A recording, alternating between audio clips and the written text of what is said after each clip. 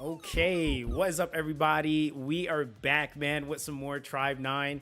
I hope you guys have been having a absolutely amazing day. Cause I know I have. I don't know about you guys, but yeah, man, I'm pretty excited. This is gonna be our first like in-game grind stream. I'm just gonna be kind of pushing. I'm still working towards level 50 right now. It's definitely a grind. It's definitely a grind, but it's a fun grind. This might be one of the like most fun gachas I've played in a really long time, bro. But yeah, either way, if you are here for the first time, definitely make sure that you guys like the stream. I would appreciate that.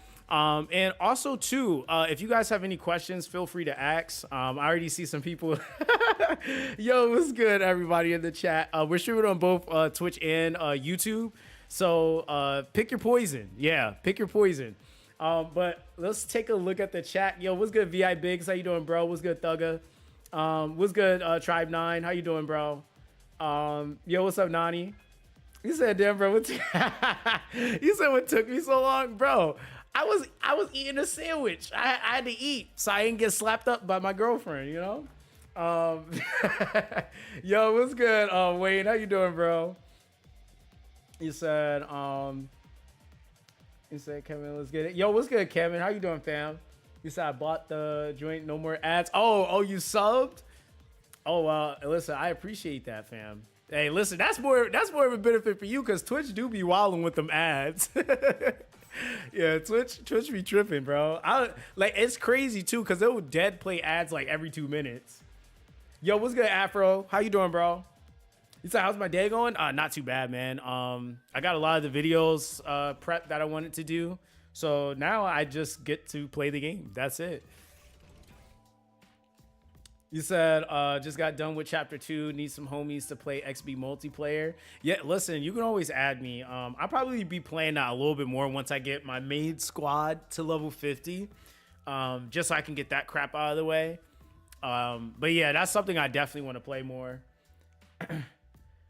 You said Twitch down bad on ads. Well, yo, believe it or not, you actually, like, most streamers, they don't really talk about it, but like realistically, you make more money on Twitch than you do YouTube when it comes down to streaming. So yeah, that's kind of the unfortunate thing. Like YouTube has that luxury for the viewer where you don't get a ton of ads, but the streamer makes less money. Whereas on Twitch, you make more money because they play so many damn ads. So it's like YouTube streams are kind of dying out because of that. And people just aren't talking about it, but that's actually one of the reasons why. You said congratulations on being the shark. Hey man, that was an uphill battle. You guys want to know how long it took me to beat the shark? I gave you guys the condensed version. You said I just got done with chapter 2. It said hell yeah, you the only streamer I do it for. Yo, chill. It's okay. I appreciate you though. I know what you mean. We're not gonna take it to that level, but I know what you mean, bro. I appreciate you guys, honestly. It's a YouTube stream isn't their main stuff, so it makes sense. Yeah, no, not even just that. It's not the main stuff anymore, bro. They kind of abandoned it. Like they were trying to do something with it, and they just abandoned it basically. So YouTube Shorts as well. So that's why you guys probably don't see as much of it as you probably did at one point, because the platform was pushing it, and then now they're just not. So, and I kind of like YouTube Shorts for what they were worth, but yeah, unfortunately they're not really supporting them like they were before. You said I cannot beat the Fractal Vice final boss. Might need to build Roku. I'm gonna be honest, bro. I just looked at a tier list today. Yo, y'all didn't tell me the types of tier lists that's out there, because in my head I'm like, oh well, there's probably some tier lists that like make sense. There's a lot of tier lists that make no sense to me, because it's not even factoring in like what synergies you need.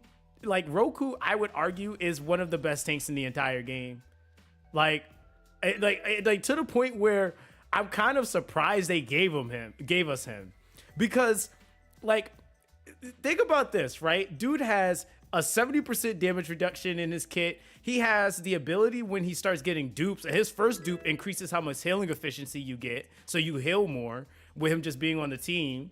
You have what else is there? He passively heals himself. One what else does this dude do? He has pretty crazy break damage. I'm like, well, damn. I'm like, what else do you want this man to do? Like, I don't know. The only other thing he really could do at that point is buff your whole team's damage, really. Like, so that's kind of like a whole nother thing. And they have other characters for that. You said, Zox, how do you unlock the Fractal Vice? So after you clear the Chapter 2 boss, the final, like the last boss, that's after the XB match, you have to actually go to your respite unit. Your respite unit, and I'll just go back so you can see it, but let's do this. So you go to the respite unit and it'll actually let you teleport to 24 City. Zero basically created like a pocket like area in 24 City that he allows you to be able to teleport to. And that's how you essentially get there. So like you can travel to any respite beacon, and when you click on it, it basically will tell you like move to 24 City lobby. That's the only way you can get there. So that in the bar, I think you actually can walk. I think you can walk into that. But yeah, in order to get to the 24 City lobby, you have to TP there. He said you need one more dupe for Roku and he's set. Yeah, I wanna get more dupes, but I also don't want to pull right now. That's another thing. Like if I had more currency, I would pull, but like, yeah, I'm like stacking just to see like what the next thing is gonna be, because it could be something crazy. But I don't know. I have no idea. But yeah, now I have to go through the Fractal Vice and I have to go and start like actually chest farming, so I can get all the chests out of here before it resets. Bro, this game mode is just so like it's not bad, but having to reclimb it, like this is a grind mode, bro. Like having to reclimb this over and over and over just so you can fight Backgammon is crazy, bro. Like it took me, I think, about 6 hours to beat him just because of that.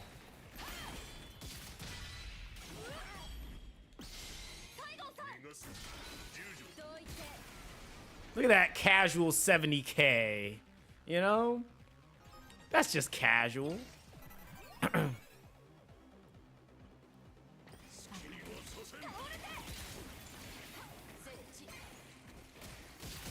And even I seen like a tier list that had Miyu in A tier. I said, you know what? I was like, I can't, bro. I was like, I cannot. Even Inoki was in A tier. I was like, how the hell? I'm like, people got Inokis out here hitting like 300Ks right now. She's just hard to use, but still. You said I used to play gachas, had to stop. Genshin robbed me blind. I mean, honestly, it's unfortunate that you played one of the worst ones out there, really. Like, I mean, to be honest.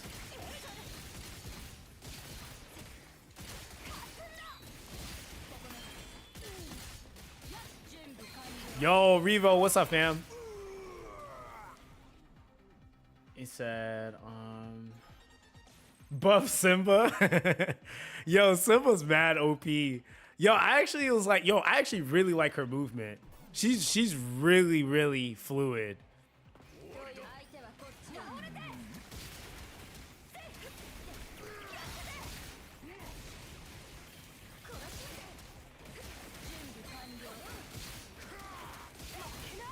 Are you gonna do anything? No? Okay, that's cool too.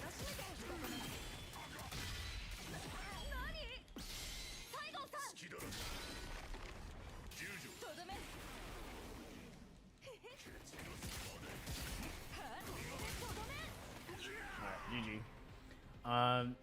It's the last time I catch your stream was on Dislike. Days was so good. Oh man, yeah, that was a long time ago then. He said, your Tribe 9 guys have been helpful. Well, I appreciate you for checking them out. Yeah, Tribe 9 is kind of for me, I like this game because it's so like, I'm gonna be real. For me, it feels simple to learn, but I can get the complexity of the game, and it really isn't that simple. Like, it's not like a straightforward answer. Like, there's certain questions that like on other games I could just answer, where on this game it's not as simple as like just do this and you win. It's like, well, I can give you the keys to success, but how well do you play is the other question. Like that's really the other question. How well do you play? But there are some units that do make it a lot easier. But again, a lot of people want to use some of the 3-stars, and most of the 3-stars have higher skill ceiling to be able to play them properly. He's like, Q really just don't care. He deletes everything. What the hell? Yo, Q is OP. I really want Q. That would have been my break replacement, but yeah, I don't have him. So I only got one. One 3-star. So. He said, did you ever try to pause the game mid-fight while you were losing and hit the retry button to start again to get your health in the boss battle? You can't do that on Backgammon. Yeah, that doesn't work in Fractal Vice. If you pause, it says retreat. That's all you get. You don't get a retry button. And if you force close the app, it will boot you. If you started the fight against Backgammon, it will boot you out of the Fractal Vice. So yeah, I wouldn't advise trying that if anybody was wondering. Because trust me, I tried it. Yeah, it's really truly a you gonna learn how to do it the first time, or learn it every time you climb. Not even really the first time.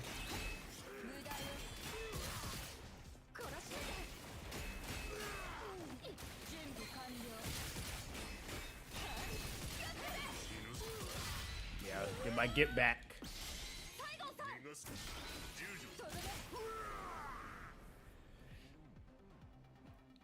Yeah, I like literally took a day off of doing this mode because it was just insane. I like that 6 hours of doing this, I was like, nope. But I got so much gear from that too.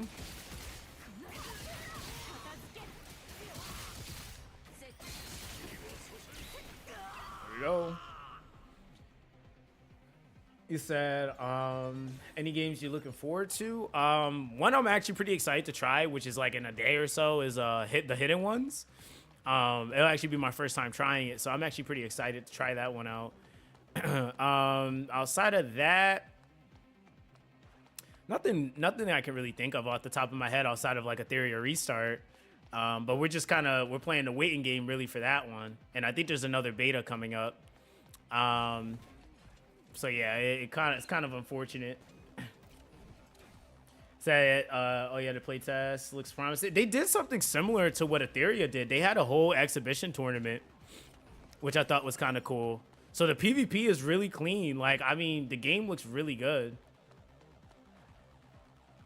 Let's see. I guess we'll fight this. No one, I guess. It's definitely AI was better at playing some of the other characters. What, you talking about in Tribe, or you talking about in the Hidden Ones? Because I'm not really too sure about Hidden Ones. Yo, what's up, Nasir? How you doing, fam? Oh, damn. Oh, yeah, I'm going to play Monster Hunter. I might create some content with one of my homies on that game, but we'll see. We'll see how that goes. Thank you.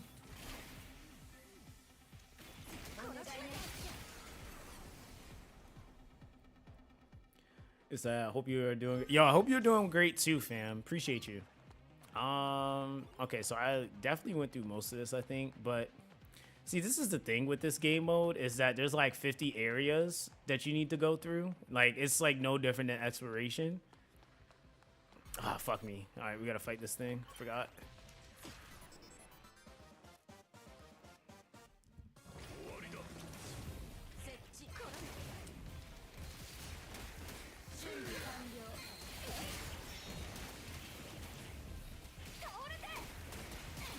This is the only full send dodge boss in the game.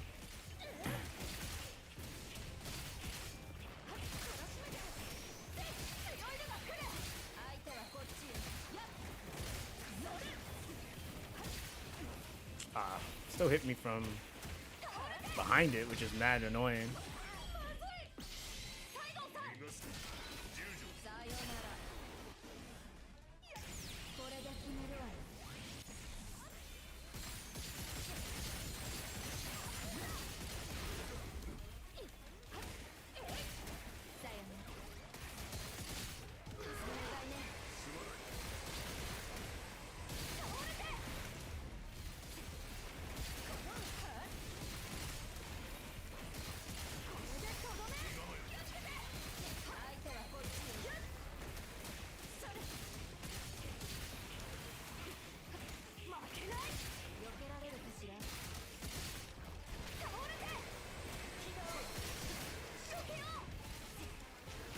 Yo, I'm kind of nasty with freaking Miyu now, bro.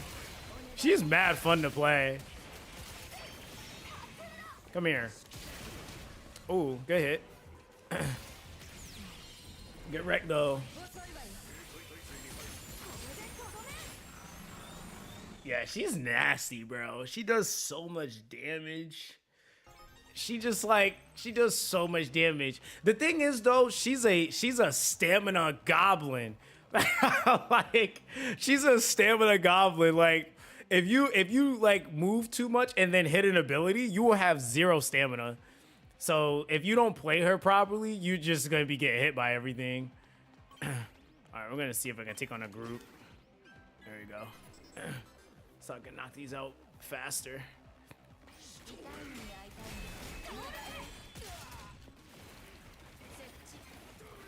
Oh, hold on.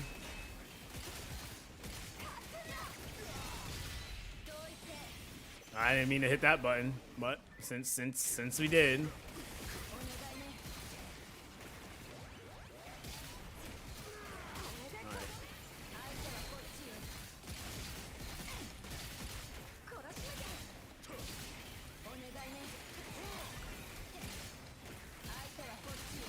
I always see that one last minute.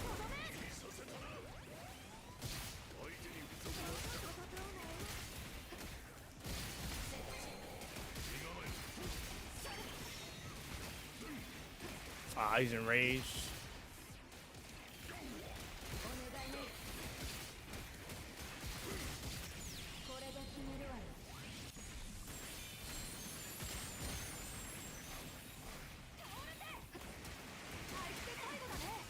GG.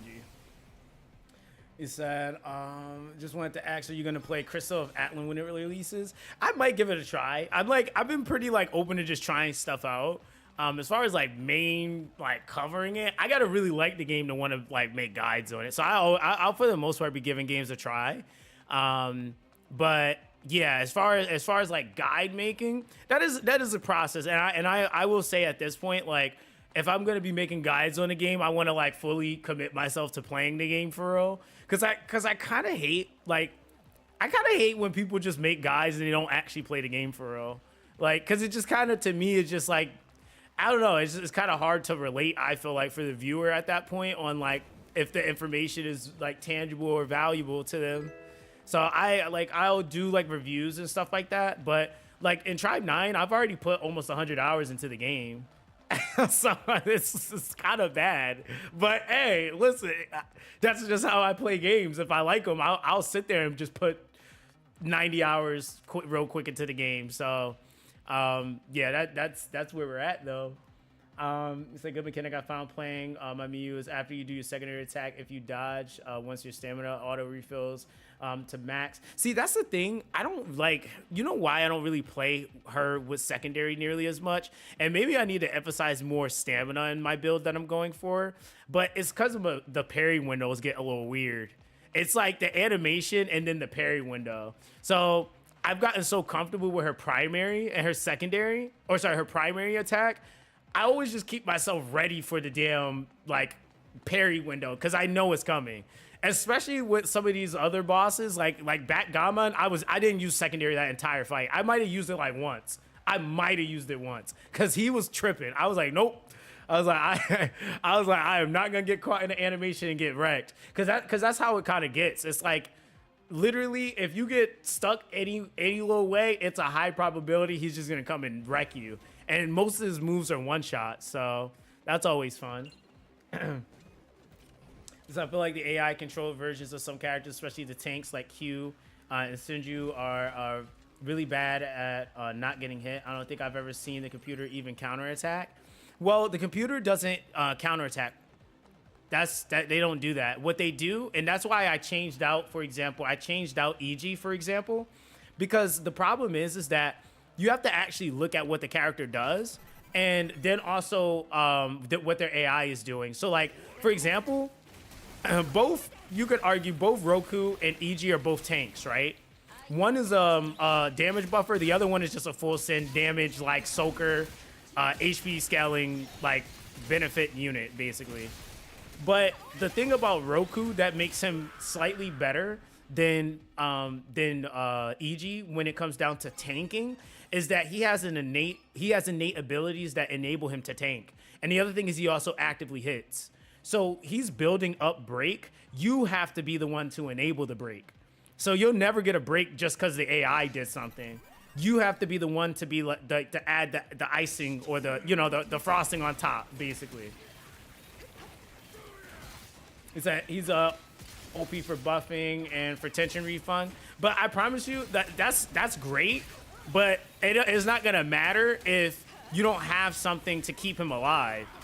The thing is that Roku is able to keep himself alive. So unless you're doing an insane amount of damage, you need to normalize your comp. He has a 70% damage reduction just from one of his abilities. That's why he's more optimal. He can literally, that shark bite, he can tank that.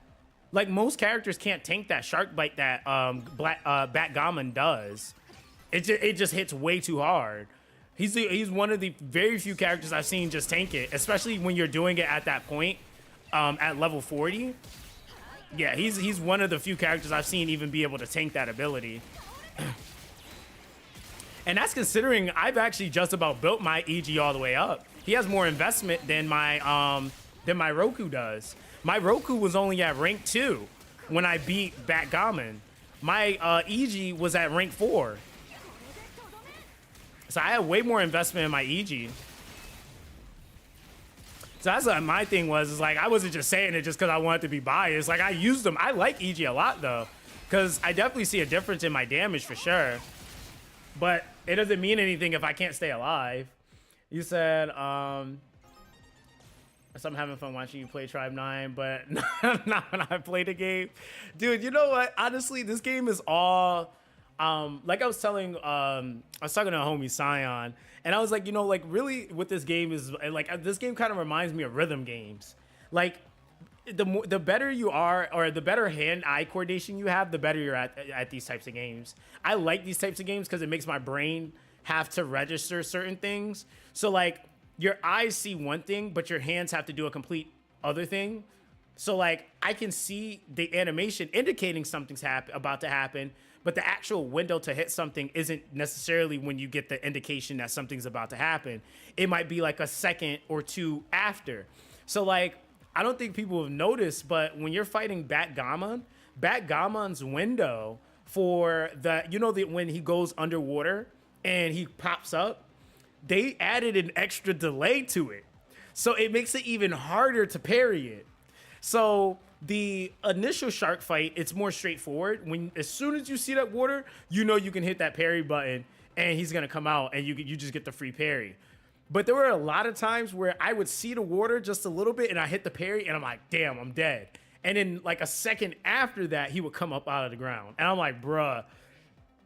But it's like I had to adjust to that. But once you get those things down pat, it almost like you kind of look back at it and it's like, damn, I was really struggling with that before. Because that's kind of how I feel like with Shark now. Like I'm like, I go in there and I'm just like rotating, spanking them. And I was like, damn, I was really struggling with this boss. But you have to take the time to learn the pattern. The pattern is the biggest thing. If you can learn the pattern, you can basically beat any boss in the game.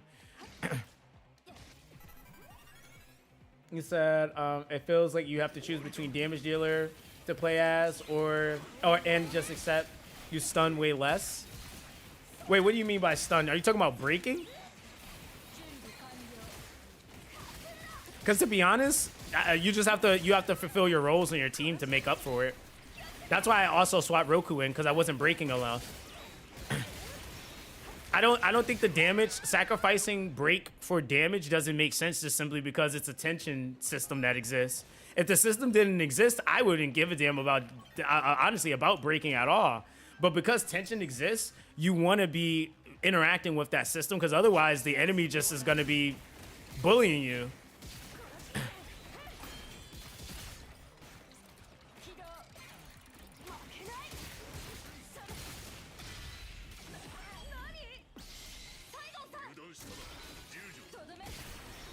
And that's why I didn't run EG. He has like no break potential versus Roku, who can like literally damn near almost insta break characters.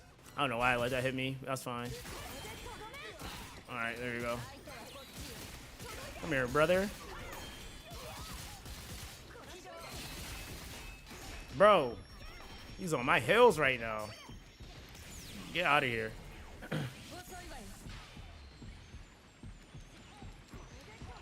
Should he not have a heal? Damn, she just used it. Oh, brother. Well, that's fine.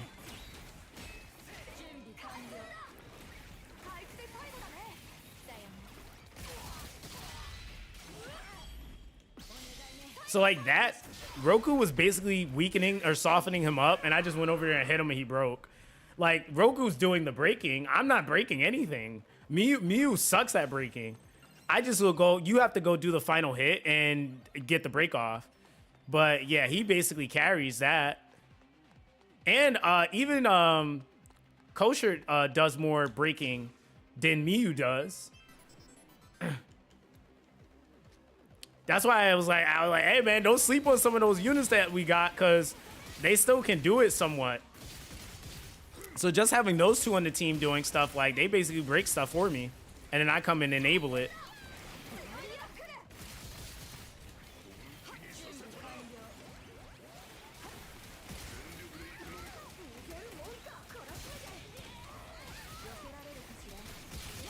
Yeah, see, like, that was Roku's spinning attack, and then I went and used my my secondary skill, and it basically let me break it. Normally, I wouldn't be able to break that. But you can see I'm able to build up a respectable amount of tension without eating all my tension, too.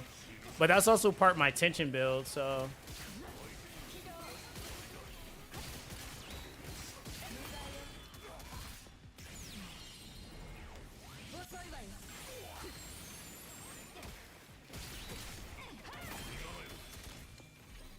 $360 on him.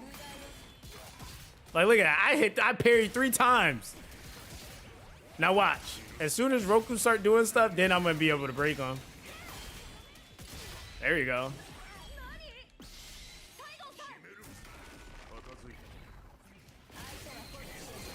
Oh, really? Did we take on 3?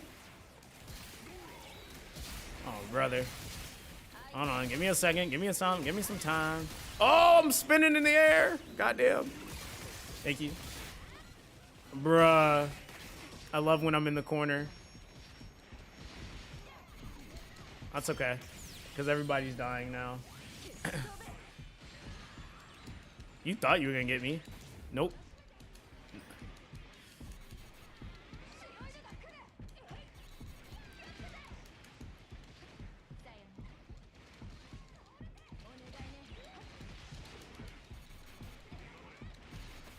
There you go. He said, damn, what was that damage she just did? Yeah, she does a lot, bro. It's I hope Kazuki comes out halfway into Simba's banner. I guess people would hate overlapping banners, though.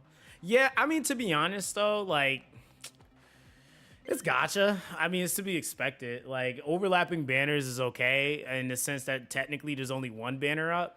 Usually there's 2 banners in most games up, and standard doesn't really count. Like, standard's always there. So usually there's like a banner for a character that exists in the game and maybe a new one. But yeah, that's kind of what comes with the territory, to be honest. Do I have any?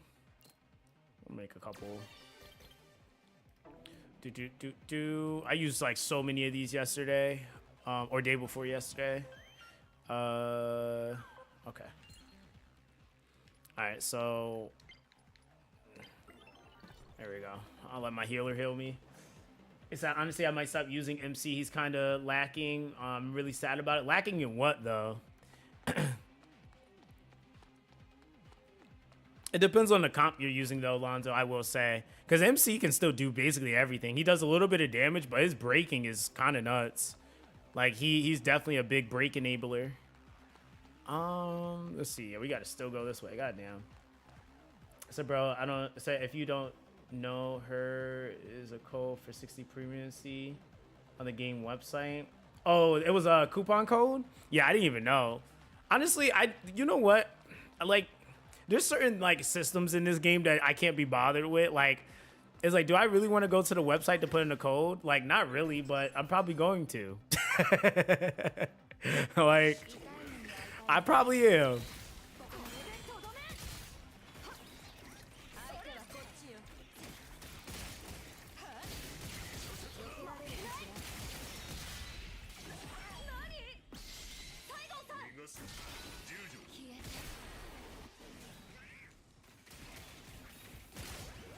All right. Wow. I didn't even see them. I ain't even gonna lie to y'all. They came out of nowhere, like for real. But I'm about to get that hill though. Oh yeah, everybody's getting it now. Yep, have a good one. Have a good one. Have a good one. Everybody can get nuked. Oh damn, did I aggro everything on the map by mistake? I think I might have.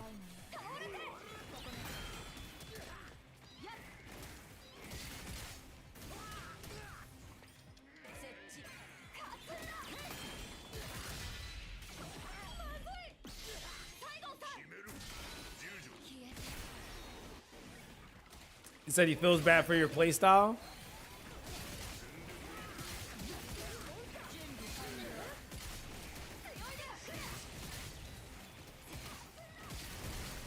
That's fair, to be honest.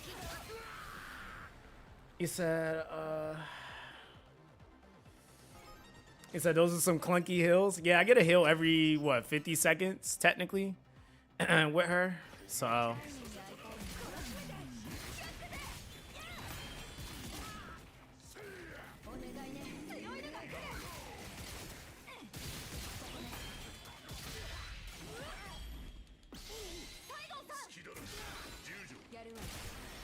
Boom.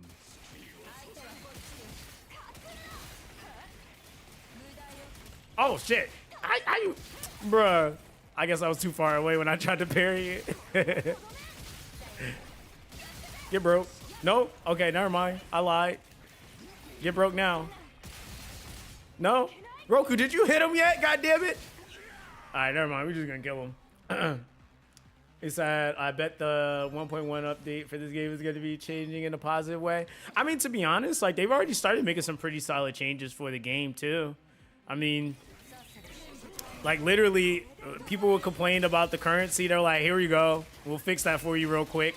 In reality, people that's actually complaining about the currency in the game, actually, the game has enough currency to actually give you a full rotation, which is about the average in most gacha games. So... like, people that's out here capping, like, especially creators that's doing it, saying the game don't have enough currency is straight capping. Because when I did the actual math of the game, it has enough. You just have to play the content for it. I will say, the one thing with the game, though, is that the game is lengthy to get that currency, but it's there. Delete. Oh, brother. It's always when I'm summoning my damn crystal, this thing. All right.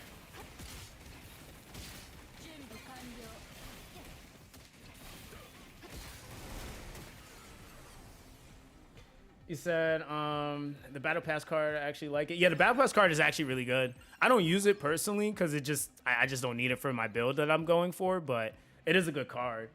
I think the biggest issue is this game is like HSR. People are playing it wrong. All three characters is your build, not just sticking to one. Nah, Cyan, you're absolutely right, bro. I think that's what I was trying to explain. I think that's really honestly the best way of putting it. Honestly, that's even a better way of putting it because I couldn't find the right way to articulate that. But that's what it is. Like, I think a lot of people are just like, oh, I want to use my favorite character.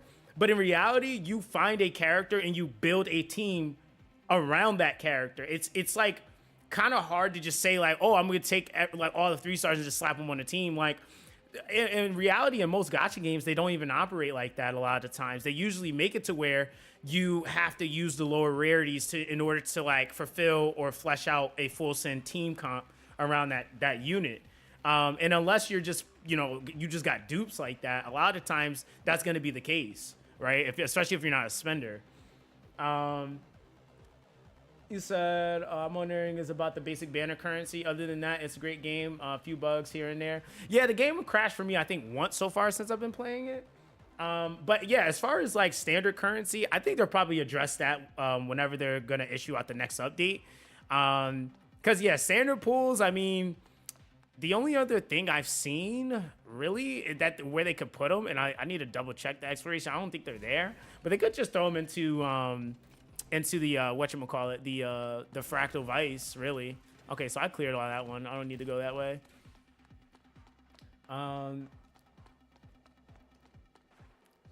You said this game is more WoW than HSR, to be honest. Well, he's talking about the way that you build the teams, not the gameplay. Because to be real with you, even WoW didn't really have a real identity until recently, if we're being honest. You literally could grab any character, which I proved in that, right? Like, I played all of the beginning of WoW and even went back, and I've been playing it in the background, where majority of it was, if you just got good at the game, you could beat stuff. The only thing you got halted on was things that have time parameters on them, which were the holograms. Other than that, you can basically beat anything with anything if you just got good. And to be real with you, that's one thing that this game doesn't have, and I'm actually really surprised, and it feels kind of nice, is there's no timers on anything. So we'll probably get time content at some point, but it's nice that the content doesn't put a 5-minute window for you to beat the boss, because then that adds an extra layer of like stress, and it's like, damn, I gotta try to do this now in that window, because the bosses are already hard as is, so adding a timer would just kind of make it overkill for some people, to be honest. Yo, what's good, YOLO? How you doing, fam? It's I'm a Simba main. I love the long range playstyle in this game. Just build the characters to the best of my ability. And let the CP go boom. I like Simba a lot. The homie Sion, he's been playing her quite a bit, and he's been kind of like, and that's kind of the cool thing is like, you know, I don't have everything on my account, but because I'm playing with other people, we're kind of able to like share stuff with each other and kind of show each other how certain things work. And Simba's nuts. Like, she can be a DPS, she can be a healer. I was like, damn, dude. I actually like went and tried her out with through the trial too, and I'm like, dude, she feels really nice. Like, she feels really nice. Yo, what's good, Urgent? How you doing, bro? Yeah, she feels really nice, bro.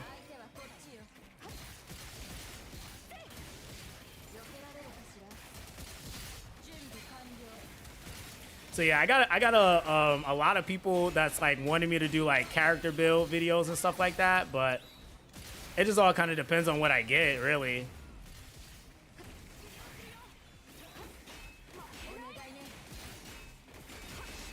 Oh, brother, let me just use this. Get him out of here. Thank you. Goodbye. You said, if I get a god piece of gear, can I remove all the other pieces and farm it using that recipe? I mean, you could try doing that if you wanted to. Yeah, realistically. Because it boosts your chances. It doesn't like guarantee that you're going to get a piece, but yeah, it can be a way for you to kind of go about it. To be honest, you also don't have to take off the other pieces because it has you select the piece, so you don't have to take off your other gear. It literally will have you hand pick a piece of gear. It goes to the character directly, and it will have you pick it. Okay, so I went and got that chest already. So that means you got to go another way. It says Simba's the hardest character to use because you can do top DPS, but most won't know how until you get used to what you need to do. And I found out she can negate her break weakness too. Oh, damn. Yo, honestly, there's probably most characters probably can, but we're still figuring out stuff in the game too. That's another thing I was looking at. Like, hold on. Listen, since you guys are here, I'm gonna tell you guys a secret. Did you guys know there's a stat for damage reduction that you can roll on gear? I'm just seeing this for the first time, right? So it made me wonder. I was like, well, is it possible that only certain stats will roll gold? Like, is it possible? Like, is that a thing? Like, has anybody seen damage reduction like on a purple? Has anybody seen it on like a purple or blue? Because I haven't. I look at every single piece of gear I get. That was my first piece of gear, like with that stat on it. I was like, bro, there's no way.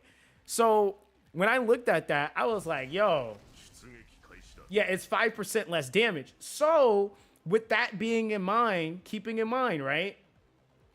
That means if there's stats that exist like that, because I was kind of wondering. I was like, well, if that's the case, that means that there's certain stats that only probably roll gold, and we haven't just been able to really farm it enough yet. Because that's kind of like the thing right now. Like, for example, I'll show you guys that piece, right? So I have a piece on my let me see. So this piece, so again, to answer a question somebody asked before, can you roll double gold on a piece? Yeah, you can, right? So that's a crit rate with a defense 4 plus, right? So I really don't care about the crit rate, but hey, it's there. I wanted the defense 4, but hey, I'll take the crit rate 4 plus, you know? It's on there.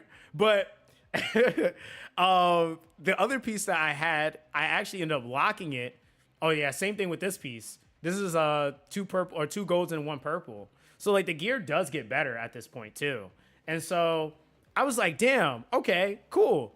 We're actually able to get better gear. And that's why like a lot of people are like, oh, should I be farming tier 6? And I'm like, honestly, you really don't care about none of that gear at the end of the day. You just get whatever stats that you can to get you through the game to the next point, really. But I found, I think it's this piece. Yeah, so this piece had this stat, which is damage cut rate, which is decreased damage taken by 5%. So when I seen that, I was like, well, it kind of wouldn't really feel good if it was like a damage decrease for like, if it was like purple, it'd probably be like 3%. If it's blue, it'd probably be like 2%.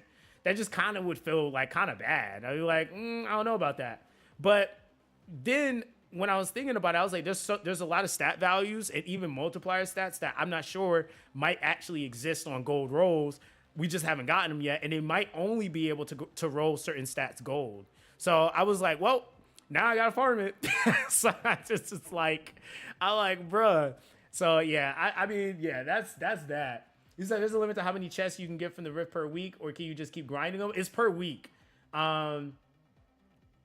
You said cut rate is also 5%. Checked on my gear, only see gold. Yeah, so that's what I'm saying. That's the only variation of it that I've seen. I haven't seen a purple or a blue of it. So in my head now, I'm thinking that there possibly are just stats that only can roll gold. So if you're trying to get that specific stat value, it has to be gold.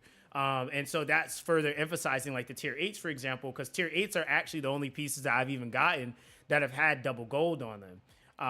So that's also kind of another thing too. He said when you give her more stamina, she could spam stuff. But she has a tech that you won't know unless you ignore her main mechanic. You can do that to make her break like a high breaker, but it comes at the expense of damage. Yeah, exactly. Yeah, you can literally, like a lot of people aren't paying attention to the fact that most units can be built anywhere from 2 to 3 different ways. Depending on what you want them to do. So like you could build technically a character like Roku to be an alt damage unit if you really wanted to. Like he actually has a kind of actual like really good ultimate for basically helping with like your rotations and your chaining. If you want to build Koshi as a damage dealer, you absolutely can. She literally has healing that scales off of attack, and then she has a passive ability that literally will scale her damage. It's like different things you can do based off of what your team comp or needs are. It's a lot of different things that you can do. So yeah, like a lot of the characters that are 3 stars, if you don't take the time to learn the tech, you're not gonna fully understand what they can do. So now I wonder if you have a character specific stat. You pick that piece, it will give you a specific set as rolling along with another gold stat. It could. It's whatever stats are on that piece.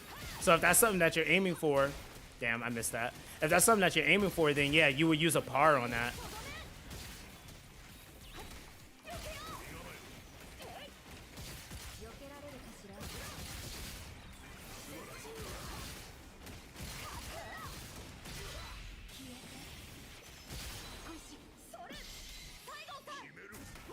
Goodbye.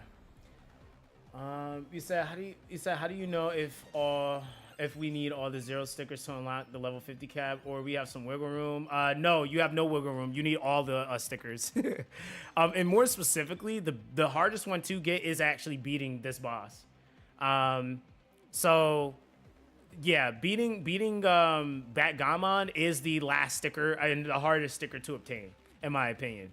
Because the only other sticker that I would say is hard It's not really hard in difficulty. It's just hard in terms of how much you have to grind to do it. Which is actually the, you have to do 600 fights in Monado.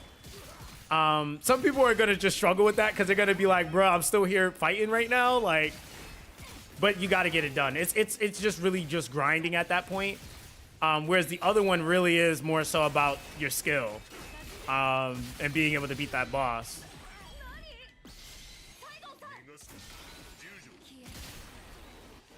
Nice, good damage.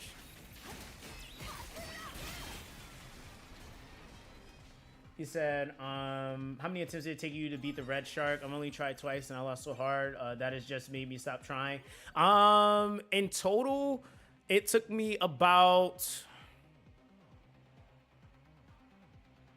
probably anywhere from 12 to 14 times. And I condensed it when I made the video just because you got to think about climbing the tower on average takes about 20 to 25 minutes per attempt. So yeah, it was a good amount of time. So it was anywhere equivalent value of about 6-7 hours of learning it, but also having to then reclimb it. So truly, honestly, with this game, if you do anything in this game, if I see a person's account at a certain point, I know they earned it. Like that's like one of the unique things about this game is like really like if I see anything somebody did like, oh, you got level 50 units, it's like, oh, he earned that. Like there's no like cheese unit. There are a couple of things that you can do that I was like taking advantage of. Like there's one move that Backgammon does where he jumps in the air and he comes crashing down at you. I did a couple of times. I would just save my my ult and I would basically use the animation to phase through it. Which that was like a way of doing it. I actually had somebody tell me too that apparently you can swap to Roku when he jumps in the air, and you can just have Roku because the boss will aggro the character, I guess, that you're controlling. So you can swap to Roku and go into Roku's like defense stance, and he can tank that hit. So I was like, oh, okay, like, and it makes sense because he has a 70% damage reduction when he's in that stance. So I was like, okay, that makes sense because I again have not found another character that can tank that hit. Like everybody else is gonna get one tap. Like it is like ridiculous how hard that move hits. So yeah, it's like little things like that you can like kind of use to your advantage. But even the revive, like I will not take that card off. It's such a clutch card. I will say like once you maybe get a little bit more comfortable with not needing it, or you're farming something where you don't really need it, then like, yeah, by all means take it off. But most people are probably going to keep that on for a very long time, to be honest.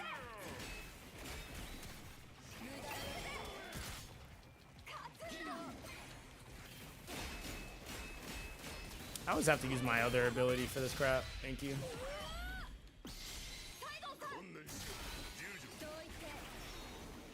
Damn, I ain't even crit and I still hit 24K.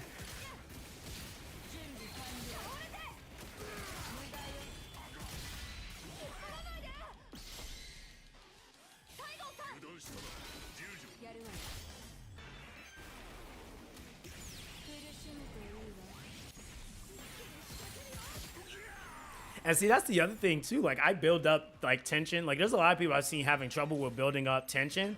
Bro, I be hitting EX all the time. I just manage my cards differently because, and that also is part of the team comp too. Like you building a team as one versus like trying to build it individually.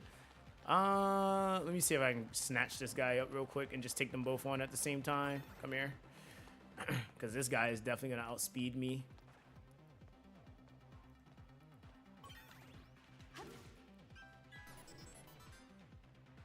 He said, yeah, Sayo makes the fight a lot easier. Yeah, honestly, and my thing is that nobody can scream and be like, oh, but that's pay to win. Like, nope, he's the first, one of the first characters you goddamn get in the game. Like, all right, so now there's no excuse. But, I mean, again, there's going to be the dilemma that some people come across as like, oh, I don't want to build that unit. But in reality, I would say, like, you kind of have to build a good amount of units anyway, especially if you want to do the XB mode. The XB mode actually requires you to have some investment in some of your characters to be able to do that properly. or at least do it competitively. Get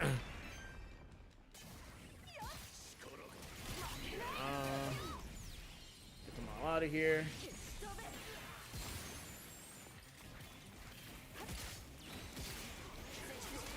Oh, damn. Forgot you dashed forward on that. Yo, Koshi be just straight Kobe in the damn hill, bro. Bruh. Yeah, Koshi be Kobe in it. Oh, damn. So you just gonna laser me from behind like that? That's cute. Let me just die. Just kill me. Just kill me. Oh, never mind. We killed her. Can you let this hit me? Can you let it hit me with something? You guys are being way too aggressive. Oh, damn. I missed the beam. Bruh, it wouldn't kill me. Oh, my God. Whatever. But imagine trying not to die and it won't let you. So personally, this game makes me want to build everyone. So also, Yo is probably the most free-to-play character I've seen in the gacha. Yeah, Yo is pretty great, honestly. Okay, that's the exit. Oh, we can go to the boss. I hate this boss, but hey, why not? We're here. I'm trying to go through all the different pathways, but we're here. Is I'm building a team where I'm not bother reaching EX tension and spamming alt. I mean, to be honest, like realistically, I don't really go to EX all the time, but that's because my character literally is an alt spammer. So building into EX doesn't necessarily make the most sense because realistically, I just need her to be at a constant like phase 2, and I get use out of all my tension cards. But I will say being able to achieve the EX, though, is still nice because that means that when I use an ult, I still have tension left over, which is nice. Bro, it's only 9% of the players have cleared this boss, bro. You said, so have you tried using him as a healer? Using who as a healer?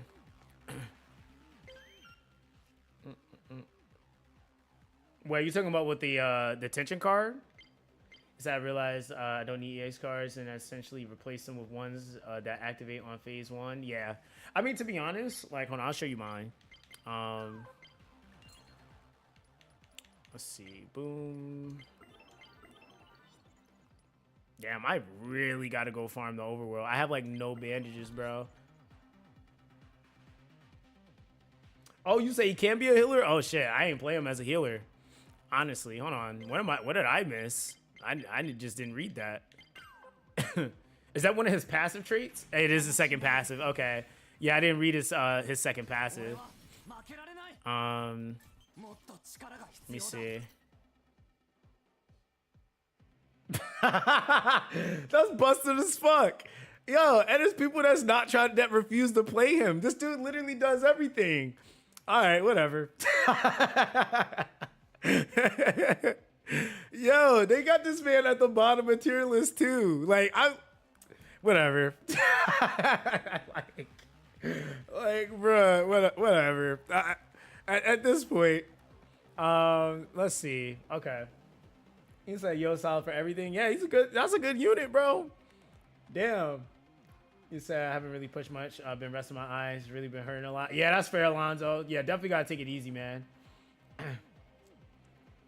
It's at 1% at 1 bar is pretty busted. You say, you know, tier list is full of garbage, bro. I seen one that had Roku in C tier and I wanted to cry. I was like, yo, like, no, like, people are just gonna think he's trash, cause that's all it is. They see something at C D tier, they're not gonna build it. And my thing is that, like, to me, I think, like, anytime I see a tier list and it has Kazuki on it, I automatically ignore it because he's not even in the game. So it's like, granted, we're able to trial the guest of him, but I think, again, it's like we don't know what version of him we're going to get. We don't know if he's going to be watered down. We don't know if he's going to be the same. We don't know if he's going to be like the guest version. Who knows? Like, he could very well be what he was in beta, and now he's like standard, or he's standardized to the rest of the unit. So he's good, but maybe not busted. Who knows? I don't know. So that's why anytime I see that, I'm like, nope, this is literally strictly off of the beta. All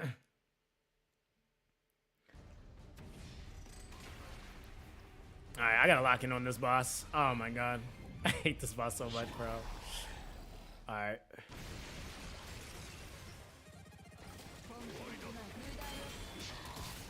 You have like no windows to do anything. That move right there, that's one of them. This chomp ability, if you can get in front of it to hit it, then do it, but if not, get the hell out of dodge. Heal me! Alright, here we go.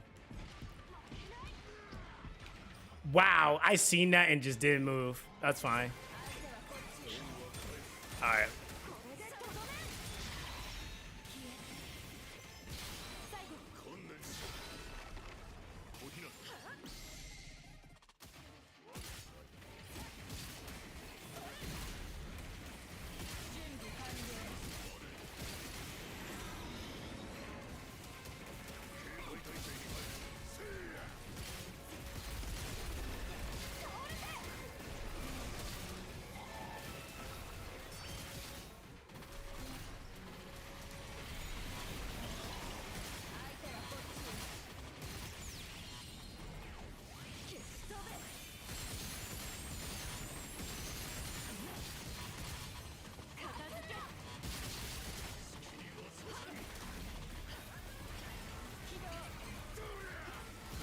This might be Vortex, I'm not sure.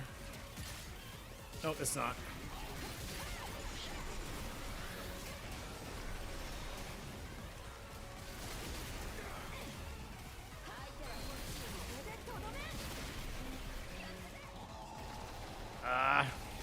I dodged it. Oh, you gotta dodge that shit? Okay. I actually dodged that shit. I'm surprised. I should have died right there. I am actually okay. It's the second hit that hit me. Got it. Wow. I'm actually kind of surprised because I wasn't able to do that.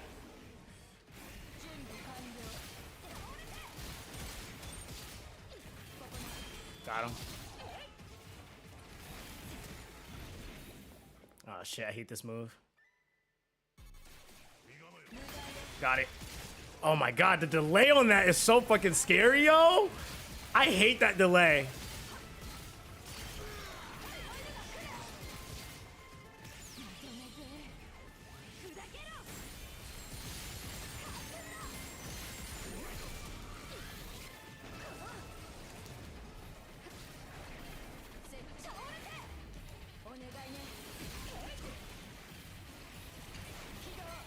This might be the tornado vortex. Yep. Start running.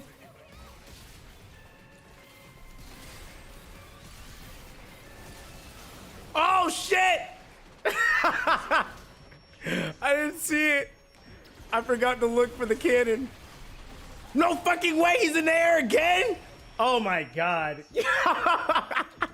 He's wilding right now. Yo, get me out of here. Did he almost kill Roku? He did. It's looking real unfortunate. Oh, brother. Imagine. Oh my god, I missed it.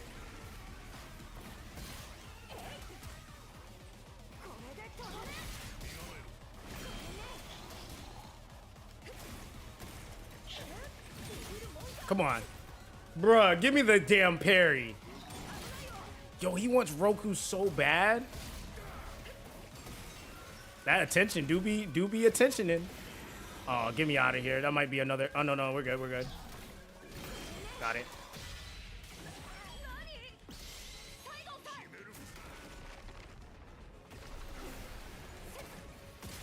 Come on, give me the damn.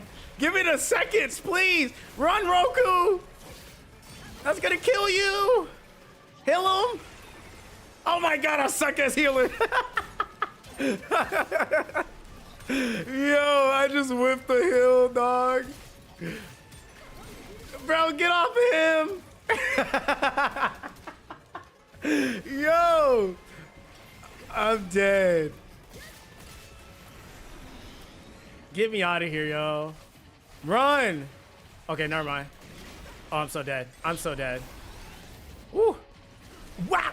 Oh my god. Chill out. I almost got through. I almost beat it though. Playing around. Get out of here. Oof. Ooh. Ooh. Ah. Dude, this boss is so fucking messed up, bro. It's so funny though because it's like it's so beatable, but like, yo, oh man, like, yo, I did in the video, I actually fought with Roku for a little bit. He's so like if you play Roku really good, you're a fucking god, yo. Cause he's so slow, but he has moments where he'll just randomly ramp and then he's slow again. Like, yeah, but that boss, yeah, you can't retry him, unfortunately. So that's why I'll just play it through just to see what happens. Cause hey, you never know, I might like hit Ultra Instinct, but yeah, I mean, that's what kind of happens. You said every team I've seen that has beaten the shark is using Roku. He must be the cheat code. Well, Roku had like, I mean, bro, if I'm being real with you, Roku literally has like the best mitigation period. Like he can tank most damage, if not all the damage. I mean, that's the hardest boss in the game. He can tank hits from that. Specifically that bite move that boss is doing that I'm trying to constantly parry. If I step in front of that and I don't parry it properly, it will kill me. Roku's just sitting there like this, like taking it. Like he's really good. And then he has innate damage reduction stuff. He passively heals himself. I mean, like dude's really good. Like he really is. He's definitely a really solid tank, and then he breaks really well too. So he still contributes to that. So he's solid. He's like, what's my Miyu build? My Miyu right now, it's kind of interesting right now, but yeah, if I can get the crits going, yeah, it's like 10K per tick or per hit. It's pretty good. It's on at least that boss. But as far as like my my rank, currently rank 5 with her. I have more or most of my points into Fighter Instinct, which is just basically to raise my skill value for the action damage increase. I have 1 into Survival. I mean, do I really need it? Not really. I probably could allocate that into something else, but I have both her action damage of the Luminous Crystal leveled once and her second passive, which is the Accelerator. So it affects both the crystal when I place it and then when I actually use her ult.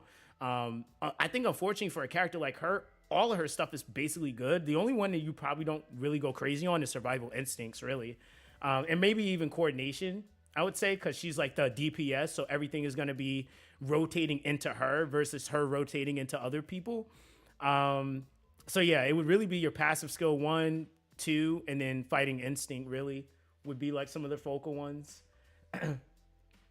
It affects your chain. So it affects essentially how much damage you can do in your chain. That's why the support stat is actually really important. And you kind of want that stat on your characters that you use in your chain that go before your main DPS. Usually your main DPS goes last. The character that you want hitting the hardest will go last in the chain. So kind of think of it as like a multiplier that progressively builds up. It's a little bit more math in that, I guess, but I don't know what the specifics of the math is. You say he was taking very well, even though he was 10 levels below my team. Bro, my Roku was literally rank 2. When I just took him to rank 3. Hold on, let me actually show you the rest of my build though real quick before I look at him. But right now, I'm just going for a stat build. So crit rate on this piece with attack 2 is really what I was looking for. So I took that. The second piece has crit rate, crit damage multiplier. And the last piece has crit rate, crit damage multiplier on it. And then it just, the extra stat, the maximum HP is just there. So I was able to also fulfill the, what set was it? Oh, never mind, I broke it. I had it set on Rage, I think, at one point. But or Berserker, not Rage, Berserker, but then I broke the set. I think I might have swapped the piece out, but yeah. That's basically what I'm using right now. And now I'm going through the process of trying to fine tune it. So that'll be that. But yeah, I think my Roku, yeah, I just took him to rank 3. Like he was rank 2 when I beat the boss. So he's busted. Like when I seen that he was able to do it at such a low rank too, I was like, yeah, this guy right here, it's kind of nasty. But everybody else is like rank 4 that I was building. So even EG, I had way more investment into EG. Even I think MC's at rank 3. So yeah, I actually put resources into some of my characters. He said the other unit that has damage reduction is Hayakuchi Taro. I think so. He said, do you happen to have an Inoki build? Just got her. No, I don't actually. I don't have an Inoki build. That's actually the character I want the most. Realistically, I could probably give you an idea of what you want to put on her just from looking at her kit. But as far as actual application, that's going to be another thing. Because your build can change based off of how you also like to play the character. Like some people will use, like for example, even Miyu, right? Like some people like using her secondary attack, whereas I don't. I don't play her for a secondary attack at all. I use it, but I don't like to spam it like some people do. But that's just a player preference, and how you like to play. So the only thing I could say is that she's a damage scaler. She does, I mean, if not more, just as much damage as Miyu does, but I think more her damage is up front. I've seen a Inoki hit almost 300k, and I don't even know if that was on good gear. I think that was like might have been tier 6, maybe some tier 8. So yeah. But yeah, most of her stuff is like damage though. So let me see. Break values are low. That's very similar to Miyu. Barbacoa blade. And stamina consumption. The secondary is so same thing. Secondary does the break, which makes sense. That's like most characters. She has this heat stack. What does it do? So the action is the same as the previous action executed. Accumulate heat. The amount of heat accumulated will be decreased when grilled impact is executed. Consume a certain amount of stacks. When being attacked by an enemy, all stacks will be removed. The amount of heat will gradually decrease over time, gaining heat. The rate of depletion increase. Wait, but what does it do? So when executing an action that can accumulate heat. So wait. Where? What does heat do? Chat. Like, am I missing it? Like, does it like what does it do? Is it just a damage? Is it just a damage multiplier? Is that all it is? He said,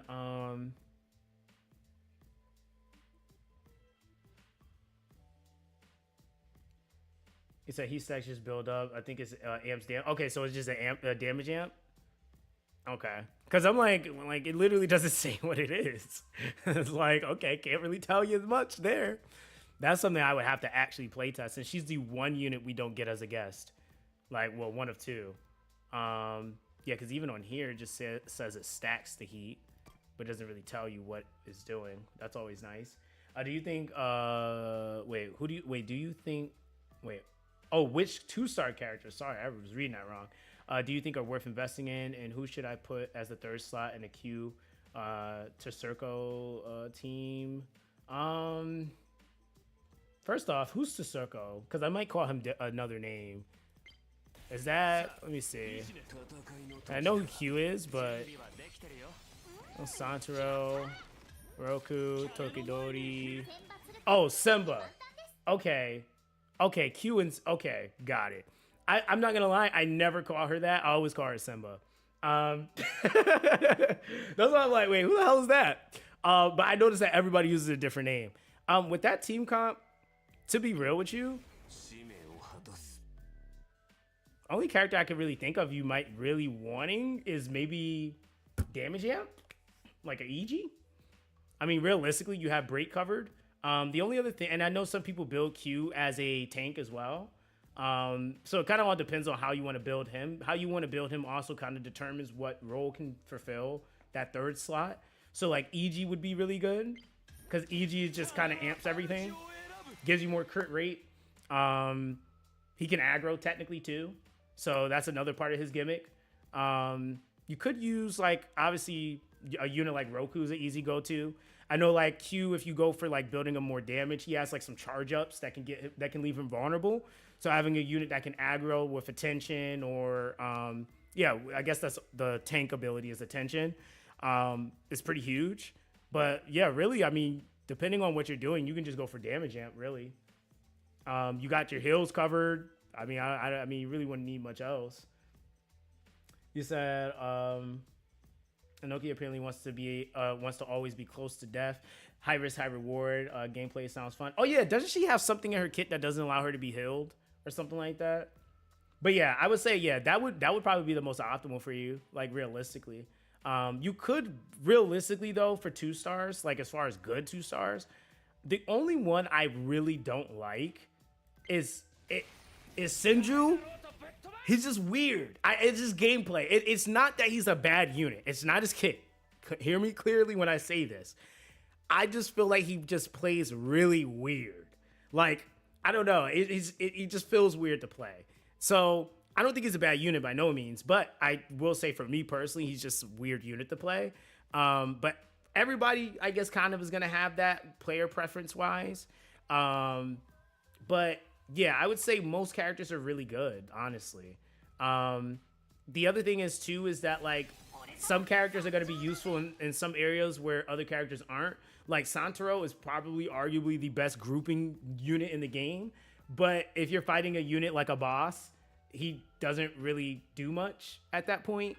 So you kind of have to have, a team for that to make sense. So I would say, like, realistically, like, Santoro is probably one of the best farming units in the game. Like, you can just go through, grab up like 20 enemies and just let them all spawn in and be fighting them all at once, and then just group them up and then nuke them.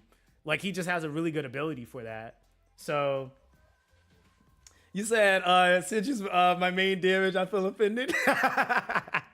Listen, hey, I'm gonna be honest. Always, I like, because some people will put a bias behind a character being bad.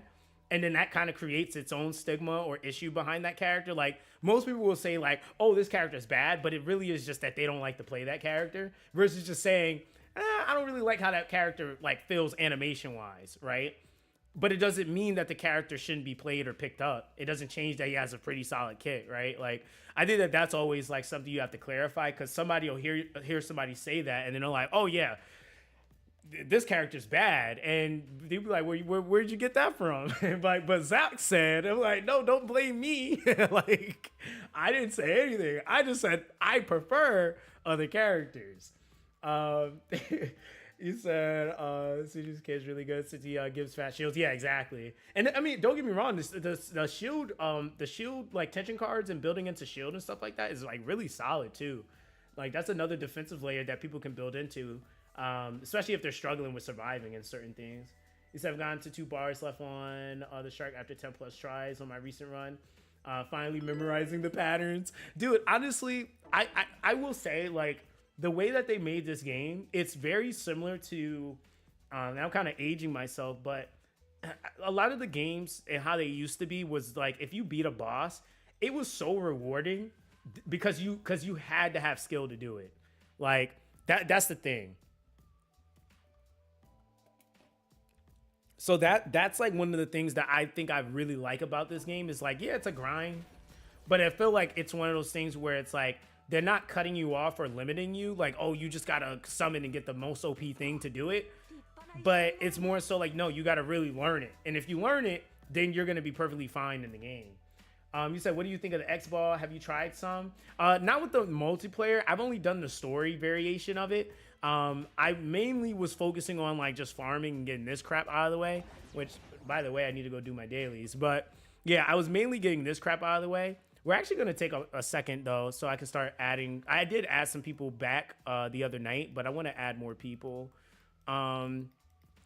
because I need to, we all, not even just me, we all need to be taking advantage of the request system. Like, when I actually did the math on that, it's like, yo, you skip that, you're like literally shorting yourself like 1,000 crystals a month if you don't do the request at all. So I mean, hey, if you don't care about it, by all means, but I do care about it. Yeah, it's like, I guess you versus, like, I think the way they have it set up is, like, from what I think Sion got to it before I did and was able to try it. I think you can only fight your friends. I don't think it's like PvP. So I don't know if they plan on expanding it, or if people have been doing like PvP or something, and I just haven't been doing it. But yeah, I just again looked at it, and it was like, oh, you gotta have a team built up, and I was like, damn. So let me go farm. So yeah, that's basically why I'm over here doing what I'm doing. Yeah, so it's not anything that I haven't seen any like crazy rewards or anything locked behind it. So yeah, I mean, it's there though. So they might do something with it later, and they're just giving people time to be able to actually build up their accounts to actually do it. He said, I wish we had a skill check boss much earlier in the game. It's the best part. So many people won't get to it. I mean, I think Shark respectively so was the first skill check unit. I feel like it was definitely the first skill check unit for a lot of people. Because most people, like, again, they're gonna, like, they've been getting kind of treated really nice throughout the game. So when they get to that boss, they're gonna be like, oh shit, like, now I actually have to play, you know? I feel like that was definitely the first wake up boss. Like, you know, got to figure it out. Is that ranked on Xbox will be released 5th of March in the calendar? Oh, okay. So so they are gonna do something more with it then. You said, how do you get rid of the red dot on items? I think you got to go to them. Pretty sure. Like, this is probably telling me I ain't look at something, which I didn't look at. This. So I have a skill point to allocate. That's why. So you could just do that to get rid of it. I mean, I'm not using Yo right now anyway. So now my character icon exclamation is gone. I'm pretty sure if you do the indicated things it's asking, they'll get rid of it. They might have to update that because, hey, if you ain't trying to update it, then it's just there, right? But it's just letting you know, like, it's almost kind of screaming at you that you have shit to do or stuff to level, basically. But yeah, for the most part, like, there's that. It's not really any way to fix that because I hate the red exclamation mark. But unfortunately, yeah, it's on this side too. So not really much you can do. You said a single roll per day, or one single roll per day. You can get one multi every 10 days of farming. Yeah, so yeah, that's not bad. Like, because realistically, when you add it up, it's the equivalent value of what a gacha should have in it. It could be a bug, Santoro. It could be. I'm not 100% sure, because it's just been like that from the beginning. But do I have any in Monado I want to do? Yeah, I took that one because that's a really OP quest.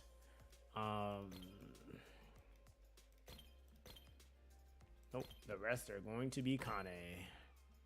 Wait, do we want to? No, I kind of low-key hate doing mission. But I need to anyway. Oh, brother. All right, let's do it. Except, I forgot. There's actually a quest for you to do it. You say you don't get it? I mean, I don't know how else to explain it. I mean, it's just there. There's not really anything you could do. Like, especially for the bag one, like there's literally nothing you can really do.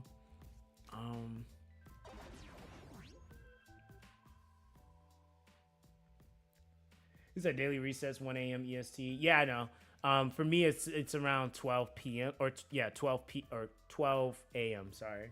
Yeah, it's 12 a.m. for me whenever the game goes and resets. All right, let's get these dailies out the way.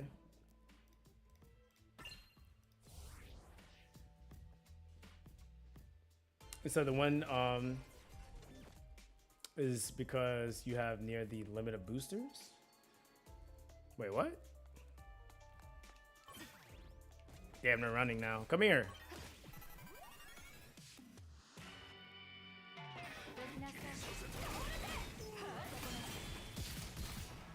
He said, you think TP points are harder to get? I thought that too until I started building stuff.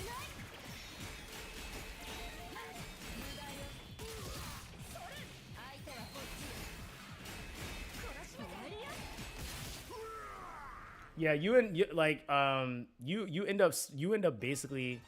Well, you say you need to spend some boosters on rifts, bro. Wait, are you talking about me? I'm only at like 15. I don't think that. Wait, it can't be for me, cause yeah, I don't have a lot of boosters left. Oh, okay. Just making sure. I was like, wait. I was like, bro, I don't even have none. I was like, I don't even have none, bro. I did farm. I promise. But yeah, Kane is low key more important, to be honest. Yeah. Just cause, like, for example, look at this, right? So, okay, there's two things. If you, I don't know if you beat chapter 2 yet, YOLO, but once you beat chapter 2 and you get the power unlock, that costs 1 million Kane. At that point, you might have a little over 1 million. That's gonna take up all your Kane. Now, here's the other aha, you know? When you start trying to rank characters, right now, my next rank is 250, right? So think about it this way. Rank 3, yeah, rank 3 to 4 is 75. I think before that was like 45 or 40 something. So that right there is like 100 and something K. And then if you're doing that, going from rank 4 to 5 is 150K. And then from rank 5 to 6 or EX is 250K. So then when you add that up per character, and let's just say you're doing 3, that's a lot of Kane. And that's not including, there's something else you use it for too. Oh, if you're leveling tension cards, they use Kane too. Not a lot, but they do. And I mean, and that's if you're not level uncapping them. Once you start going to level uncapping, this level 30 to 40 is 150K. I was like, oh, damn. And so when you realistically think about it, like, are you going to be raising tension cards all the time? Not really. Like, at first it seemed like, okay, you really need a ton of this, but you're not going to be building tension cards all the time. But you are going to be using Kane all the time. So that's one resource that I was like, oop, time to shift gears. And so I actually talked about that today in my video for the request. I talked about how if you can find missions that have, like, say, you know, 2 birds killing one, or 1 stone killing 2 birds, basically, like where it has, like, I have a mission right now that has, let me see if I can look at it. Is there ways to look at your dailies? I don't think there is. I think it's just from that shop. But basically, I have a mission that gives you, it gives you 50 gems. It has a booster, and it has 50K Kane on it. And then there's like the missions that just have the gems with 1 item. That one actually has 3 items that you can get, or technically 2 in conjunction to the gems. So those are the types of missions that I'm keeping an eye out for. So yeah, it's like little stuff like that that ends up later down the line, ends up spiking a ton. So yeah, now that I'm aware of it, I'm like, damn, I wish I would have managed my Kane a little bit better, but hey, gotta grind. It's that EX1 requires the item you get from the, yeah, I know. And that's a whole nother thing. I'm probably gonna make a video once I actually get it unlocked. Which is why I'm trying to kind of push my Miyu investment. Cause I like to give the visuals so people can, you know, they can grasp what I'm showing them, you know? I said, has anyone been able to buy skins, outfits, can't find where the tickets are? You get the tickets from boxes, the wonder boxes.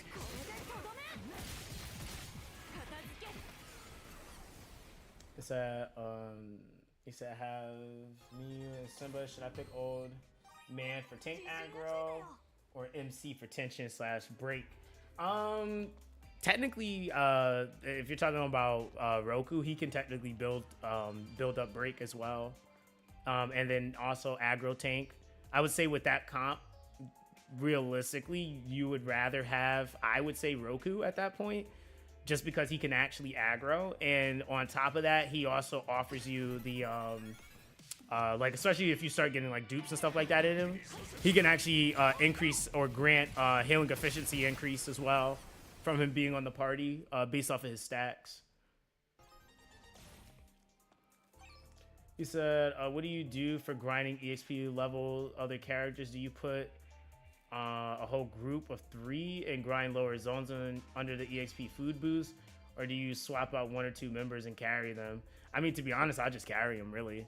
Like, I would say up until the point, though, of 30. like after that, then there's nothing that's really benefiting them and running it lower. At that point, you're just using more time. But yeah, I mean, realistically, the main way you gain that those EXP boosters, or the EXP, is from using boosters in the Rift dungeons. So if you have enough of that, then sure, you can do that. But if you don't have any, then the best thing you can do is like is carrying them. That's really the only other option you have. Yo, I still have not been able to get to the other part of this place. Wait, did I? Okay, I did. All right, so we got to go up here. So I've been looking around for the wonder boxes. I haven't been to the next city yet, so they're mainly there. Well, wonder boxes are actually here.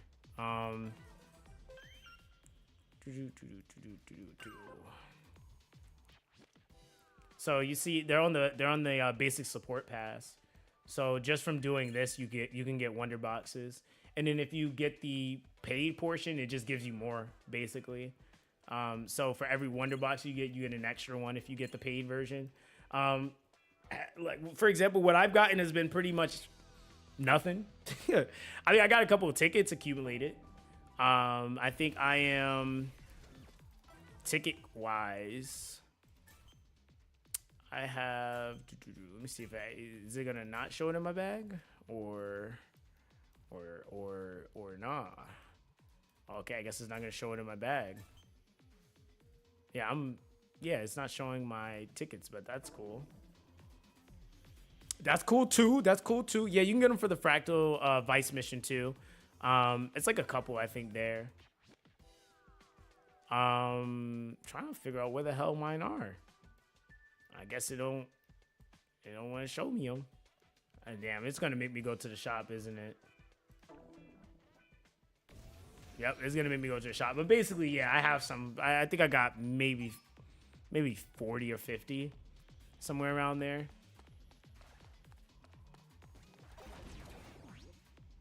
What's that comp right now? Zenoki, Senju, Ayaha, and Koshi. But I feel so squishy with this comp because you are. You kind of are, fam. I mean, to be honest, like I was running a no tank, like no healer comp for a while, and it was great until stuff started hitting me hard. And I was like, all right, well, time to swap back.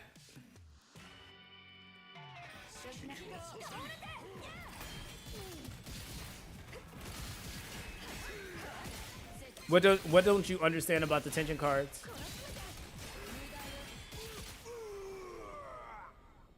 What don't you you understand about the tension cards, fam? Might be able to give you some advice, you know?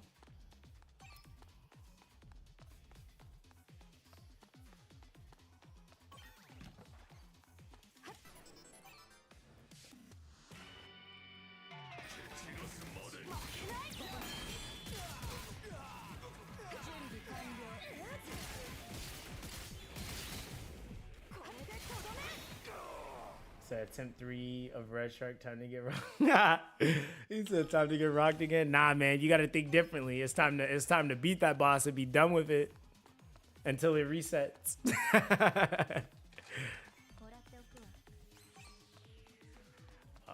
Let's see here.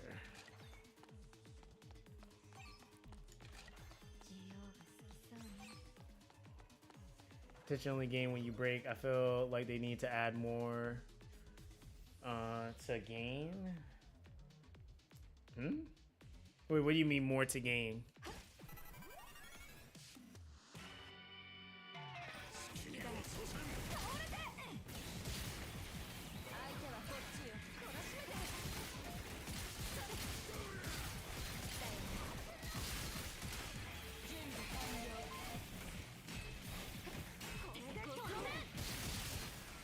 There you go.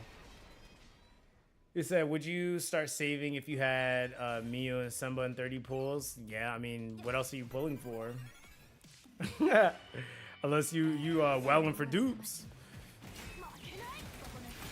But if you free to play, hell nah, you better save.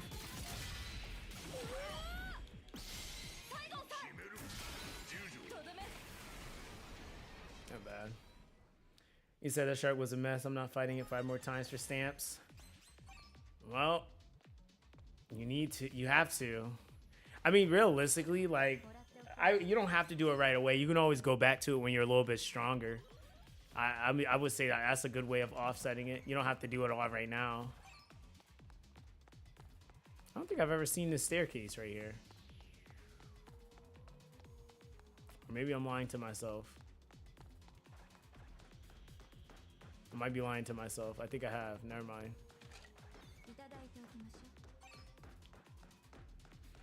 I said it took 70 pulls for me to get my first 3-star. Yeah, I had to go to... Yeah, I was at 69 pulls to, specifically.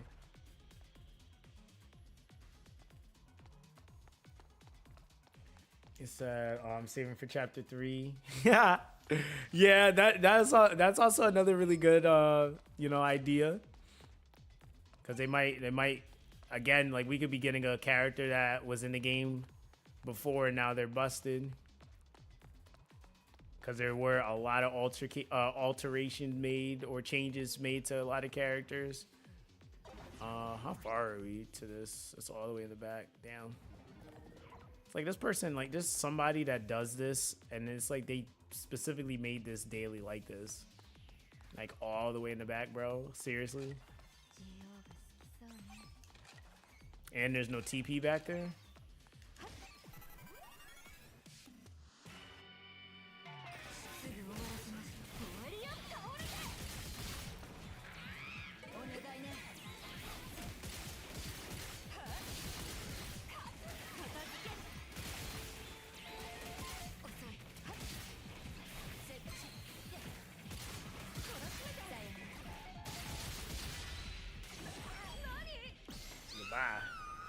Is that leak? No, I don't think so. I mean, to be honest, what is it? I know some characters were in the beta too, so it could be. Who knows? You said I hate that daily. I gotta remember which one, so I never pick it. See, the thing is that this daily is good. Unfortunately, it's a good daily. So it's like, am I like realistically gonna skip it? Probably not. It's too good to pass up.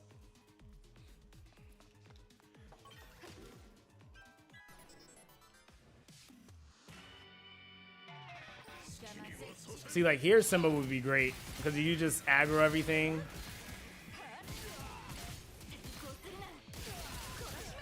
And kill them all in one fell swoop.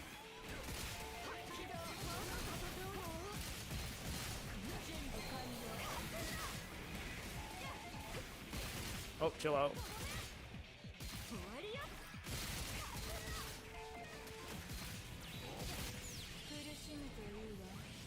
Goodbye.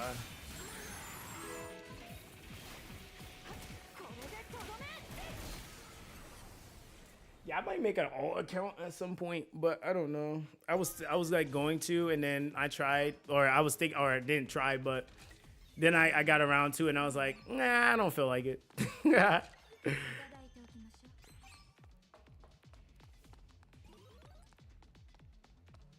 He said it's okay to invest in Yo. Yeah, it is actually.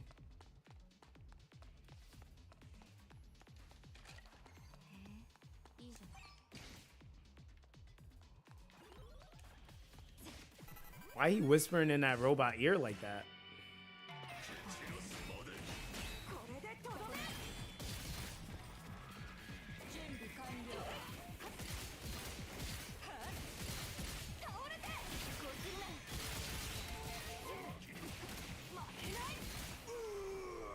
He said I rerolled Simba for lulz and I got her on my first 10. I've just been putting some pulls in, for the battle pass, for a battle pass quest. Yeah, I don't know what I would want to build. I wouldn't want an account like mine for an alt account though. Damn, I missed that twice.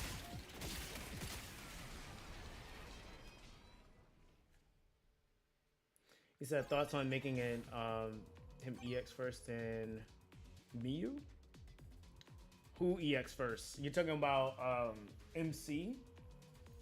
I can't remember if you EX, does he eat up all the bar? That's the only thing. I mean, the thing with that comp is it really wouldn't matter because you break so goddamn much.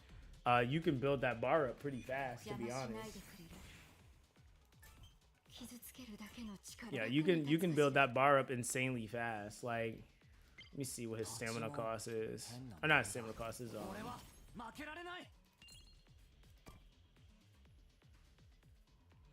So it's 200. So that's 2. I mean, you could technically do that then, because I think her cost for hers is 100. Yeah, so you could do that. Yeah, you have enough cost to do that. So yeah, if you want to build up to EX, use his EX or use his ult on the EX and then go into hers, you could technically do that. You would have enough at that point. The only thing you would have to factor though is what cards you have activated, because your cards eat up tension as well. So you might be a little short. And at that point, if that's something that you're trying to aim for, you have to adjust your tension cards to do that. Like you would almost kind of need tension cards that really don't eat up much tension, if any, if you're specifically trying to chain it like that, because that's already like all your tension. So yeah, you might have to do a couple more hits before, or really force another break, and then be able to do it again.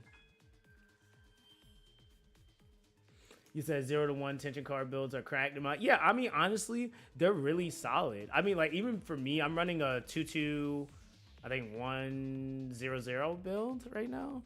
I think it's my tension cards. Yeah, 2-2-1-0-0. That's what I'm running. You said full party and safety zone are insane. Yeah, they are really good. There's another one that is really good too. I can't remember if it's called like Condition or something like that. But I appreciate your input, bro. I literally just subscribed to your channel. Good stuff, to be honest. Oh no, listen, I appreciate that, fam. Yeah, I also like thank you guys for subbing, man. I mean, shoot, yeah, there's been a lot of activity going on the channel, the Discord. I started a brand new Discord, so. Shout out to homie EXO for that though. So it's way more interactive than my last Discord. I have the other homie in there, Scion. He also is making content on Tribe 9 too. So we've been kind of like low key, unintentionally but intentionally, we're like coinciding our videos. So if I don't cover a specific thing, he will. So like there was a lot of boss fights that he was helping people out with. So I have those up in the Discord too. So people that's still struggling with doing Shark or Brave Diver, he literally has entire fight guides on that. So pity is 80. Yeah. Is I like the fact that tension cards have a lot of synergies. That's what I was like. I've seen a lot of people that's like, oh, the tension cards and tension needs to be reworked. But I'm like, I think the main problem is that people just want to put whatever tension cards they want together, but they're not actually reading the effects. It's like, well, if you have a tension card, for example, that's like, let's see if I can find one. If you have a tension card that's consuming 30, and I think that that's also like the problem. A lot of people don't even know how much tension they have. So they're like trying to do tension builds, but they don't actually even know what they're subtracting this number from and when it actually activates. So you have a total of 300 tension. So 100 tension per phase. So when you're trying to make a build, you have to figure out, okay, out of my tension, like, okay, I have these 2 phase 0 cards. That does nothing for me in terms of tension absorption. So that's great, right? So that always activates no matter what. Like they're always going to have this active crit damage multiplier and the limit point whenever I'm executing a strategy skill, right? You said, is that a 0 on the tension card? Yes, it is a 0. So these cards are always great because they literally make it to where you can get an effect without any sort of tension absorption, right? But then when you go to like a tension card 1, this is going to, of course, activate at phase 1. And its effect target is all party members.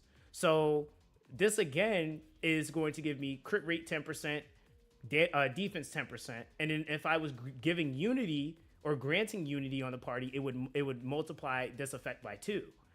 But this also consumes 15 tension when the card is active, right? So there's some cards that people are putting on that will do things like, for example, it will be like when a primary attack hits, it does this. But then when you scroll to the bottom, it's basically it will consume this when it's effective or when it's active. But for these types of cards, it's every time this happens, right? So if it's a primary attack one, every time you do a primary attack, it's going to take tension. Every time I do a tension attack, it's going to take tension. So you end up not having any tension by the time you get to like trying to do something, and then like you're kind of rubber banding in phase one is what I noticed a lot of people were doing. You said tension cards are dope, but too many of them go unused because not many characters or cards can enable a lot of these play styles or even worth enabling.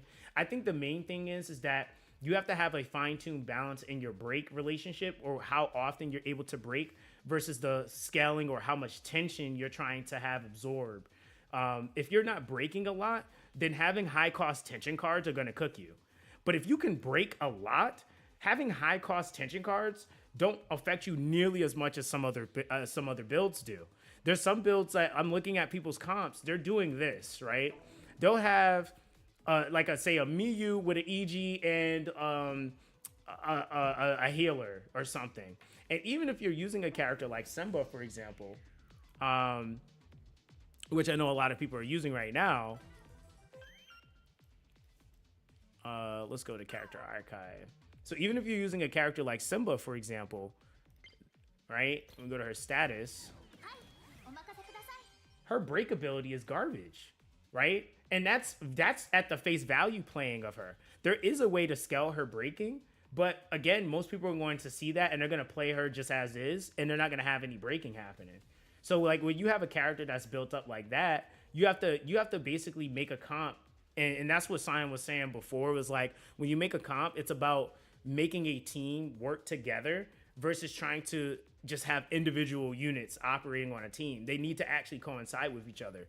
So that's why I changed my team, because I wasn't even breaking. I like literally wasn't breaking at all. And it was like a pain in the neck because it was even making it hard for me to even use Miyu's ult. And so that's the thing that you have to look at. Like if a character's break value is really low, then you either need to look and see if there's a gimmick or mechanic that can shift that. If not, you need to play a unit that's going to filter that, because otherwise you're just literally not making use of it. So I think there's a lot of builds that can be enabled, but people just haven't respected the system that exists in the game yet. And they might tweak it. They might make it slightly easier. They might reduce some of the costs.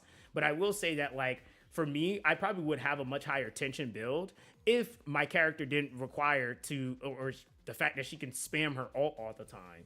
So that kind of eats up my tension anyway, because that's 100 tension per time that she uses her ult. And a given is I can use it twice in a row if I really wanted to. But it just wouldn't be mechanically smart just because I wouldn't have enough stack built up. So that's why I don't do it. You'll only ever see me pop it like once per fight, or every time I build up the full stack for it. So it's like this game is rough because it's like not a straight like just do this and you're a god. It's more so how can you angle your team and figure out like like who are you using?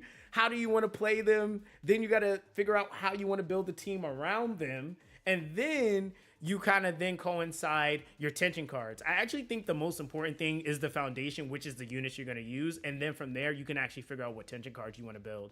Because once I got that, like the balance between what they were respectively doing, it made it much easier for me to identify what tension cards could work. Because up until that point, I was just kind of like rubber banding. I was like, damn, like none of this stuff is working. I want to use this character, but it's not giving me X result.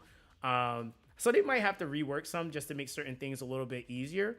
But there are a lot of things in this game that it just blows my mind, bro. So just like you said, I would 100% control Q to switch to your damage for ult. Or anything else. Yeah, honestly, Q is fun to play too. Like if I had Q, I probably would play Q a lot more than I would Miyu. But because of the way my team is set up, I really don't ever want to play Roku, and I really don't want to play what's his name? My freaking healer, Koshi. I don't want to play him either. So yeah, Miyu is just more fun to play. But yeah, if I had Q, man, the things I would be doing with this character right now would be insane. But hey, we'll get there when we get there because he's a standard character, so we'll get him eventually, hopefully. You said they need to add good tutorials for characters, so many different mechanics, hard to understand everything. You know what they did with this game, and I get why they did it. They wanted this game to be an old school feel. They wanted this game to have a through and through true old school feel to it.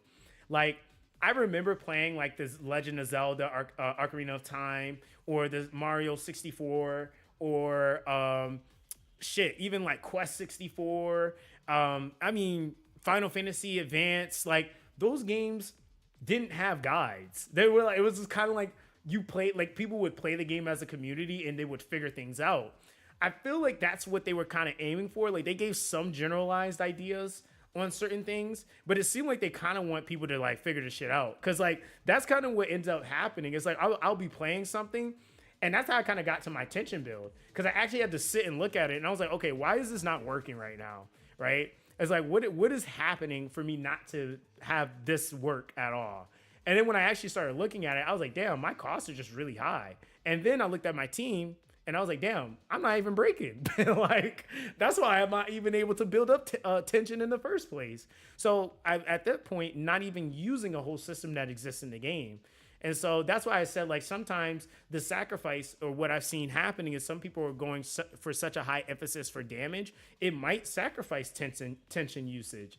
Or it might sacrifice that break relationship between tension and break, because they're going for such just high raw damage. Versus the people that are playing into that gimmick, it makes it much easier to deal with the enemies, because you're constantly counteracting their tension. When you don't play into tension, you're not really counteracting them, and they just build up. That's all that's really happening. You said this is a game, first game in a long time where I find myself playing for a long time. My only gripe is unskippable story. Yeah, I feel like they still are going to try to figure out, and they did mention that. They did say like, hey, we changed the skippable story because they had it that way before. But I think they're trying to figure out what's the best way for them to have a smooth flowing story for people to still learn certain aspects of the game, but then also still be able to play the game. Cause like, I would even argue like XB is story. Like the XB mode is like, that is story. Like, it's kind of hard to like play that and not actually, like, it's a whole bunch of dialogue. Like, really kind of sick dialogue. Like, they basically turn into an ultimate anime moment for baseball. But yeah, that's something I think they are going to try to figure out.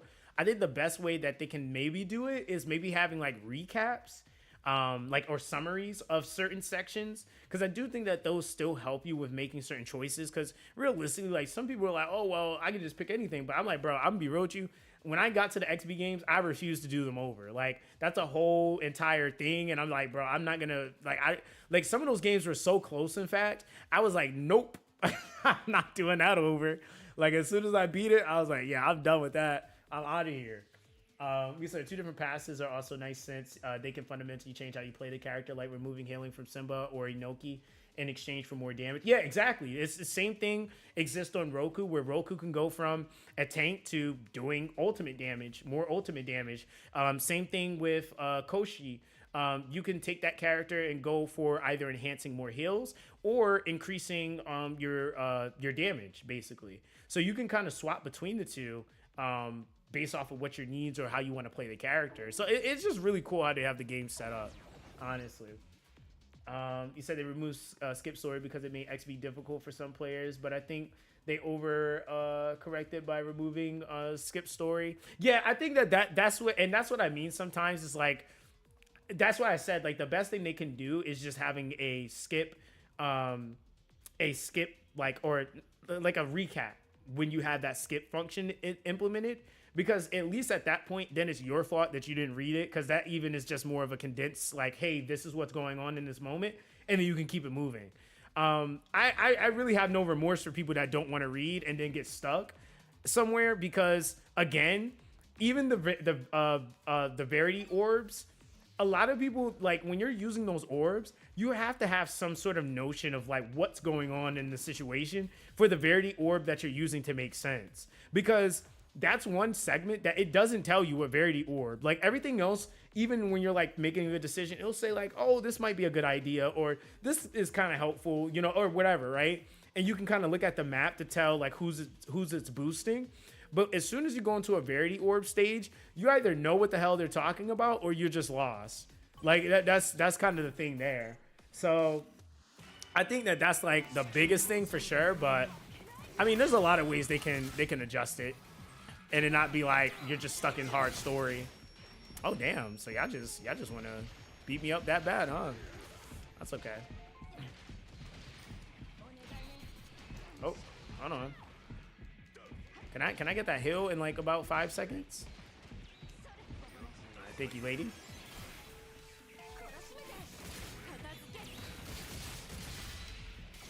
You said this is luxurious chests inside Fractal Vice reset. They reset, I think, weekly. They don't reset every entry though. They reset weekly though.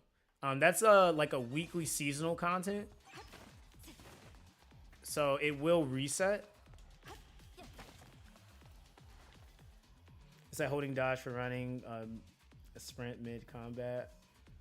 I said never seen it mentioned anywhere in or outside of the game, even during combat. The running does not eat up your stamina. Yeah, it doesn't.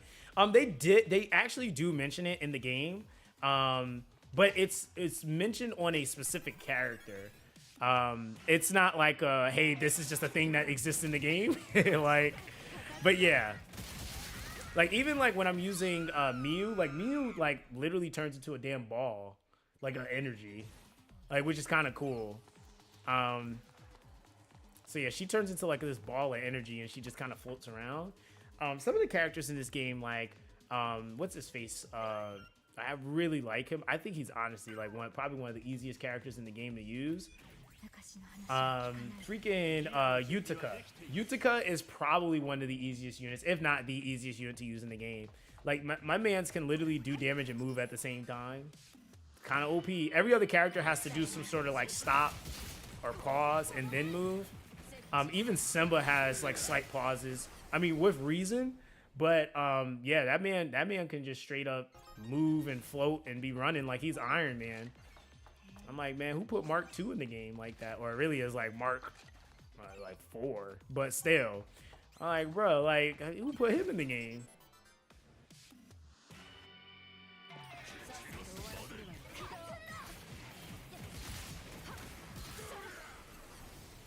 Okay, somewhat better than Triple Z.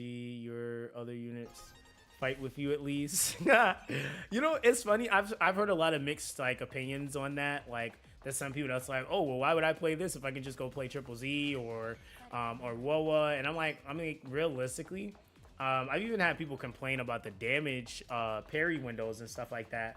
And for me, like, what I've come to find with this game is a lot harder, in my opinion, which, by the way, I'm the guy, and most of my community will tell you this. When WoWa came out, I was the guy that did an entire free-to-play series where I only used the free characters that they gave you. So MC, Chishia, and Yang Yang to beat all the content in the game at that point. Like, I was basically playing the game in Elden Ring mode. Triple Z came out. I mean, for me, Triple Z just kind of feels ooga booga until you get to like the tower content. So it takes you a little bit to actually get to the content where you really have to try hard.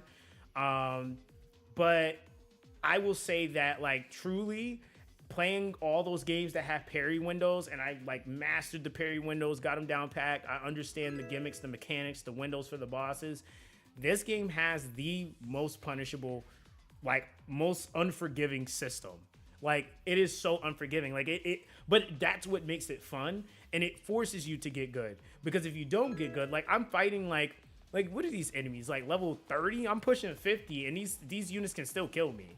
Like, that's kind of crazy to me, but it's a thing. Like, it can still kill me, you know? I think, did we backtrack? I don't know if I got that chest. No, I didn't. Okay. You said people are calling the game clunky, but it's intentionally slower in my opinion, like Monster Hunter and Souls games. Yeah, exactly. Like, I even had people complaining about the staggering. I'm like, you guys have never seen stagger parry windows before? They're like, why is there stagger window? Why are they stagger like that? It's not the exact window. I'm like, exactly, because it's a stagger parry window. Like, I'm like, it's doing it intentionally so that it's visually messing with you, so you think that you're supposed to parry, but in reality, you need to wait maybe a second or two. So that to me, that actually makes it to where you have to pay attention. Like, you can't just get on here and just like, I'm gonna just no look play. Like, no, you got to be looking or you're gonna get cooked. You said I love parrying. That's why I have counter attack tension cards. Yeah, I mean, and listen, man, parrying is one of my, and not even just my favorite thing to do, but it's also, in my opinion, it's the more effective thing to do. I feel like if you're not parrying and you're evading more, unless it's like a boss where you only can evade, which I think there's only one of those currently, and there's like one enemy type that you can only evade. Bro, I somehow ended up at the back of the beginning. This daily, bro. But outside of that, yeah, parrying is gonna get you through content much quicker. Like you're just gonna kill stuff much faster, and it also gives you breathing room. Like when you land your parries and you get stuff like to drop for a second. I think the thing that like some people aren't really conditioned for is understanding that in gaming, period, the longer, the more extensive hours that you sit doing something, there's called gamer fatigue.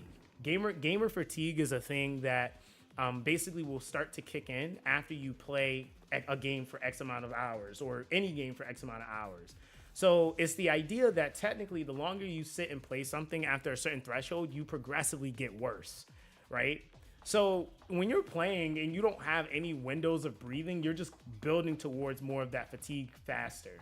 And so like that's like the thing that this game kind of does to people. It would just they try to brute force you into that fatigue, basically.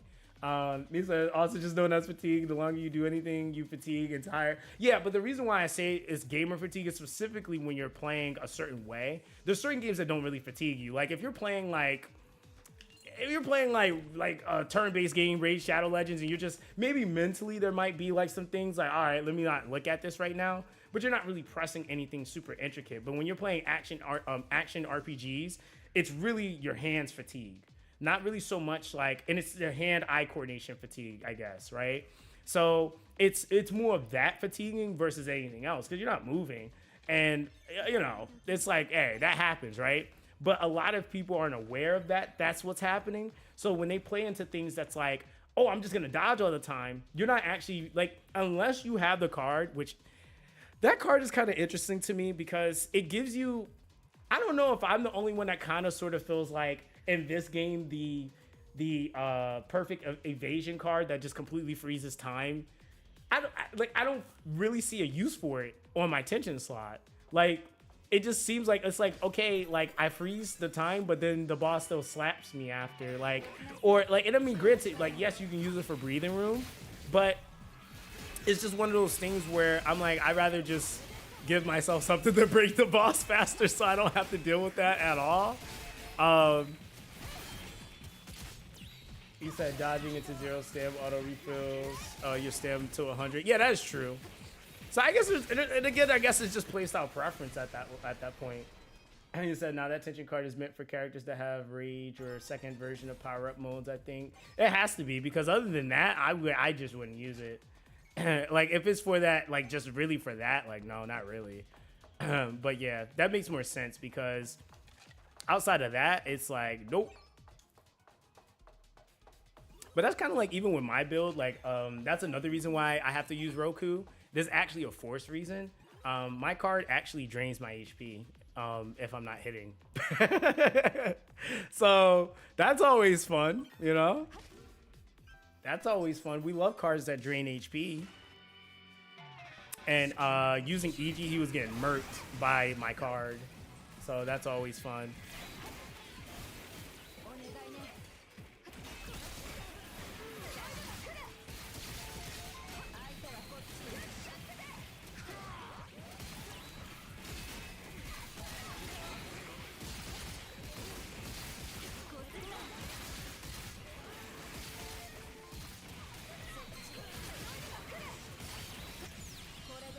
I think it's gonna hit the thing that's tracing me now.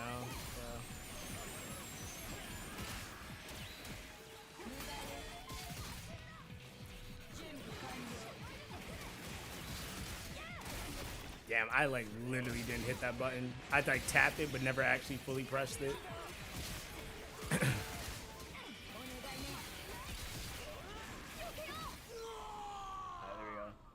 I just got a purple tension card from that fire ship warning mini boss and Vice Bombard. Seems okay. What does it have on it, Ken? It said you gain a stack and you gain stamina outside of normal means. Yeah, so I guess that's fair. Yeah, that's fair. high stamina usage units. Let's see. He said at 580 battles in Monado, just 20 more, then I can farm Red Shark for level cap. It said taking a break after farming all 86 stamps, 600 battles was rough. Yeah, it is. You said, can you parry all attacks? No, not all attacks. There's literally a boss, a mini boss that's in the game where you can't parry him at all. You have to dodge. But I just dodged that boss. I mean, honestly, like, it's not hard. It'd be one thing if the boss like just consistently was hitting, but he doesn't. It's like windows where he just doesn't do anything. So my stamina comes right back. It's not like I just have like these like super extensive windows where I have no stamina at all and it just takes forever. But I guess again, it also like depends on the unit you're using. But yeah, the 600 fights though, like man, that was like, I think that's more of a mentally daunting thing than anything. Like, because it's really not hard, but it just is a thing, right? Like you're doing it. There's a video I'm gonna be dropping where I kind of talk about that actually. It's just kind of like, it's just a thing. Like realistically, the hardest mission to do is killing the Vice, Fractal Vice shark. But that still, I guess, could be considered hard just in terms of like farming, not really so much of the actual nature of like the difficulty of the fights. It's just something that's grindy that you have to do. All right, so I think we're almost to the back. Oh, these did reset. Like, that's nice. Okay. So I feel like the best tension cards are the ones that are activated immediately, phase 0 cards, or ones that don't constantly drain tension. It depends on your build. Again, man, it depends on your build up. Like, I would argue that a lot of the cards can be decent at least, or even good. It just depends on what you're using. So I think one of the big problems we have too is that it's like knowing like the real value or the 100% value of every card. It's kind of a pain. You can get that parry. Thank you, sir. But yeah, I would say, like, honestly, I didn't really change any of my cards for a while. Like, not until mid chapter 2. And I was doing fine. Like you said, it does on tension level 2 after using ultimate. If a ultimate is executed within 10 seconds, increase the ultimate skill damage multiplied by 14% and consume 50 tension. That's a level 1. If I take it to level 10, it's 25.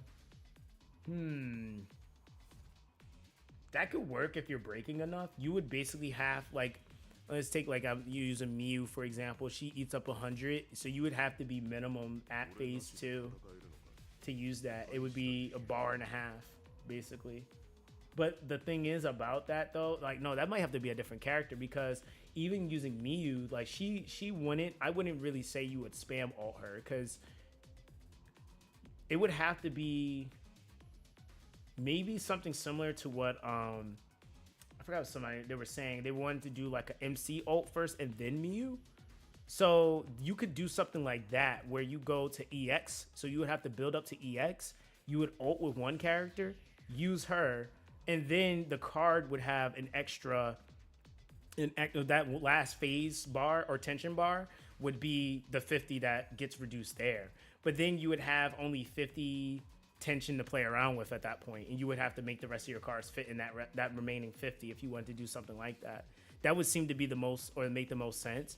But again, that's like if you're using Mew. If you're using another character, it would change. But I would ideally think it would be ult with one character, ult with another character that costs less to ult, and whichever one that you're trying to scale the damage, really. So it would be hitting at least EX at that point. I would think you would have to, just simply because you would be taking a bar, maybe almost 2.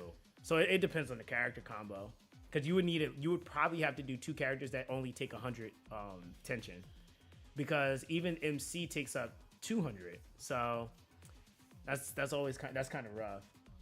We said hot take, if you don't care about using the ultimate skill, you can keep using 2 or EX tension cards.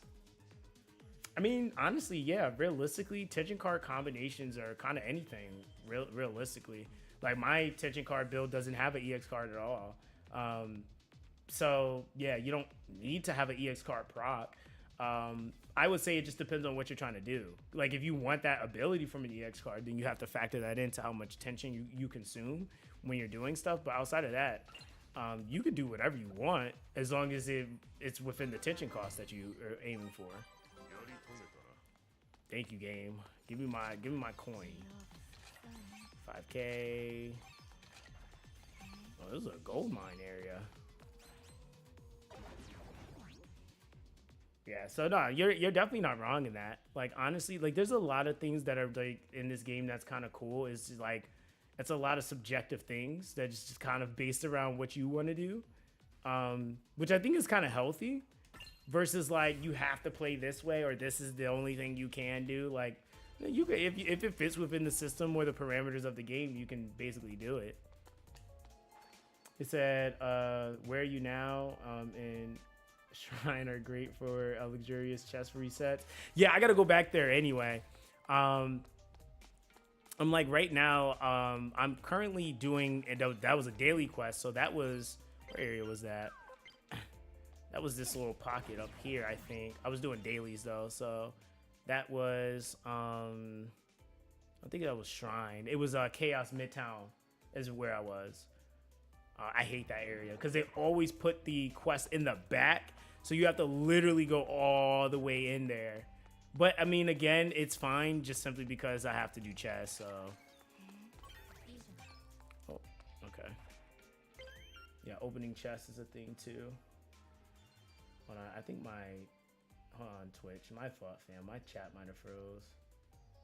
Oh, no. Okay, no, Twitch is good. I thought my chat froze on Twitch. We said there's a setting you can change that shows substats on the Patimon once you get one. I think there is, actually. Hold on. I feel like I seen it somewhere, and I thought it was on the, I thought it was on them, actually. Prioritization. I thought it was on them. That's system battle. That's exploration. Yeah, I thought it was on the it said, I wish it was, wait, is the last one? Oh, there it is. Detailed. Yeah, we like details. Yeah, thanks for reminding me about that because I intended to turn that on and I forgot that it was a thing. So I just been looking at it as is. Where was I going? Like here.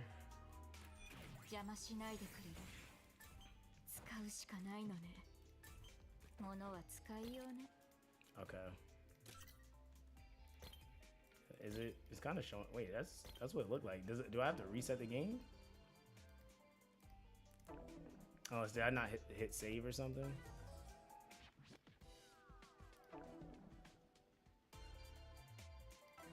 I felt like that's what it looked like. Yeah. Okay, I guess.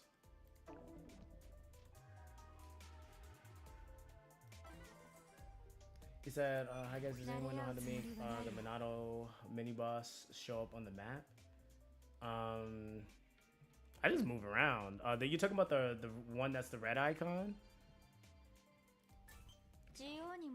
I think it's just TPing and then it can respawn. But I don't know if there's a timer on it. It might be a timer on that boss when you kill it. I'm not 100% sure. Yeah, so it didn't change anything. I hope the first QOL is we get a better filter system for Patimon. Yeah, the system is doesn't filter that great. That is definitely true. It doesn't.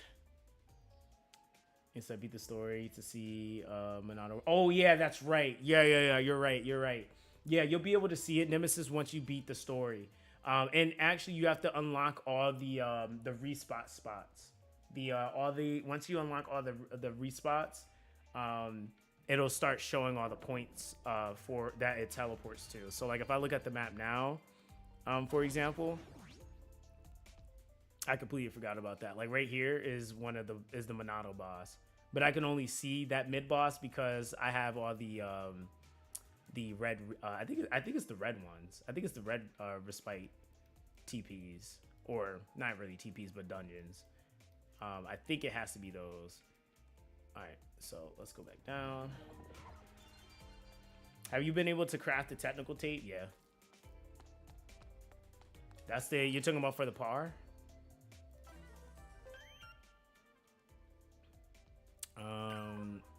You're talking about this, right? Yeah. I just took two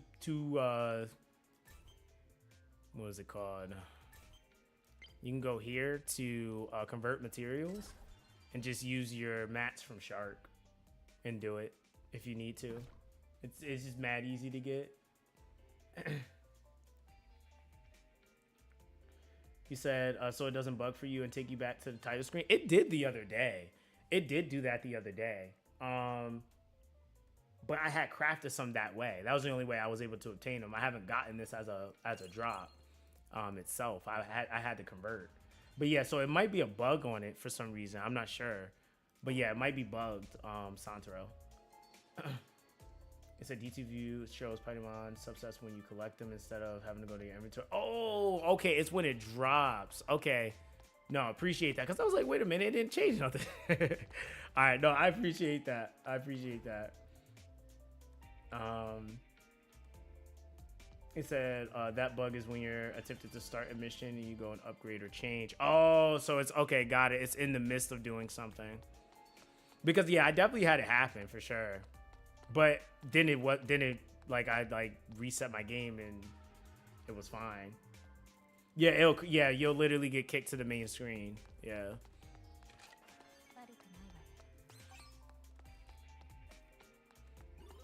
Oh, that literally happened to me. Where are we going? We need to find this area. It's up that way, so we gotta go in the building. Wait, is it in the building? I low-key can't wait for the next area. Like, nah, I'm lying. I want to finish my missions here first, and then I can't wait for the next area. Like, why are you still lit up? What do you want? I should have read what you said. See, this is what I mean. I did not read what he said.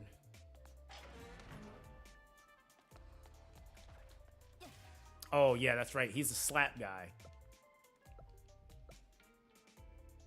They really have a masochist in the game for a daily. It's like, slap me, please. I'm like, bruh. Okay. All right, dailies are done.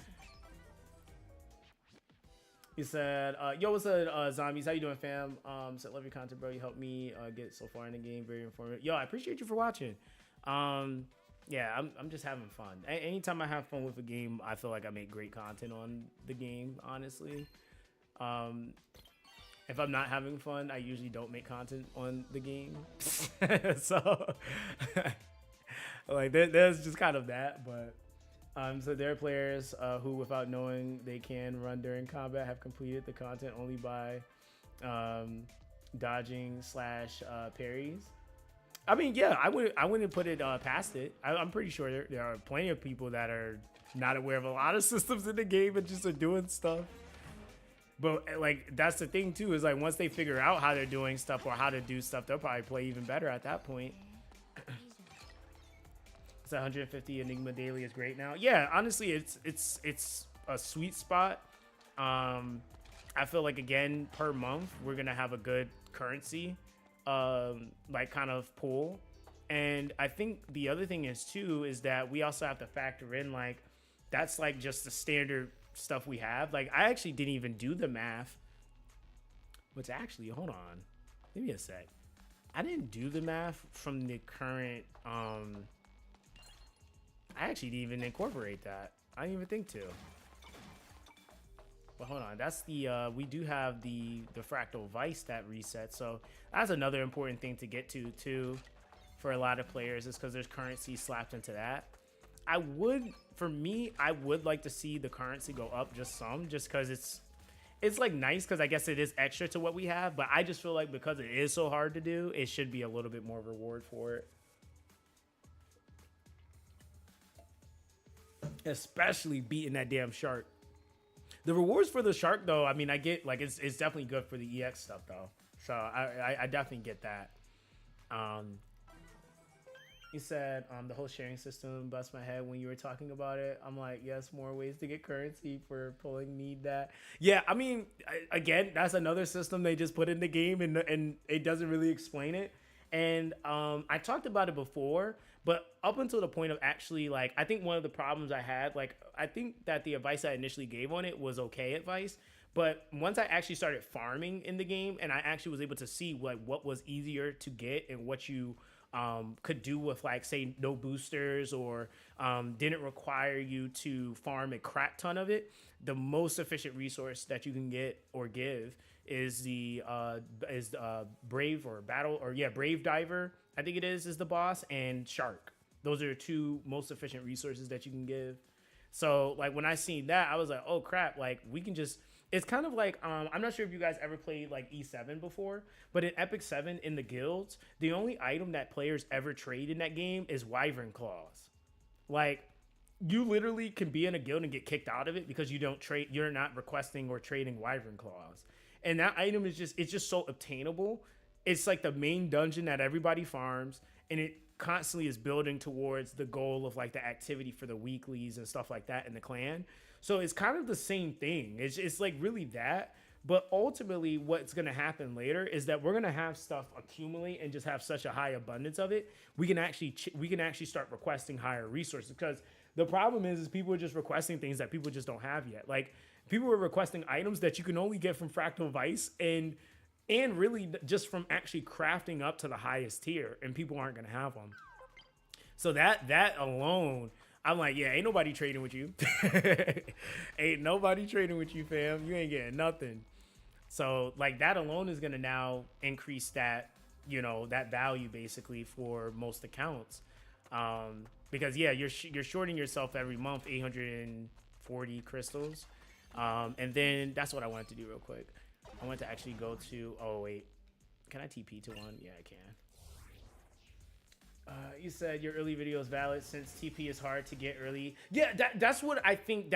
It's still valid. Yes, absolutely. I definitely think that is 100% still true, because I think what it still boils down to is the progressiveness of things. Like, Kane is not an issue in the beginning, but when you actually start building stuff, which realistically I can also argue, even up until late chapter 2, you really don't build anything. You don't have to. Like, I was running around with MC, Koshi, and Roku until the last stream where I actually summoned. I was already 60% into chapter 2 at that point. So I didn't really change anything until like recently on my account, you know? So I haven't really been playing with Miyu. I played MC more than I have Miyu. You say you can save some Kane if you manual level characters up, characters too. Yes, yeah. That's another thing, Vaughn, that's actually something that I did not bring up, but that is something I did look at. Was I was about to level my Miyu up, and when I looked at the cost, I said, oh hell no. Cause it was it's like just for me to use this currency that I have right now for the EXP, that's 148k. So if I had even a little bit more, like I'm like, let's say you're leveling a character from say 1 to 50. How much do you think that is? Right? Like, that's a lot of Kane at that point that you're using. And in reality, yeah, you could just go and manually level the character, and it realistically doesn't take nearly as long as you would think if you're just doing certain fights. Like, if I go and I'm just fighting like Brave Diver or a Shark, that's a good amount of EXP per fight. Look at that, finding graffiti, still finding graffiti. This is secret base, but he's talking to absolutely no one. Yep, man's is crazy. That's another graffiti. So I guess I never actually came to this area. Oh, look at that, we found the EXP. What did somebody die to right here specifically though?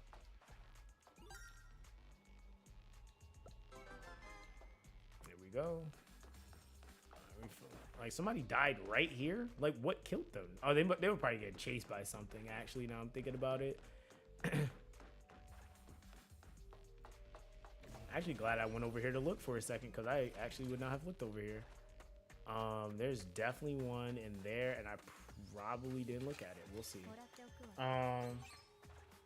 Oh yeah, that is right. I could just have read what killed it. That is true.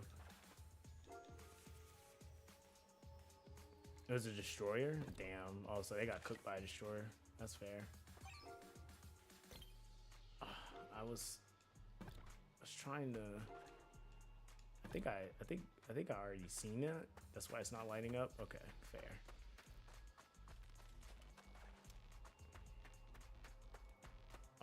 You said the metal slime. That's right.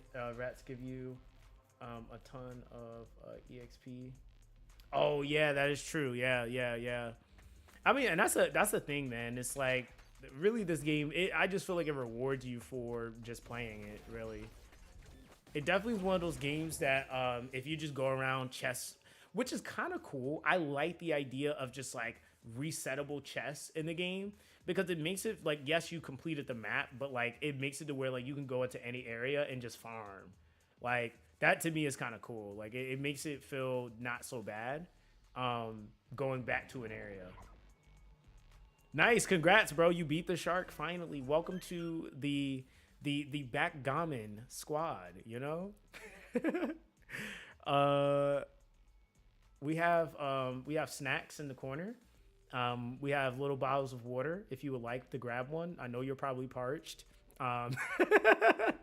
Yeah, nah, but congrats though, bro. That's huge, man. You earned it. You earned it because yeah, that fight's a pain in the neck. All right, so let's actually do this real quick. TP to 24 City. He said Mew and Jin's tension cards are themed for each other. Jin prefers Mew's Zero Mask and Mew prefers his for style of play, so that's pretty cool. Yeah, they actually, I guess, are in a relationship or something. Like he said, he actually is pretty vocal about it. Gio's literally says something about like only wanting to be around Mew, basically. She doesn't really say anything, I don't think, but he's very vocal about it. He said, "Damn, you can't sit with you." No, you guys can, but just outside the door. You can. We'll bring out folding chairs. we got folding chairs. He said, back up a single-handedly made me download Tribe Out on my computer instead of just mobile. Nah, right? Yo, if anybody, dude, listen, if anybody beats that boss on their phone, you are a god. Like, if you genuinely beat that boss on your phone, you're a god. You said, can I get a water at least? Yeah, we got you. We're not going to leave you out there parched. We'll make sure you're hydrated before you fight the boss. Before and after, you know? Yo, what's up, Stan? You said, do you have 3 out of 14 respite bug on the second area? I'm not sure. Let me see.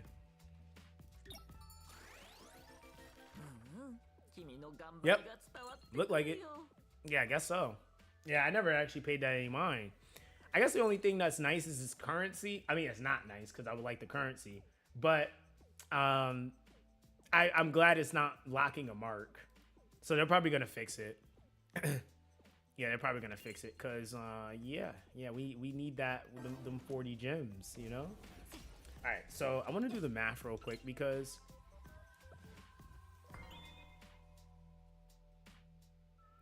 All right, so this is on the seasonal. I think this is seasonal, which is quite a bit. So this is like every week. You basically can get, I think, 9 levels per week. So that ends up totaling up to specifically 49. So how the hell do you get 54? Oh, this lasts more than a month. That's why. Okay. Duh. I'm like that math doesn't math. All right, so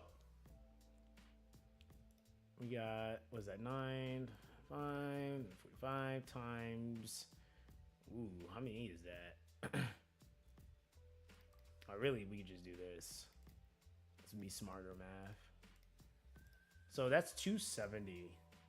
All right, so let's say they bump this up to, which I feel like would be kind of cool, but I also get them not trying to dump too much currency into the game. I get why they would do that, but let's just say they bump that up to 20, right? So if they bump that up to 20 and you were able to manage to get all 54, that would give an extra 1,000 crystals. is everybody going to get 1,000 every rotation? No. I feel like 270 is okay, but it could be better. I mean, I'm gonna be real. I mean, you have these completion things for the Fractal Vice, which are also set for weekly. This is accumulated per season, so this doesn't really matter. But yeah, I mean, realistically, yeah, if this currency even went up to 20, I would be okay. I think honestly, 20 per node would be nice. Like, because if this was 40 per node, for example, that would be a lot of currency people would be missing if this was 40. So that would make it, damn. So yeah, if it was 40 per node that you completed for the accumulated score, that would be 2.1k basically, or really 2,160 currency. So you said 210 in gems, but if you use the gold shop currency, it's 510. Though you miss out on the card shop. Yeah. So I can't wait to get to end game. I'm currently in the Miles City right now. Yeah, I mean, honestly, once you get there too, it's like it's just so much to do still. Like I'm like, bro, I still have so much I gotta invest in and build. Yo, what's up, G Fresh? So thanks for making content, guys, for your game. You're the only one that was for that guys just came out. So your in-game red fin shark, you didn't give up. I was able to take it down. That was awesome. Yo, appreciate you for watching, fam. I mean, yeah, that boss took me like 7 hours, so that was fun. That was fun. Yeah, listen, I have like, and all of you guys that are here too, if you're not in the Discord, make sure you guys join the Discord. I'm trying to we have a forum in there for people to be able to add each other. Actually, I want to do that real quick since we're here. I'm gonna go through and add some of you guys, and I'll try to fill up this friends list because you got 100 friends that you can add. And dude, if you can get, let's say, even half of that list active, you're never really gonna have to worry about your daily. Yeah, you're never, yeah, like I got 14 right now. I know there's some more people that had commented in there, so let's actually do this real quick. You said I feel like a guaranteed 3-star per 3 months isn't too bad. Yeah, I mean, realistically, you want to put that threshold around. It really depends on the output of units releases, really. With this game, it's probably not going to be like that crazy all the time. So yeah, I mean, realistically, yeah, it doesn't have to like be that high. And I forgot about the currency in the shop too, because that is like what, 120 on stacks of 5, right? So hold on, let's actually do that real quick. I'll come back to this. Yeah, so that's 120 on stacks of 5. So if I remember that number correctly, it might be more. Yeah, so 120 stacks of 5. So if you were able, which I mean that uses your tension cards, like 3-star shards, but let's just say, I'm not gonna use that one. Let's just say you do this one, which that's 120. So let's see. So that's gonna be 600, 1200. So you would have 1200. Let's just say you did 2 of the shops. That would be 1200. You said Discord link didn't work. Hold on, let me see. I thought I updated it. Maybe I'm tripping.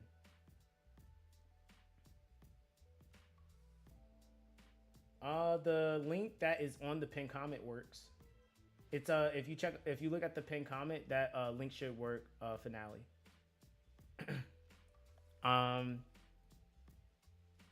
It's I'm gonna save green currency to eventually pity endless serving tension cards for my Mew. Yeah, that's fair.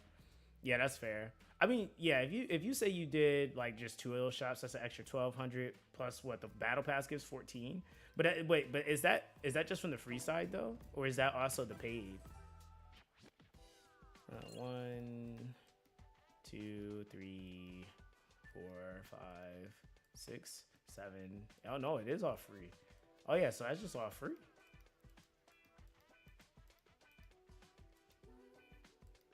It said yours a healer is busted. Yeah, it is.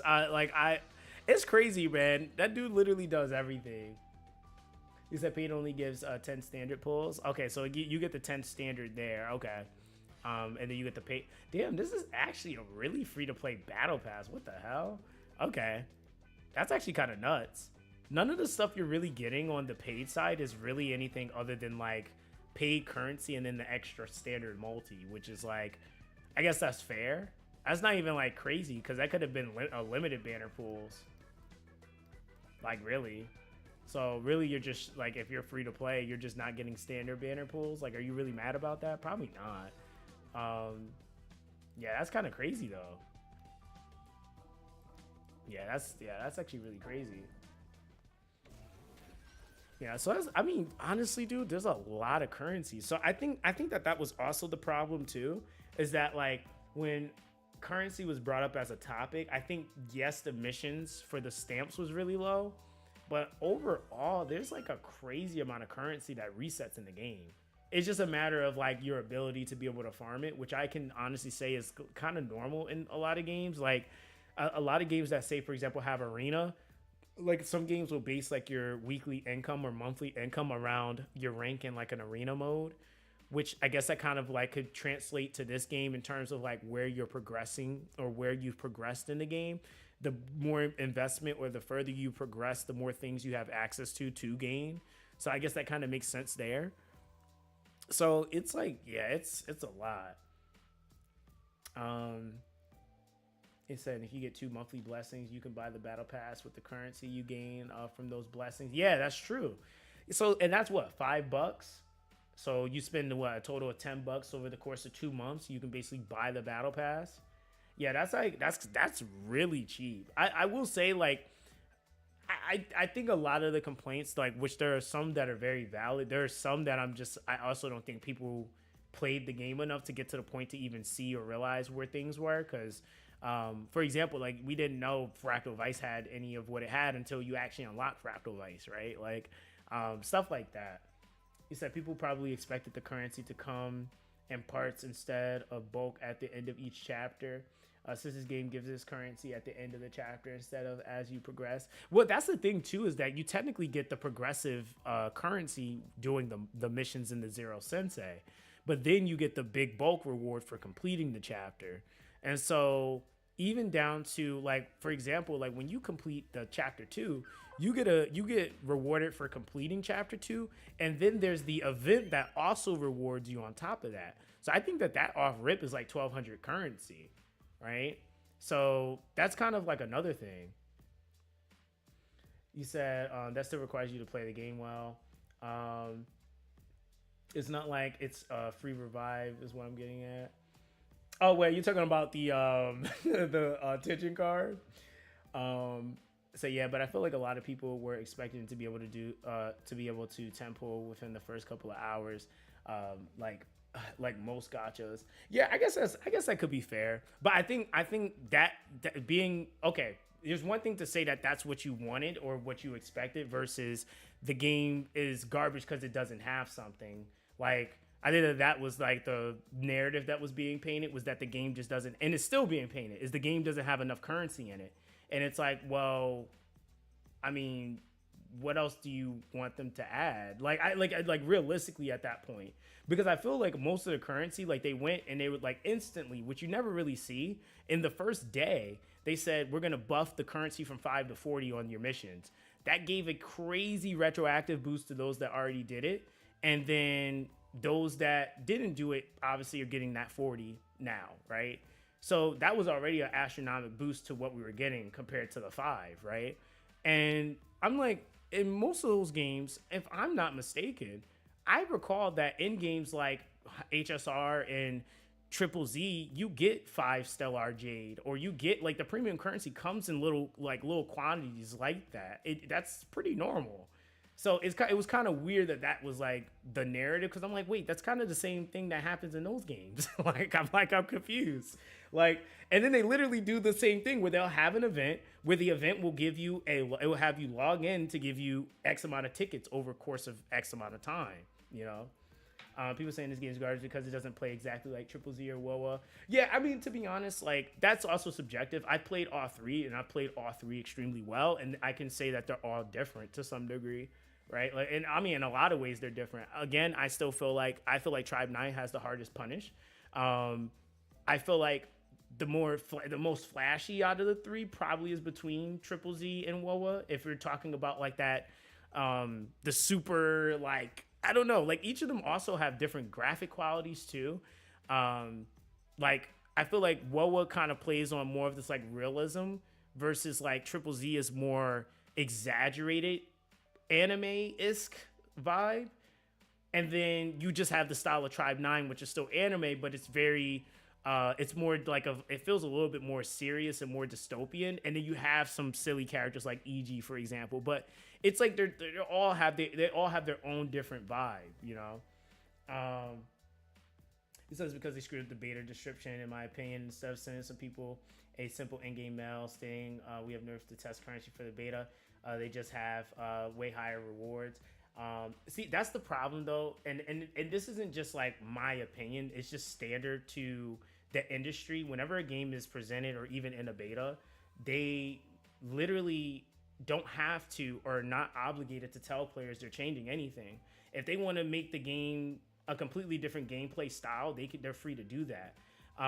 What I can say though is, do I think that they did it like maliciously, like, oh, we just are going to change this and like not tell players just because we don't? Nah, not really. It's just that it's a beta. So when most companies are doing betas, they don't necessarily go out of their way to say, hey, we gotta tell the players this. They went out of their way and they were nice to even tell people to begin with that the whole game changed. I would have never, like, again, I played a ton of games and I've never seen that. So that's that. You said it misrepresented the reward structure. No, what it did is it was a beta, which is subject to change. Whenever you look at fine print, it's not misrepresentation. What it is that, again, you can play a game in a beta and then they release the game with none of that currency in the game. Like, that's just what it is. You said they gave those rewards to test the gacha. Yeah, for example, like we've been getting in Ethereum Restart. Ethereum Restart's was giving us during all the betas. They gave us so much currency that we were literally able to summon every unit in the game. So you said, Jesus, do I know that? I personally didn't mind that. I'm explaining why so many people are pissed off. No, and I'm explaining why it doesn't make sense, right? Because it's literally the idea that the game has to be the way that they've seen it in beta. I'm not saying you're the one that thinks that. I'm just saying that that's the reason why it's an issue, is because companies aren't obligated to tell players that, right? Like they're free to do whatever they want.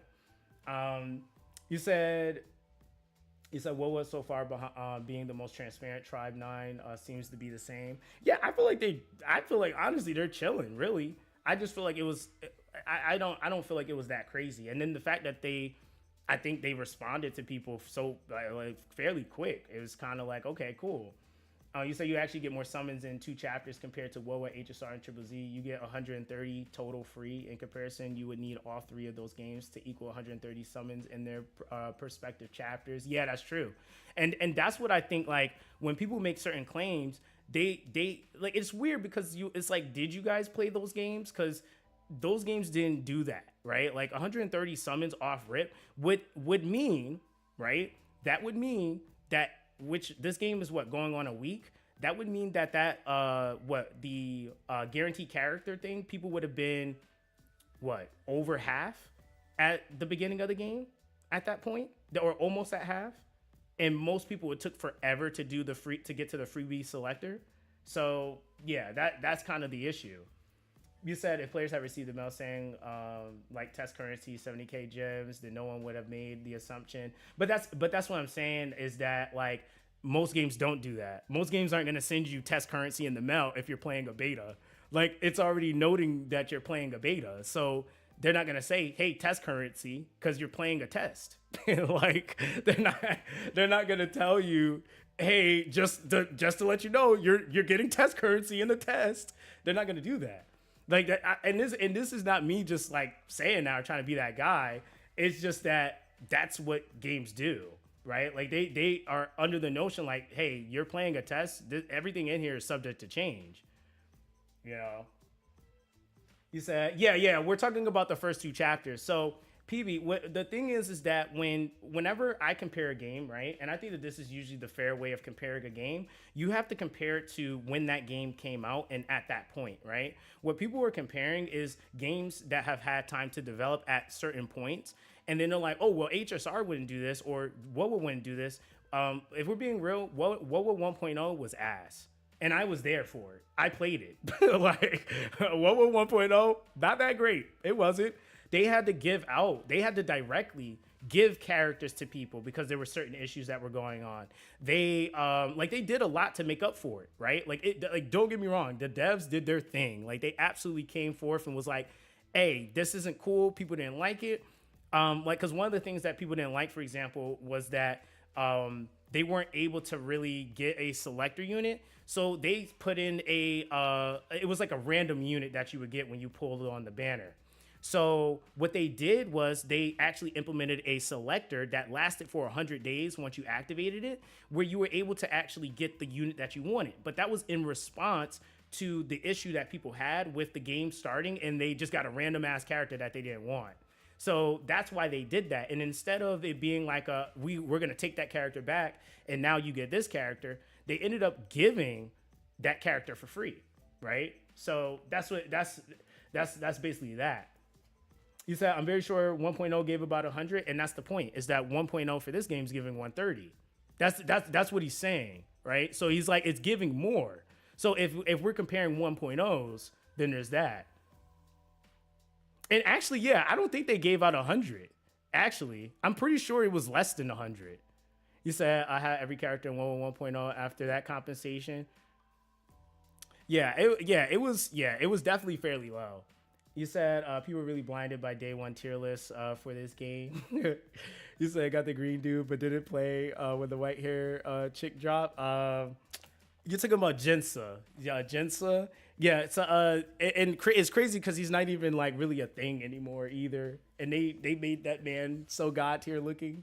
It's mad messed up. You said for a Tribe 9 characters kit, what would you want to see? I think right now, if I'm just going based off of what I really would like, I want a break character. I truly do. I feel like a really just like I kind of like, I think it might be extra to ask for, but a character that can hit something once and like break it, that would be cool. if there was just a character that could just straight up hit something once and it breaks, that would be fire. And that would actually be kind of cool anyway, just simply because then for those that are like having some of those issues with building up tension builds, they could probably get a character like that and it'd probably make it mad easy. To be honest. You said Q's your guy. Is it really one hit though? I want the character to breathe on the enemy and they break. That's what I want. I want that type of energy, you know? You said about a pool is very narrow thinking. There's rates and other things, 100% weapon better, 2 dupes for each limited that free to play can save over time. But PB, that's the thing, is that in this game you can save overall. The pity is also 80. It's the same mentality, right? Like the thing is that that's the mentality that a lot of players came into this game with. But it's like, well, if you were comparing games, nobody compared them until people started comparing them, right? Like that's how that kind of goes. You say Q's the goat farmer. His hits almost all the enemies. Yeah, I gotta get Q, man. I was testing him for a little bit on the guest thing, and it sucks. I just wasn't able to get him. I actually didn't want Mew. I actually wanted either Inoki or Q, and the game didn't give me him. So yeah, there's just that. You said also tension cards in this game aren't required. They're not really. Like realistically, I was going through the game not even using them. They weren't even activating for me, and like I just had them. I feel like there is an application though. At some point, we're gonna probably need them though. He said, so it's not even a good comparison, is all I'm saying. T9 is good enough so far. I don't expect them to have crazy amount of banners. Yeah, I mean, and that's the thing that we're saying is like the issue like the game has really isn't an issue. Like it's one of those things where like a lot of people like between even like me and Sion, for example, like we haven't made a video. Like I haven't made a video like the game is EOSing or the game's gonna die because I don't feel that way. I just feel like, again, like I was like, well, let me actually play the game and see like what the game has. Like, let me give the devs time. Like, people said something in all of a day, and it was like, oh, well, the game's gonna EOS in a day, and I'm like, well, that's not really how games work. I think the other thing that people have to consider too is that each region is so different. Like JP players, I would even argue, don't be giving a shit. Like they'll straight up outspend everybody and just be like, well, I'm spending anyway. So I think a lot of the times, like, that's the thing too that devs have to kind of gauge. They have to look at each region, like, okay, how can we implement or change something in the game to where it satisfies the needs of all the regions that we're catering to? So it's like, if you change one thing because one space is saying something more often than the other, then they have to try to find that balance too, you know? You said PvP XB with JP players are gonna suck. Oh yeah, they're gonna be beating our ass because you know why? They're gonna know they're gonna know every goddamn interaction and response and ways to boost their super plays. They're gonna be beating our ass in XB, bro. That, like, if we ever get cross-plat for XB, we are going to literally get clapped. I'm sorry. Like, specifically, I can speak at least for where I'm from. The US, America players are getting clapped straight up. Like, it's because most on average don't read. So there's that. Yeah, they probably don't even realize there are actual picks you can pick that proc different units and stuff like that in XB. I probably should do an XB video. I probably should, because it really actually does matter what you do. Like, even your unit placements and stuff like that. Like, you said don't read or can't. I think we're leaning more to can't. You said there's no cross-plat. We're on the same server. Oh yeah, that's right. Yeah, we are in the same server. You're right. Shit. Not if, when it happens. At that point, yeah, you're right. Can you imagine a collab character in this game? Dude, collab, I was actually talking about that the other day. It's like, yeah, this game would be sick with collabs. I feel like they actually would have a really good turnout if they decided to do collab for this game, just because of the way the game plays. Yes, multiplayer XB exists in the game already, and it's a you need like a full build team. So that's the reason why I made the fact checking thing, not to give anyone any leeway to misinfo. Now, if anyone does that, they'll be blatantly looked at like a liar. You said I won't say EOS, but the update to income from the 3 dailies is definitely needed for longevity.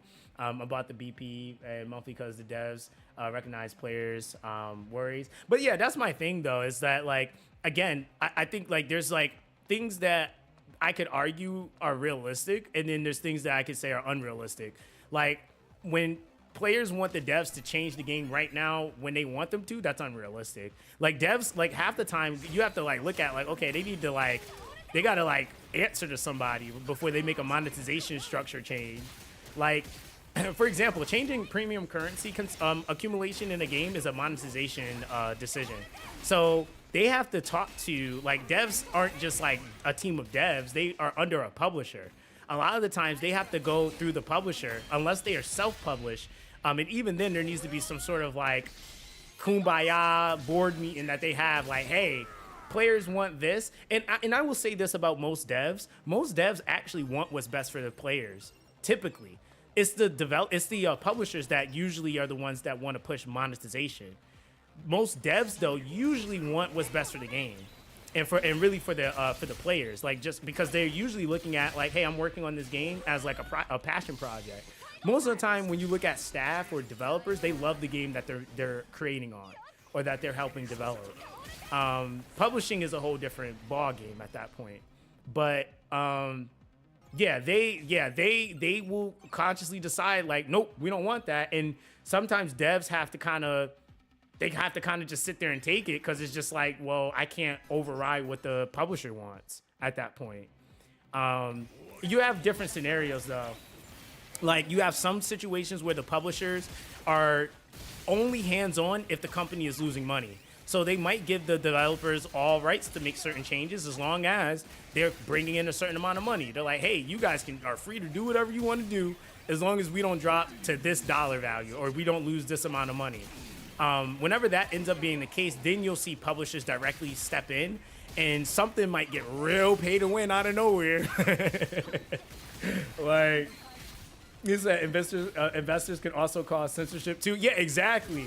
So like that's like also the thing too. Is like I feel like, and I spoke about this before, is that I feel like sometimes we get really good games, and before they're even able to really establish or do things, we kill them off. Like the games don't kill them themselves off, we do.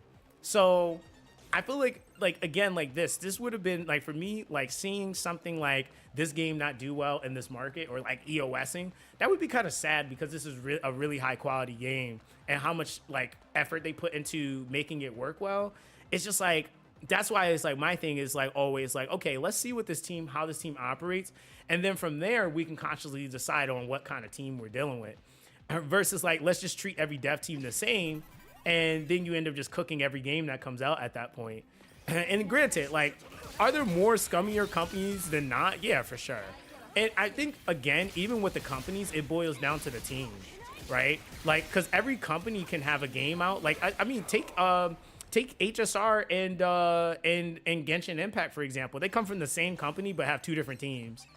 And I could argue that HSR gets treated way better than Genshin Impact. like it's just like, it's not even that's not even a debate. Like, they do. And so that's just like one of those things that like players can kind of see in a situation where it's like, damn, same company, but they treat those projects totally different, and they're two different teams. You said people said HSR would die because it's turn-based. Bro, I don't, like, that's what I mean. Like, that's why you get to the point, and this is why I always try to tell younger creators too. It's like, bro, you really get to the point where you realize like it's just a thing that happens. I remember like that same thing that you're mentioning with HSR. Like, HSR's dead game. Nobody wants to play this type of game. Who even likes these types of games? I never seen so many people talking so much garbage about a game like that. Like, I was like, I thought people love turn-based games. I think turn-based games are lit. Like, and I would have been okay if people just been like, hey, turn-based ain't my cup of tea. That's fine. Everybody's entitled to that because you have your preferences. But people were like really going crazy about it. They're like, no, this game is ass. I was like, really? Like, they were going hard. And then when you see like grossing, I always say, hey man, before I speak, let's see what grossing looks like, right? They did the same thing to Triple Z too. Triple Z trash game. That game outgrossed this first month HSR and Genshin Impact combined. Like, their first month. So, and I'm like, this is just the game that everybody said was dead, yo? I'm so confused. Like, 'cause obviously, like, and that's one thing that I had to learn in these spaces. The YouTubers, and this is including myself, right? And this is why I always make it clear at this point, because I made a lot of mistakes when I first started like creating, where I made a lot of statements based around I made statements where it was under the impression that this is what everybody thinks, this is what everybody feels. But in reality, there's a lot of players that do not give a shit about what you're talking about. They don't even care. They don't even feel the way that you do. Like, they're like, you're sitting there complaining about monetization on a video, and they're just like, hey, bro, I got my favorite character.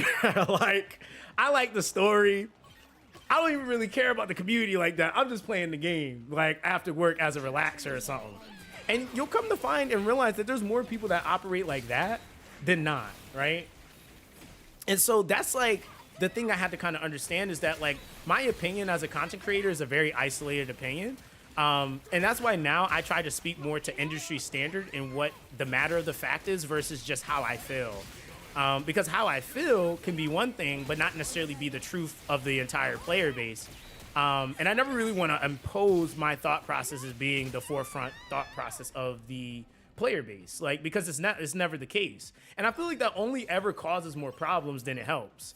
Like, I feel like you usually have more problems when you do that. Like, oh, well, everybody in the community feels this way, but who's everybody? Like, you know, like, you have to be able to answer that question. And so that's why you won't see me really, like, I don't make drama content. Like, honestly, I just don't see the point. If it's not a constructive video on how how the situation can be fixed, I'm not gonna make a video on it. Like, I don't care what it is. And it's just simply because I feel like it doesn't help the game, it only hurts it. When you put out a negative video, and then say like new players or somebody new wants to figure out like if they want to play that game, more than likely there's a high probability that negative video might be the first video they see, and then they're gonna hear you ranting or raging, and then they're like, oh wow, this game really has issues, I'm good. But that could literally be like a 1% issue thing, but 99% of the game in other aspects is good, right? So it's like, so I'm like, I don't want to do that. And I feel like, again, I wanted players to actually give this game a try. So I think that's why, like, at least amongst me and the creator friends I have, we were like, well, let's play the game and we're just gonna make content, you know? And people can actually see, like, this is how the game works, this is how it plays. And everything else is just kind of as it comes. So if they fix stuff, then that's great. But that was also the reason why I played with the MC, so that I could show and like show the value of those characters. Like, hey, listen, I get the gacha might be a certain way right now, but like you can still get through the content, save up stuff for the things you want, and then kind of go from there if you really want to still play the game.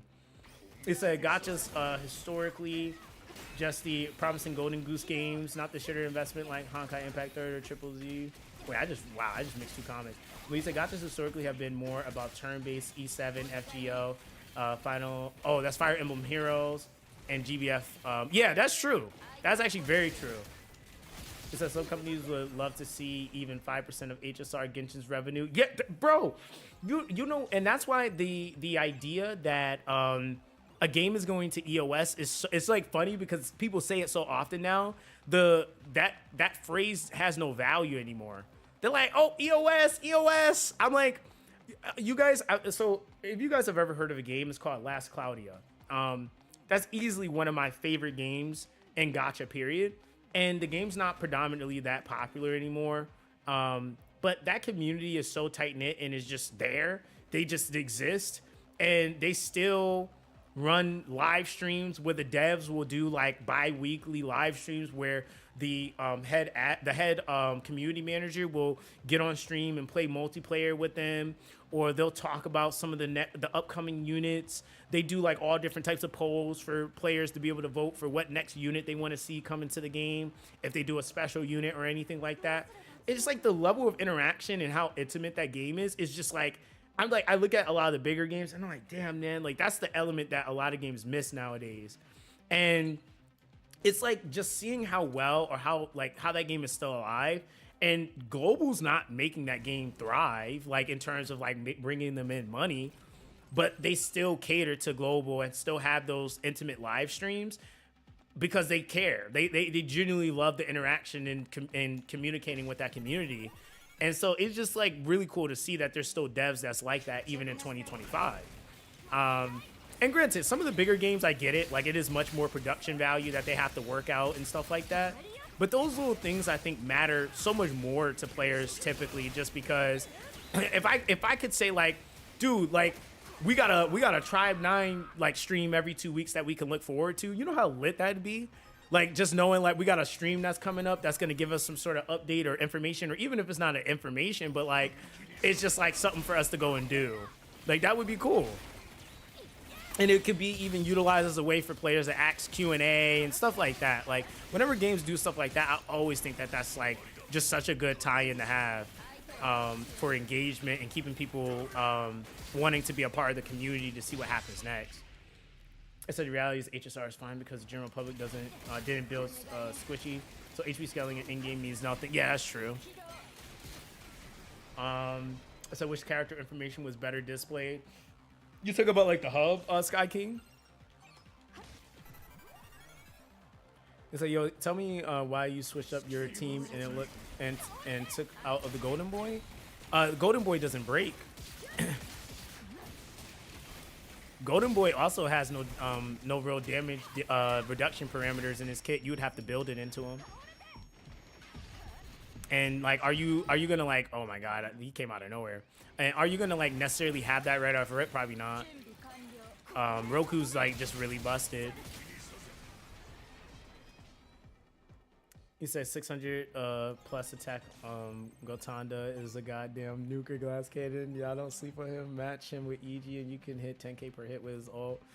Don't sleep on his attack buff. Thank me later. He said, anyone know what the respawn timer is on WoW mini bosses? I have no idea, Ken, actually. That's what I think somebody was asking about that earlier.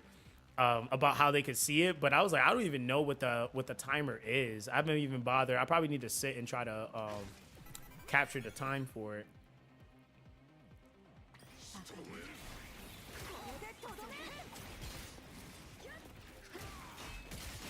Oh, is it a seasonal buff? I always try to find a janky way of catching those parries. Because you can like dash in from the side and still hit parry windows, which is kind of funny. There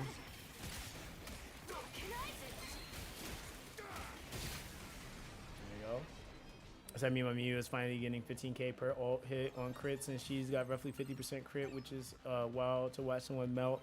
If I manage to get a ton of crits, that's honestly really good numbers. That's really good numbers. That means you have a good amount of attack on her too, and good crit damage to some degree.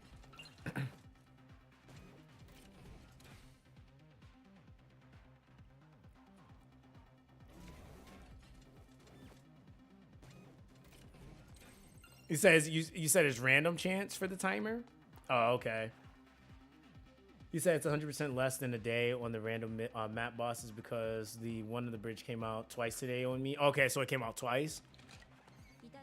But you know what's kind of funny is that you can technically just do the Fractal Vice and they just spawn in there.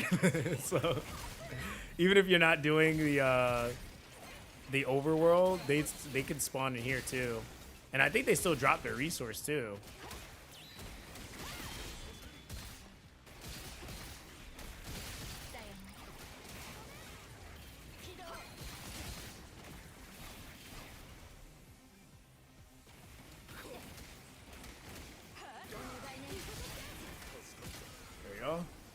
It's like potential modifiers and saying you want to do the last two before you put in action value.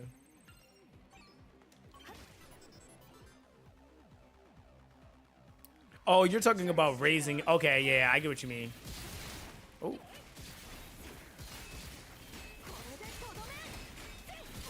And that makes sense because, yeah, the crystal, well, I mean, the crystal is her entire gimmick, so.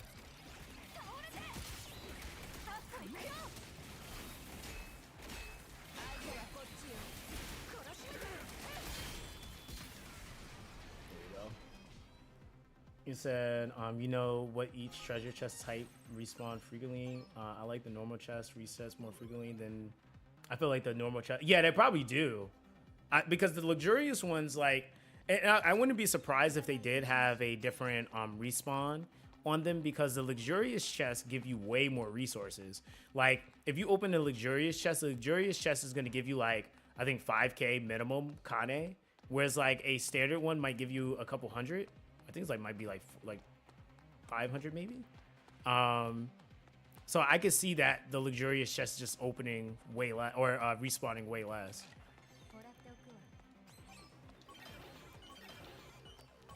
Oh damn, that's another damage cut one with crit rate and okay, damn, we kind of cooking. That was a good piece.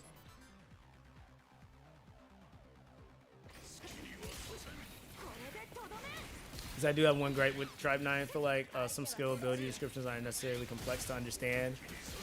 I mean, that's the thing I feel like with this whole game is like they made some characters very you have to play them to know because it's just like there's some characters. I think that's why like playtesting is the best thing you can do because like yeah, I can definitely see the description nature or descriptions on the characters being like mad just complex.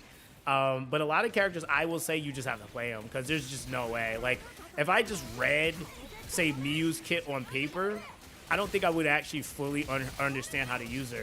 Kind of the same thing with Semba, too. Like, I think, like, there's certain things that you, like, mechanically have to see to really understand how the character works. Because, like, in theory, we can probably get an idea. But I also feel like the more and the longer that you play this game, too, you're just going to have a better idea of what certain things will work and what's not going to work. Or how things might work. So also kind of sucks that Fractal Vice chests do not reset. Probably weekly basis. Yeah, it's weekly. The chests reset when the whole entire dungeon itself resets. I mean, that's okay, though, I guess, because what it does is... you basically have to go back into the overworld and just farm there. Yeah, you just kind of farm there. You said what day Fractal Vice reset? I don't even know if I can look at it right now. I'll check it once I go back. Yeah, because you have the monthly reset and then you have the weekly one. So people don't understand simple mechanics. They don't understand you need to stack her full charge and set up AoE before the drag. Yeah, there was a lot of stuff. The homie Sion was showing me her, like, even like her charge shot. Like, some people use it to like kind of move around and get out of the way of certain things, but it's actually something you can utilize to replace her ability. And I was like, what the hell? Like, it's like those little things. Like, it's just like that's what's gonna separate somebody that plays her well versus somebody that plays her amazingly, you know? Oh, damn.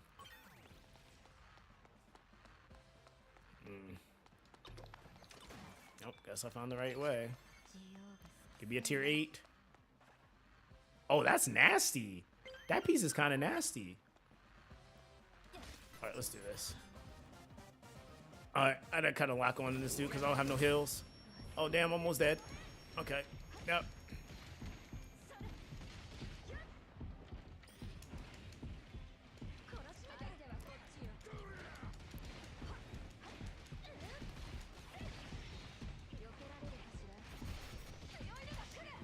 I gotta stand near my tank a little bit. So when she throws the heals, it heals him too. There we go.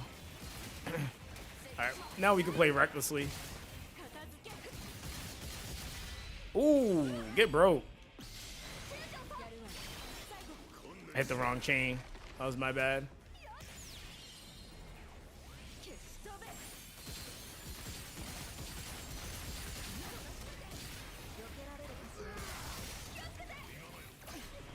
Oh my god, that still hit me? Bruh, I didn't even move. That's so dumb.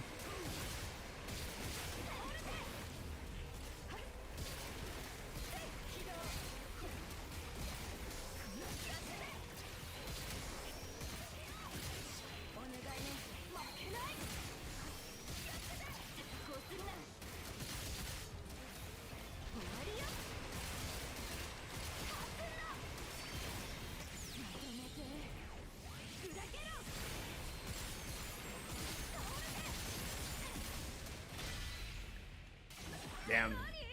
That's a crazy way to chain the boss, bro. That's a crazy way to chain the boss. Damn. You said, hopefully your special trust at the end also resets weekly because judging by the EX ranks past the original. Yeah, they would have to if we're going to be able to build those up consistently. So I feel like there's so many words and descriptions like courage that means 10% crit chance. I like better if they just said crit chance instead of having to remember all these meanings.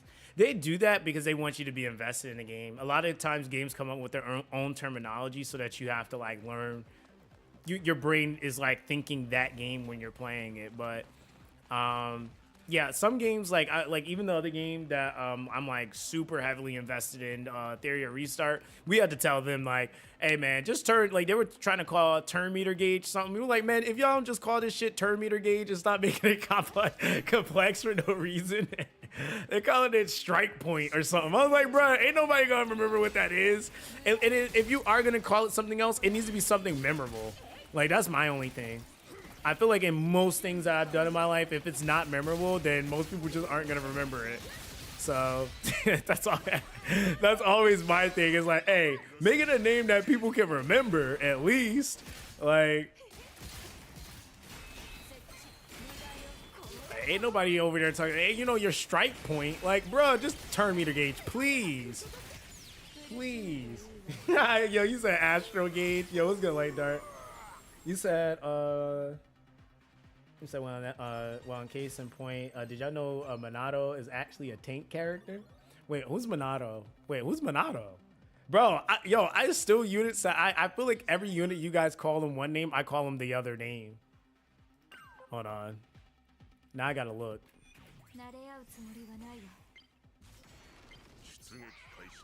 Who's Minato, bro? Asantro. Wait, do I not have him yet? I don't think I do. You said the small XB player?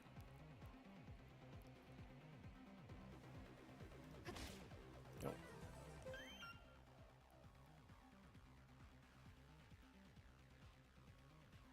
What, Santoro?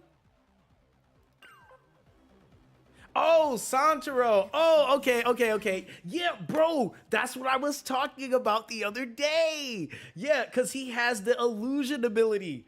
That man can just straight up wiggle out of a move and you ain't do nothing. Like, I'm like, yo, he be cooking. I mean, granted, you gotta proc that shit, but yeah. But that's what I was saying too with the way that he blocks. I like how he blocks because it's like a forward. It's almost kind of like I noticed that something they did with some of the tank characters, they gave them parries that are very straightforward. They're very like linear to them. Like when you do like Roku's parry, it's very straight. Like he shoulder charges into it. Same thing with like Santaros. It's like the pitching mitt. He just puts his hand straight out. Like versus like when I'm using Miyu, she's doing a goddamn backflip. I'm like, yo, I be feeling like my windows of how I have to time that is odd sometimes. But yeah, it's like stuff like that. But yeah, I can definitely see that. Because yeah, he's fun. He's actually a really fun character. Did you pull him by any chance, Sion?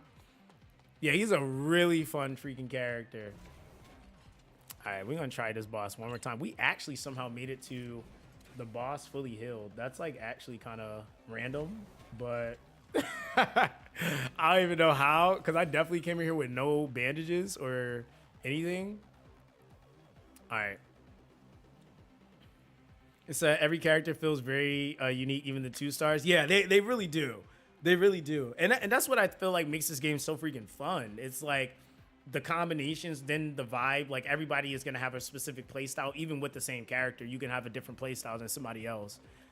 All right, here we go.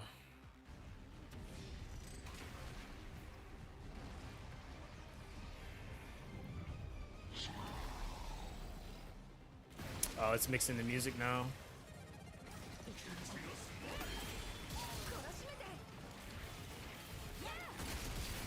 Okay, don't give me the parry, even though I did it, but that's cool. I'm moving. He's gonna. Nope, it's not giving it to me. That's fair. Yo, this slow is so annoying. All right, let me just recoup. I'll just do that.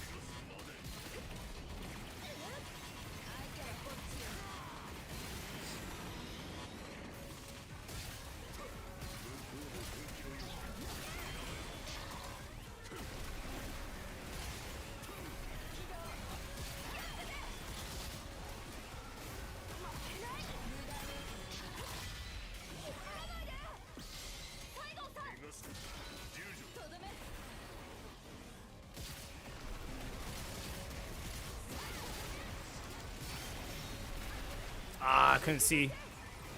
That's fine.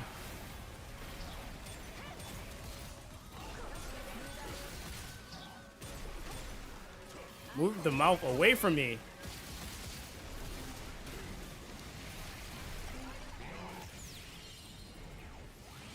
I might have did that a little too early.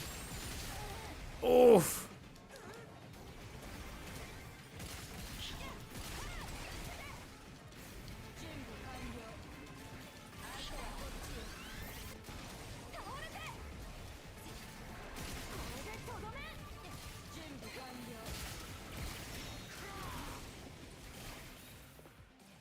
Christ.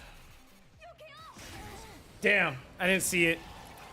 That one always gets me.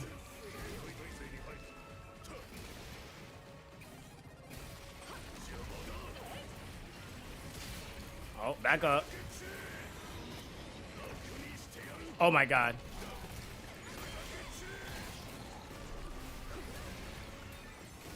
You need to heal yourself, goddammit!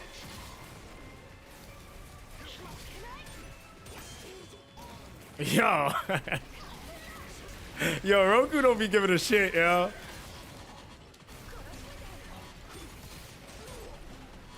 Get up!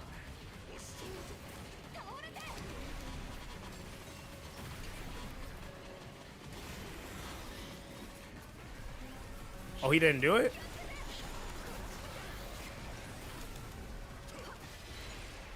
Oh, let's see.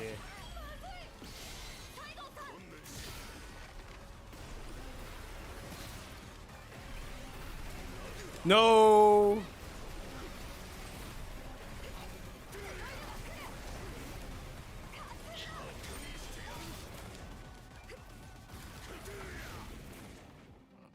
This one is the hardest to dodge with him. Roll, bitch! Yo. Oh my God, again?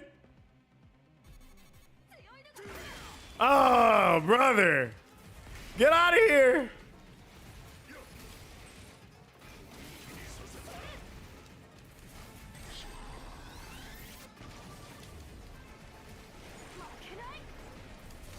Oh, fuck me.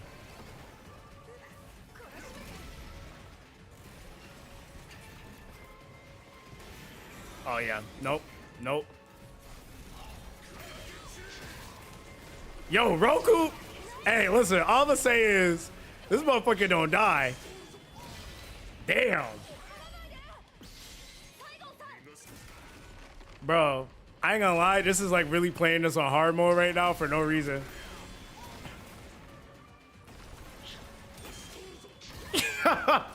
Fuck me. Yo, get up.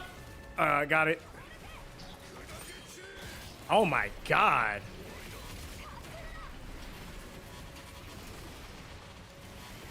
Is he going to Vortex? No, he's not.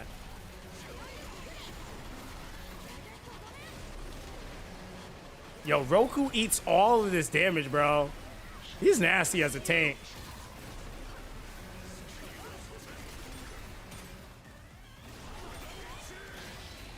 Yo, Roku is nuts. What the fuck? I didn't know he could really, like, I've like seen him take the damage, but he really can take this damage, bro. Bro, I might be able to beat the boss like this. Like, this is like straight BS though, but still. If I do it like this, yo, there's no fucking excuse, bro. I swear.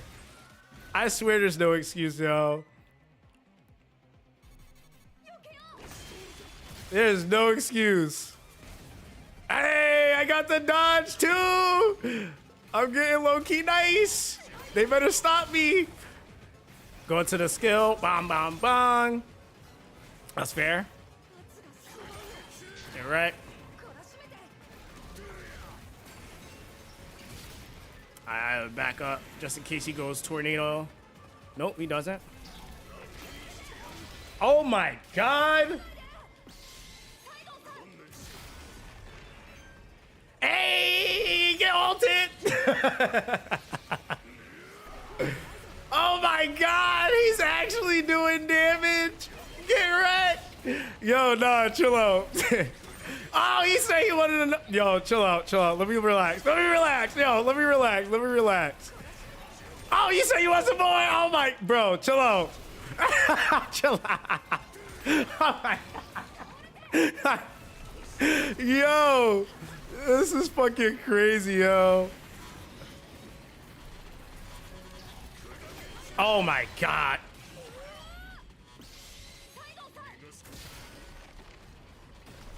Yo.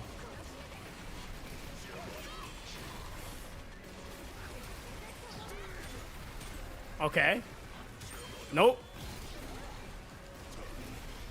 And he self heals too.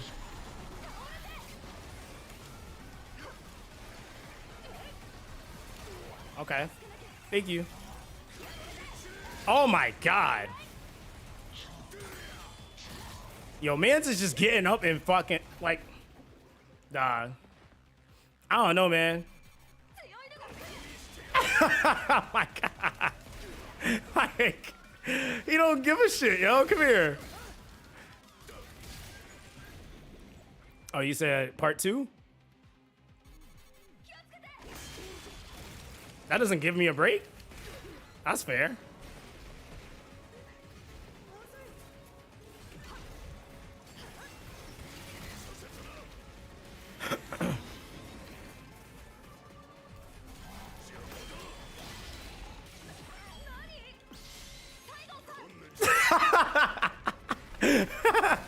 Yep, he's D tier. Yeah, he's definitely D tier, brother.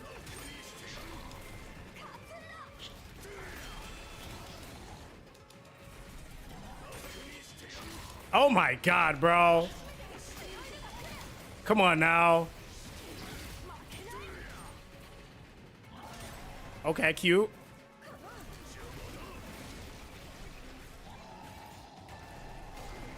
He can take, bro.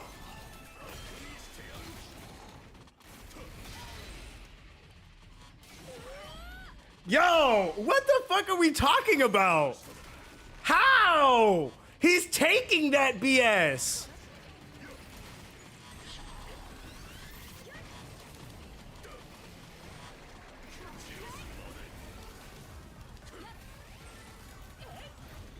Yo, if I see any more slander on Roku, bro, I'm slapping somebody. I let that hit me, by the way. I just wanted to see. This guy is fucking ridiculous.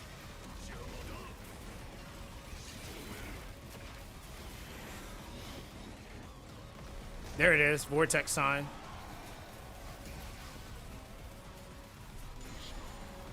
There's the beam. Oh my god, couldn't stop that, but.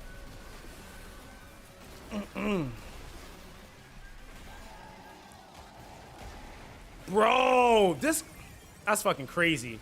He tanks that whole phase.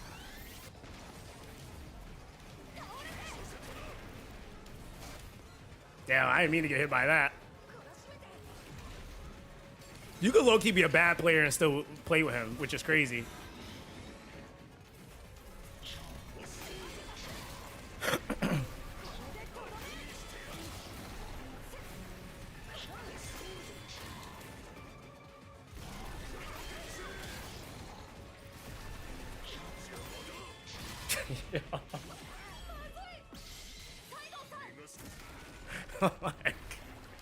Come the fuck on, man.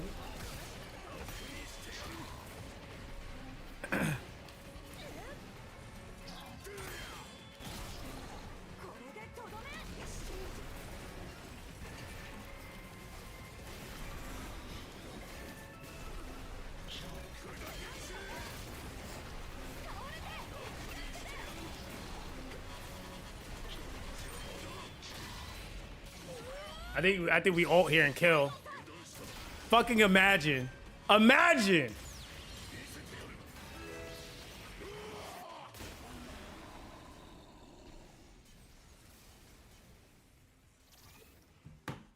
All right, guys, it was nice seeing you today. I hope y'all all have an amazing day. Stay blessed, and I'll see y'all tomorrow. That's so fucking dumb. Y'all stay blessed. Y'all have a good one. It was nice seeing y'all, you know? Yeah, it's a 70% resist with block. Yeah, 70% damage reduction is what he gets, bro. 70% damage reduction with his block. Now, mind you, I wasn't even really using his block. I wasn't even using his block like that. I only used it when the shark jumped in the air. The rest of that is just his innate kit. That's just his innate kit. You said shark disco. Like, yo, man. Let me get him out of here. I'm not even doing it for nothing. I just did that for what? I ain't gained nothing for doing that. I'm just in here being extra at this point. Like, bro, dude is so broken. Yo, and you know what's funny? That was my first time doing it. I was just like, you know what? I probably could do it. I just never bothered doing it. And what's crazy is the AI. Like, I know a lot of people will say like the healer. He said you literally ain't gained nothing. That's because I hit all my weekly caps too. So nothing I can do.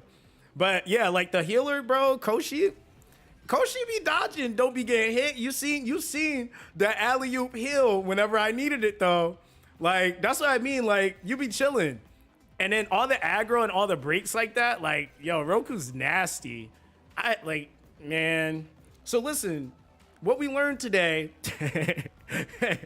is a friendly neighborhood Roku should be on your account, you know? Dude's busted. He said, imagine D-tier climbing.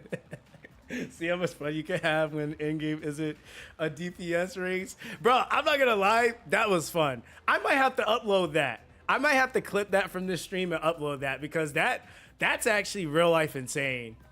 Like, the fact that you can do that in the first place, a lot of people aren't gonna believe it until they see it anyway. They're gonna like, nah, he capping. Like, bro, I basically soloed the bot. Like, me who technically did some damage, it probably would have taken me maybe like 30 minutes if I didn't have that Miyu damage in the beginning. But just knowing that he can freaking solo the boss is kind of crazy. You said what set you got on him? Defender Paladin? No, I think it's broken. Like, Roku is just broken. Anyway, but I think my set on him is broken actually.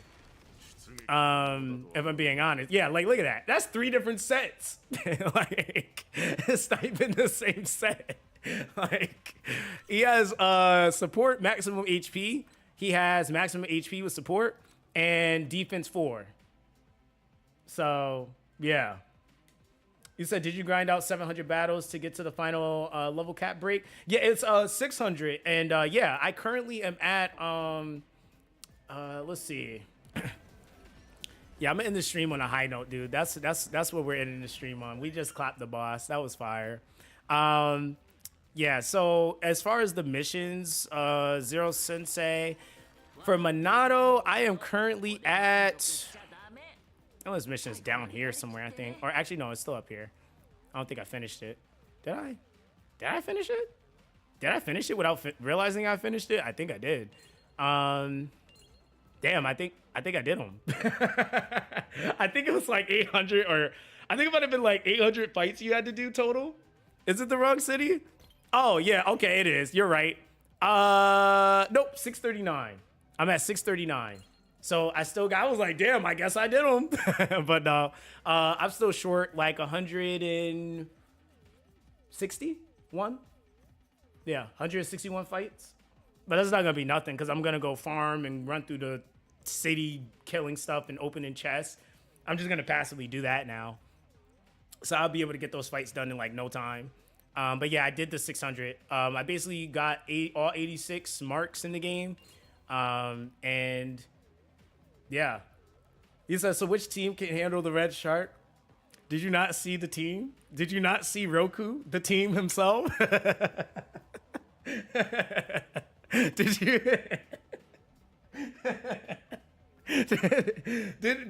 Did you not witness Roku, the team himself? Like, Roku was just standing. He said, like, Roku's basically the like he's basically Gojo. He's like, I gotta step in now. All right, cool. Like, like. That's literally what it is. I mean, I'm gonna be real with you. Roku is he's a very slow playstyle, but the abilities that he has, like for example, his shoulder charge that he does for his parry is actually a really fast move.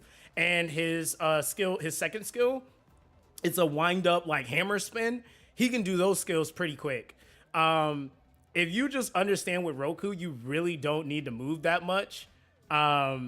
you just have to time his abilities. I don't know if you noticed, but the shark was doing that spin tail thing. He would like do the loop in the circle, and then he would go back to the center, right? But all I would do was move a little bit forward and dash into it, because that's what his parry does. He has a dash forward parry window or parry. So all I have to know is what time I need to be there, and I hit that button for me to go straight into it. So he has an absolutely like disgusting parry, and it also works in short scenarios where the shark is biting you, because it's a fast dash. It's just an instant like that, versus like when you use like a character like Miyu, it's a whole flip that you have to do. Like it's like a I don't want to say it's a more drawn out action, but it is more drawn out. And I noticed that in some of the animations, that's kind of the case. That's why I said with the tankier characters or the tank characters, they have more of a straightforward kind of push type of parry versus like some of the other ones. You said same with Yo. Yeah, exactly. He said, this is why I don't believe in tier lists. With the concept of Fast and Furious, it's not the car, it's the driver. It's not the character, it's the player. Yes, sir. Yes, sir. Hey, man, listen. I'm not even that good at this game. I'm okay. I'm really not good at this game. I'm okay. There's still a lot that I need to learn. There's still a lot of tech that's in the game that I don't know. And I'm still figuring it out too. But anytime I learn something, I share it with you guys. That's kind of how I make my content. But yeah, man, I'm actually kind of glad that ended up happening. That wasn't even intentional. You said, can Q tank the red shark? Maybe. I'm not sure. I mean, the thing that's kind of cool is that technically you probably could get Q to maybe do it reasonably. Like I said, the main reason why he's even able to do that, like, just to show the stat parameter that he has. Yeah, and that's what I mean. Like, you would have to like kind of emphasize building into damage cut, but I don't think it would even remotely touch the amount of damage cut that Roku can get. So like, for example, his defense. So this is another thing about him. Every stat that he has of rage increases his defense as well. He gets 5% defense stack. So it's like really almost no character that's going to touch him defense scaling wise. This is one skill, by the way. And then in this skill, mind you, when he uses his strategy skill, he also gets a 70% damage reduction. 70.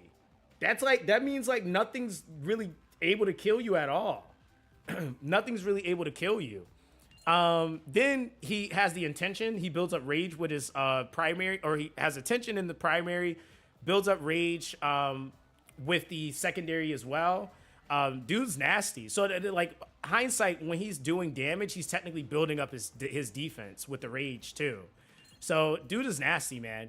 And then when you use his ult scales off of how much rage he has. So he basically is a defense scaling ult tank. Like, I guess. Like, dude is just broken. And then even with his follow-up attack pulls aggro. That's one thing I like will say in a lot of games we don't get. A lot of games will gauge aggro based off of DPS. Yeah, and that's fine. You just build back up his stacks. Even without the stacks, this move still gives him a 70% damage reduction. So even though the stacks disappear, he still has a 70% damage reduction. So it doesn't matter. It doesn't matter. The rage disappears. He's just going to build it right back up. And so at that point, you're chilling. Like, you're genuinely chilling with him. And keep in mind, all this move is shock absorber. He's literally standing there with his hammer like this. And he's just eating hits. That's it. And then when you're ready for the open window to do something, you can go into his other skill. And so, yeah, dude, like I said, you've seen it. I'm just saying. Now, as far as my investment, I just took him to rank 3. When I beat that fight initially, he was rank 2. So, in terms of investment in his passive, not much. The only thing I had invested was actually his survival instincts, which is literally increasing his maximum HP, defense, and max stamina. That's it. I didn't have anything else invested in him. So that's why I said this character is kind of nuts, because even with slim to no investment, I would say yes, you still want to have some decent Pattymon on him, but even slim to no investment, this character still worked. And again, I don't have a whole bunch of things that's like, you know, super DPS or anything. I would just break countering basically that whole fight. So he's nuts. So yeah, him and like I said, the freebie healer, she just stands there and heals you while you be a tank god. so it's crazy. You said Q has a skill or passive proc. Let me see what Q has. Because he might be able to do something realistically close, but I don't know if it's gonna be as high. Well, you talking about yo, what's up, Bones? You talking about Kazuki? No, he's not in the game yet. They did not drop him on the release, so he's probably gonna drop with a limited banner. Let's see. Let's pull up Roku real quick. So either a healer or a tank on the team. You don't need both, correct? For that fight, I'm gonna be real with you. You kind of tripping if you go in there first time thinking you're not gonna have a healer. I will say this, right? The damage reduction is up to a certain extent. If you had more investment in Roku, his passive healing would be a little bit more consistent in the quantity of health that he would get back. But like running him at such low investment, you have to run a healer with him. I would say that like with the healer, like a healer like Simba or Koshi, you're fine. I mean, realistically. And the other thing is that if you bring Koshi, for example, Koshi still is applying break damage, right? A lot of people like will knock her and put her to, or knock him, sorry, and put him to the side, but he still does break damage. So he still does more break damage than like just a straightforward using Simba. And I don't know how the AI would play her, but the one thing the AI primarily does with Koshi is using this damn secondary skill, where it's just a big slash. It just uses it all the time. And that's why I said you have to kind of look at what the AI does.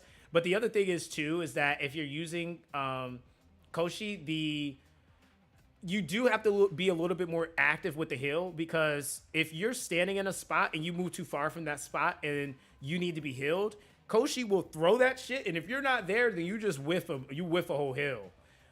So one thing that I'm mindful of when I'm playing is if I look at my health and I see my Roku and say like my Miyu's health is low, I will move closer to my Roku so that she can heal us both at the same time. Otherwise, if I'm on the other part of the map and he's on one part, when she throws that heal, I'm only going to be getting it, or he might get it. It's whoever gets the lower HP value threshold first. That's the character that the AI is going to prioritize. You said Miyu could have survived if you did run sprinting instead of waiting for the shark jump. Possibly. I mean, hey, it is what it is. I beat it now. Was that like 2 or 3 times now? And the first time I did it, she survived. So, I mean, it just all depends. My whole team survived the first time I did it. That just so happened to be an anomaly run, and I just kept playing. That's why I always say, too, like, sometimes it be those types of runs where you just keep doing stuff and magic can just happen like that. So that's a little random, but hey, it happened. But yeah, so yeah, that's ultimately like that, right?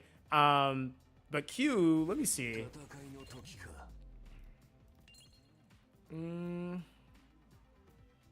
So the big question is, so primary attacks, so perfect evasion deflects himself, so he gets a certain madness consumed. The action is converted into frantic impel. Frantic impel is a strategy skill that can be considered as evasion. Okay.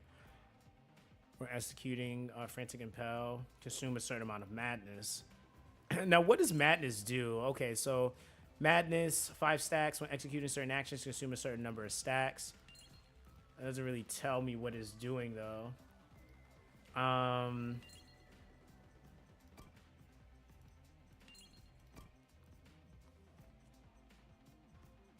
So is madness increasing his break damage, or is it increasing his action damage?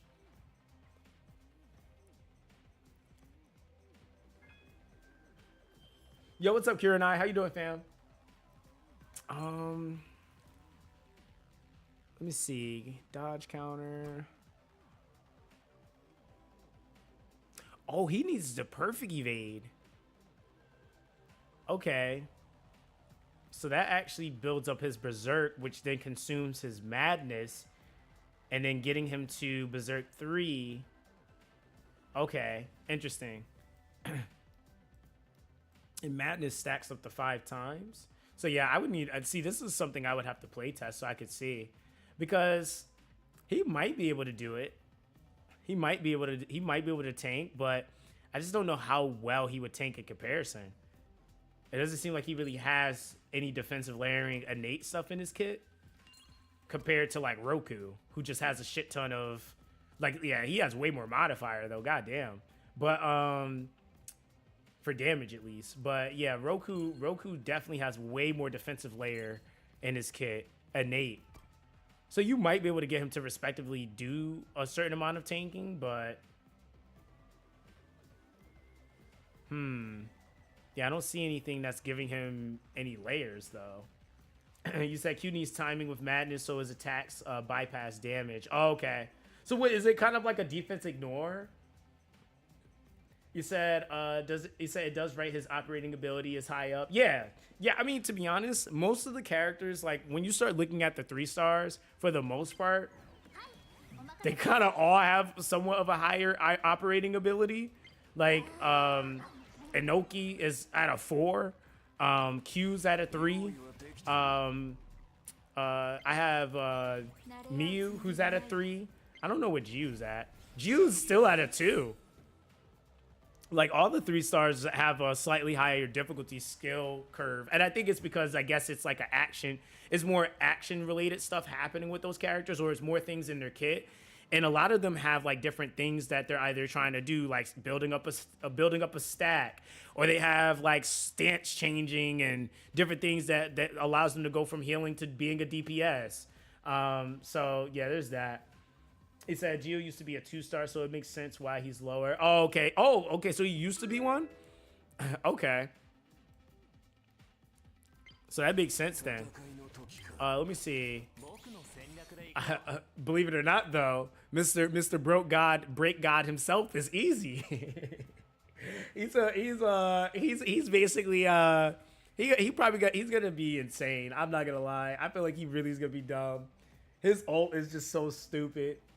You said taking daily cane is more important than T points, right? Well, at the point at where I'm at, Kane is more important. When you're first working up your account, T points is. So early game, T points, late game is Kane. Because when you're trying to get and like figure out what you want to build, you're going to be spending some of your T points. So you want to accumulate some so you can at least try out stuff, right? And it's not going to eat up a ton of Kane. You really don't eat up a ton of Kane literally until you get, like, I realized it was about to get nuts for Kane as soon as I bought the recipe for the par, which is after you clear chapter 2. That cost me 1 million Kane. I was like, oh yeah, the game is about to rip you apart. They do that on purpose to almost kind of reset you, and they basically make you like have to refarm it up to build your stuff. But in reality, it's like yeah, does it suck you lose a million Kane? Because that could have went into characters, sure. But it's also necessary for you to get that item because that item will help you with your gear. So it's like I gotta kind of do it because I thought they were gonna be like, oh, 10K, because the other items or recipes cost 10K. And then they were like, nope, 1 million. I was like, bruh. I was like, how you gonna do that, man? You said Gio was made to be garbage, not gonna lie. I gotta try him. He might be again. I gotta try him because they're going around calling Roku D tier, but my boy can literally solo shark, yo. I just showed it. He can do it. It wasn't me lying. I didn't even say it. I just did it. I didn't even tell chat I was gonna do that. I didn't even know I was about to do it, but I just did it. He can do it. He said, when you tell me I didn't have enough and I was broke, I was like, okay. Yeah. Like, bro, I'm telling you, like, I was seeing that and I was like, nope. I was like, Kane it is. And I'm switching all my daily routine. He said, just wait until you see TP costs of 3-star cards, 40 to 50. It's almost like 600K TP and 200K-ish Kane. Yeah, Glenn, and you know what? That's a valid point. But I also will say that, like, the first thing you're going to probably invest in more than likely will be your characters. And unfortunately, Kane gets used in everything, TP doesn't. That's the only reason why it becomes like that shift, because you need Kane in order to rank up your characters. You would need Kane in order to even invest in or work on your tension cards if you wanted to. And if you're leveling outside of naturally leveling, then you have to use Kane for that too. So Kane just gets used like way more. Granted, you can kind of skimp out of that. And that's the one thing that's nice about the game, is that if you do decide to go for TP instead, you can basically go and invest in you can basically just go and do things organically. So that's how you'll do it on your own. My roadblock that I came across wasn't so much that I didn't just have the Kane. It was the fact that I built up other stuff along the way. So the Kane that I should have accumulated to push me straight into rank 6, I didn't have, right? So realistically, I should be at rank 6 on most, if not all of my units, but I was rubber banding and testing and trying out different things, and I was at least taking some characters to rank 3. That's still a few 100,000 Kane, right? And so if you look at my account, there's only 2 characters I didn't build or invest in to some degree, which is for example, if we go back to my units, the only 2 units I haven't touched in terms of investing resources is Utica and Senju. Those are the only 2. But if you look at my Suki, my Santaro, I put levels and ranks into him. Yo, I put levels and ranks into him. EG, same thing. That's what, 1, 2, 3, 4, 5, 6, 7 characters, right? And that was just so I could test them. And so that resource, like if I was to take the resource that I put into my Suki, into my Santaro, into my Yo, into my EG, and dump that into the main 3 that I'm using now, and then also including the tension cards that I built up just to test, right? There's some tension cards that I'm not even using any of these, and I would have had more resources at that point, right? And so like if I would have take all that and dumped them into those characters for that, I would be at rank 6 for my main team more than likely, because I'm at probably damn near 100 hours over, if not close to at this point. You said you low on Kane bars over EG's pockets, not for real. You said the usual tier list BS. Yeah, basically. You said, does the Patimon booster affect the specific character substats? It affects the specific item that you select. So if you pick that, and not affect that item, but it gives the chance of you finding or having a higher probability of finding gear with those specific substats. That's essentially what you're using it for. So like if you get a really good piece that has substats that you're trying to aim for, then you would use a par booster on that specific piece of gear on that character, you know? You said I'm only 50 hours. Bro, that's still good. Yeah, even with slacking a couple days to probably give yourself some rest or just a mental break, it's still good. He said support points are crazy. Mamiya used to do like 80k tops with chain skill critical damage, and now some changes went to 124k non-crit, so it should be around 240 crit. Since she has 105% crit damage, yeah, that's crazy, damn. And that's what you reallocating your rank up points. He said the AI is so good at dodging damage. The non-boss battle that killed one was the gym rat drone bullet hell. Yeah, I mean, honestly, yeah, that one is pretty hard because that just is an AoE map thing.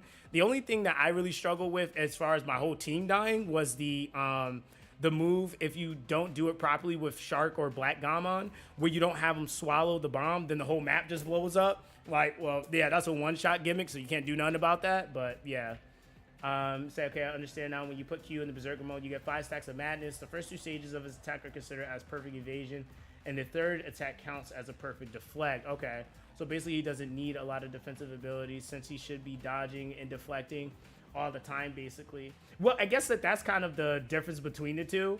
That would also then mean that you would need to be good at understanding at what points to dodge, right? And some of the people playing the game don't actually know those windows still. And that's kind of like almost like parry windows, right? Like there's the windows for dodging and then there's the windows for parrying. The way that that Roku plays, he's basically I'm gonna stand there and still do what I want. He's not. You don't have to emphasize anything other than maybe knowing your break windows so that you can break the boss. But a lot of the other parts of his gimmick is just letting him get hit. He could just tank it, which is kind of like, I guess for a less skilled player would probably be a better alternative versus a higher skill-based character that requires you, in order to have that build-up happening, where you're actually making the dodge happen. So it just kind of all depends on like what you're more comfortable with.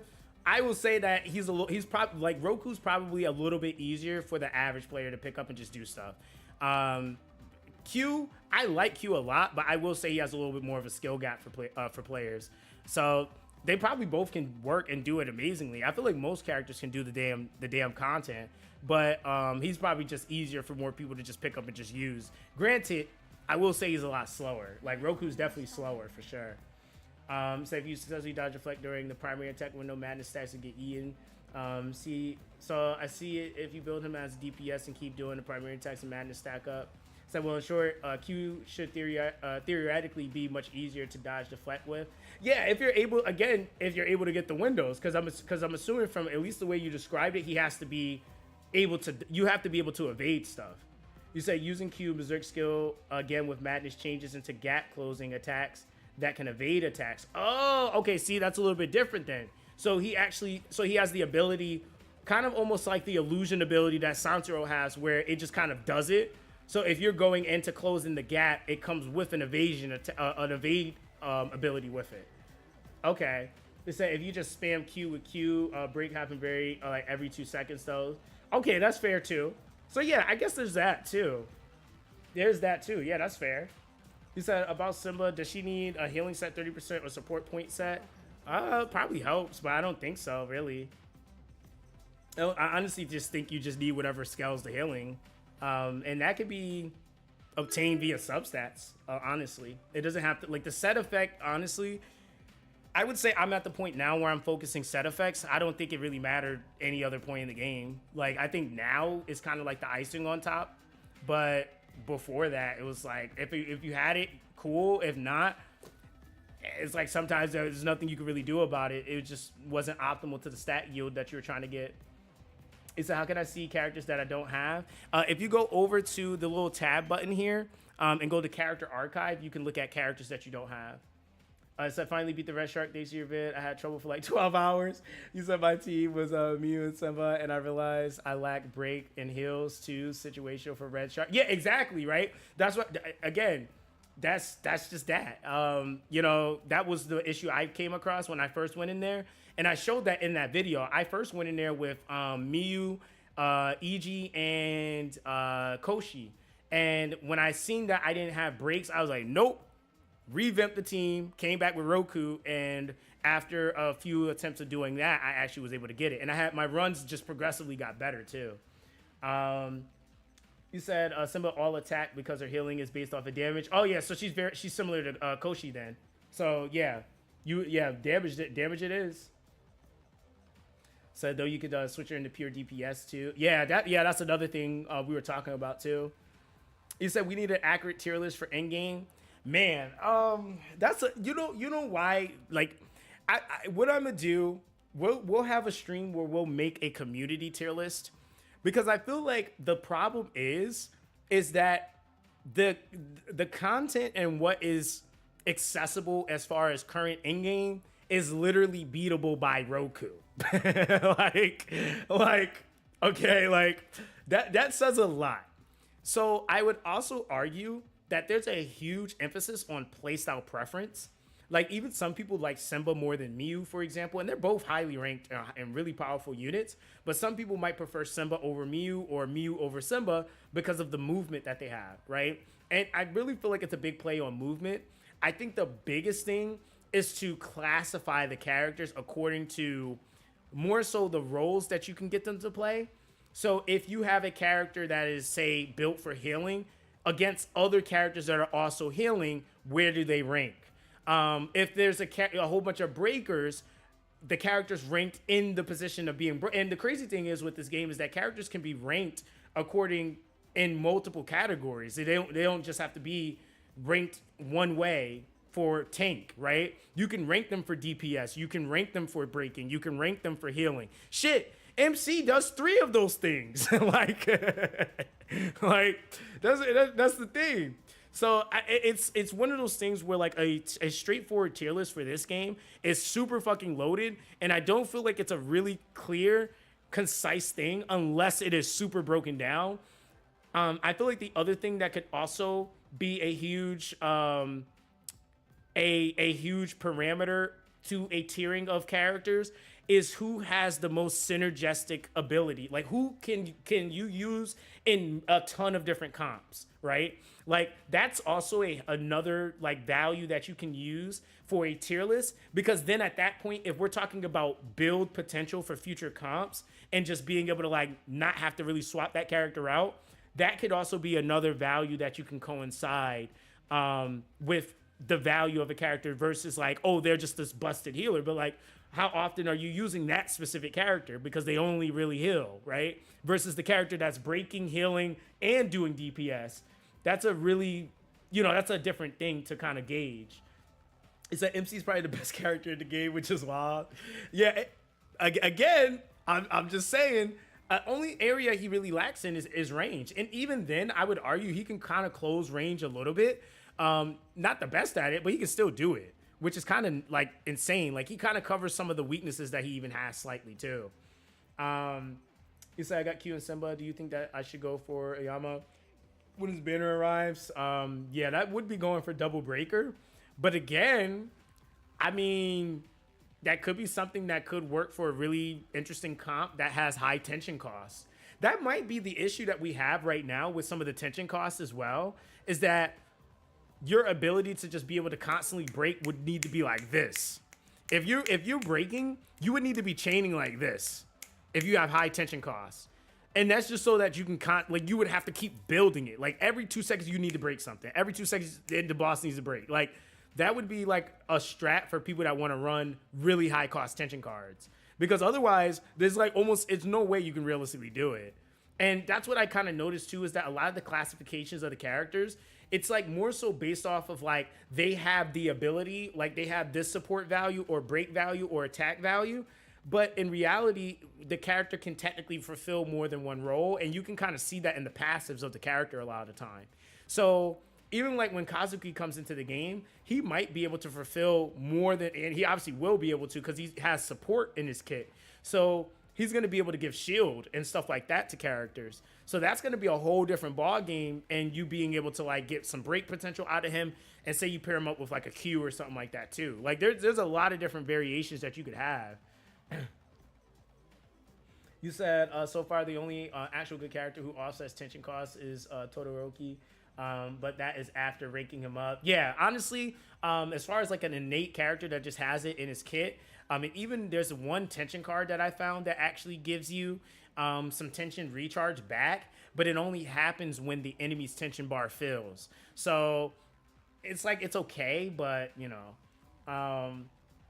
he said both are great. What Miyu is pure DPS, Simba is sub DPS that are able to heal allies. Her multiplier from second skill at level 4 is 900 with 4 hits, so it's 3600, which is a lot. Yeah, that is.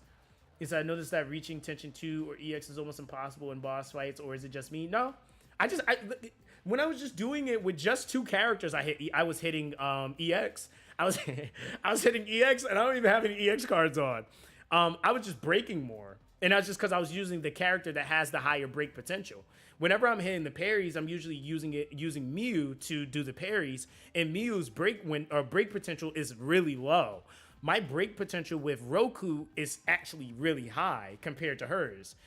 He's 1 bar away from having a 4 node break potential. So I was proccing and building up that, and also I'm not spamming my ult. So it just depends on the comp you're using, right? Like with Miyu, it's really hard to hit EX just simply because her gimmick is about building up her luminous crystal and then spamming her ult when you have that built. More than likely, you're not gonna ever build up enough EX unless you're just breaking that consistently. And if you're using like the comp I'm using, they don't break enough to proc her EX or have the comp EXing enough. I would need to have a full send like dedicated breaker for that. But other than that, I mean, it still fulfills and gets the job done that I'm aiming for, which is to build up her charge or her stacks and an ult, basically. You said must be the cards we're using as well, though, if we're consuming too much tension or something. Yeah, I think that that also is a thing, too. I don't think a lot of cards are meant to be paired together. I think that that's also maybe to create some sort of balance so that you're not getting too much over-tunement happening. Because right now, there's people hitting like 300Ks, you know, 200Ks, 15K, you know, crits per tick and stuff like that. Like, people are doing really good damage right now. It's not like the damage isn't there. Even when I'm fighting the boss or the backgammon boss, I'm ripping almost four HP bars off of him in like the first like minute of the fight. You know, so as soon as I get to the phase where he eats the bomb, he's already halfway dead. You know, so like realistically, the scaling required, I think, to beat the content in the game is not nearly as high as some people might think it is. And it really is certain values that people just aren't investing in, like the passives are scaling some of the characters to the moon versus some other things, you know? He said, yo, what's good, Spio? How you doing, bro? You say you think you're going to be playing this long term? Yeah, I mean, to be honest, the game's really fun. Honestly, as long as they keep handling the game the way they're handling it and implementing content that's challenging and fun to do, I don't see myself not playing this game, to be honest. I think the way that they went about creating the chapters actually made them feel very eventful and meaningful to do. I felt like I earned my progression versus like I just put the game on auto and just let it run. And I noticed that like one of the things that's been kind of happening for me with a lot of these games is I'll become disinterested because I'm not actually really playing them. And I think that that's something that like a lot of players like don't really talk about. Like there's a reason why you're playing 50 gacha games. It's because they're not really interesting you. If most of the games you're playing are always on autopilot and you don't ever really play them, you're not really engaging or generating a what is it called? You're not really driving anything to make you play it. Like if the game is just auto and you just turn around and you watch an anime, like you're probably not really like after a while you're probably not gonna really care. Like it's just kind of how it goes sometimes. You said some cards eat deceptively a lot of tension, like the attack speed one. That one, yeah, the attack speed one is crazy and it's per hit too. You said sorry to be grammar Nazi. You said uninterested, disinterested, which means impartial. Uninterested means bored. Oh yeah, okay, fair. You said I'm able to beat 2 map bosses on Monado, the Gundam boss, and the Bird Gundam. That is super annoying. The throwing super wide range beam. You said so. Yeah, I mean, honestly, congrats on that. You said you were able to beat them. I mean, to be honest, like realistically, those bosses get easier the more you do them. I will say backgammon is still the hardest one for me, but now I don't think so because now I know I can solo it with freaking Roku. So there's that. It was the hardest. It's personally I haven't finished chapter 2. I'm trying to collect everything first, like chest and graffiti. Yeah, I mean that's the thing. Take your time with the game. You don't have to go crazy. You said how many 3 stars do you have on your account? 1. I have 1 3-star in my account. Which is kind of my point. Like I was using literally Roku, Koshi, and MC. Up until like about a little past mid chapter 2. That was it. That's what I was using. Yep. So game is pretty much beatable with the main cast, really. Like as you can see, my Miyu be dying, so there's that.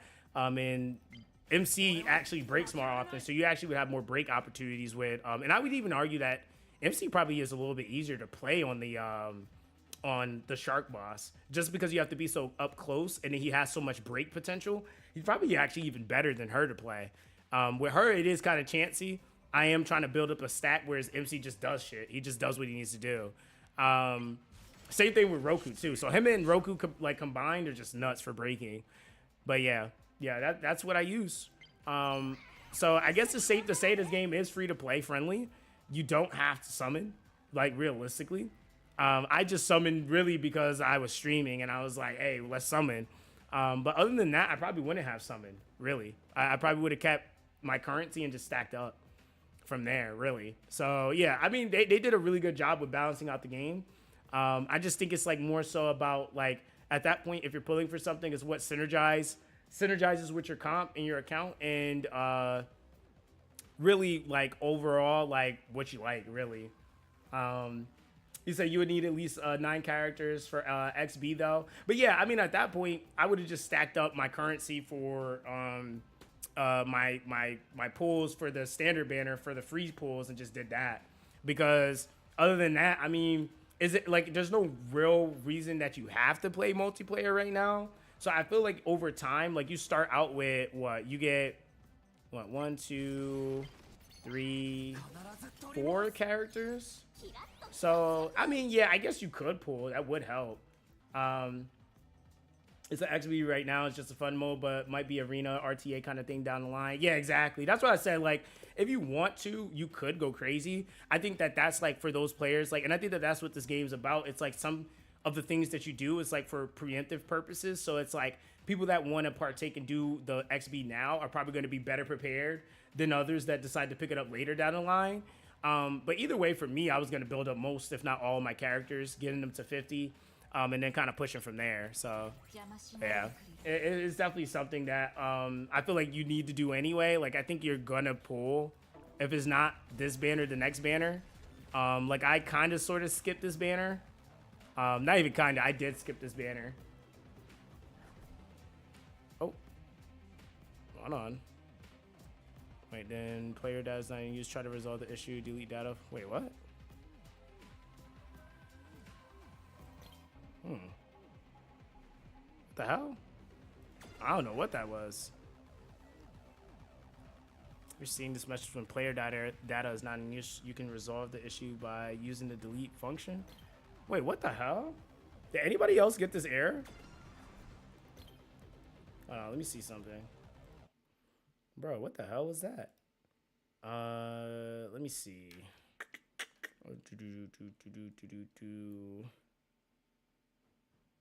You said no, it didn't happen to you?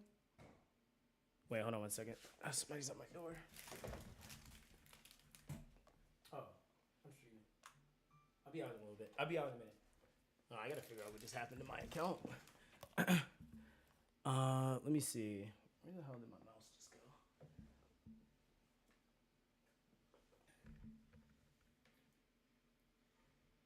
You said you got it too? Just reset the game? Oh, okay. Okay, I was like, hey, yo. You said, I thought you got hacked for a second, bruh. I ain't gonna cap. That's what I was. Well, that or I thought my data got deleted. I was about to cry. I ain't gonna lie to y'all. I would quit the game. Like, I ain't even gonna lie to y'all. I'll be like, hey, y'all, look, y'all seen it live. I mean, ain't nothing I can do. Thanks, now. After watching it live, I can focus on break characters. Yay, fam. Appreciate you for coming through. Yeah, we're gonna be streaming more often. I think what I'm gonna try to do, I'm gonna try to do like an account overview stream to kind of help out more people to their specific account. Because I know like we'll talk about certain things, but people are still gonna be confused. They're gonna be like, what were you talking about? Okay, so it happened to everybody. It's not even letting me launch the game now. Hold on. Let me see. You said, it said just came in. What happened? The game's. I guess the game closed. You said servers might be down. Oh yeah, that is possible. So the game servers might have went down. Let me check and see if they made a post. They might not even know yet. No, they haven't made a post yet. See, this is why it's like really weird that they don't have a Discord. This is like the first game I've seen with no Discord. Because at least in there, you can go and ask like a mod or something. Yeah, I'm trying to reboot the game now. You said Zero. You said Zero shut the game down. He tired of y'all? Nah, for real. He's like, nah, this man went in there and beat the damn last boss with Roku. Get him off the game.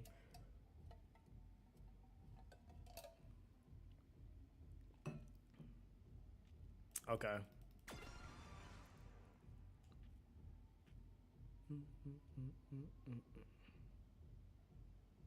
You said we could still reroll. I mean, enough time to catch up for launch limited reward. Yeah. You can still get the launch rewards if you want to reroll. Are you gonna like catch up to us? I mean, sure, maybe, but it would require a good chunk of time if you're starting from a fresh account.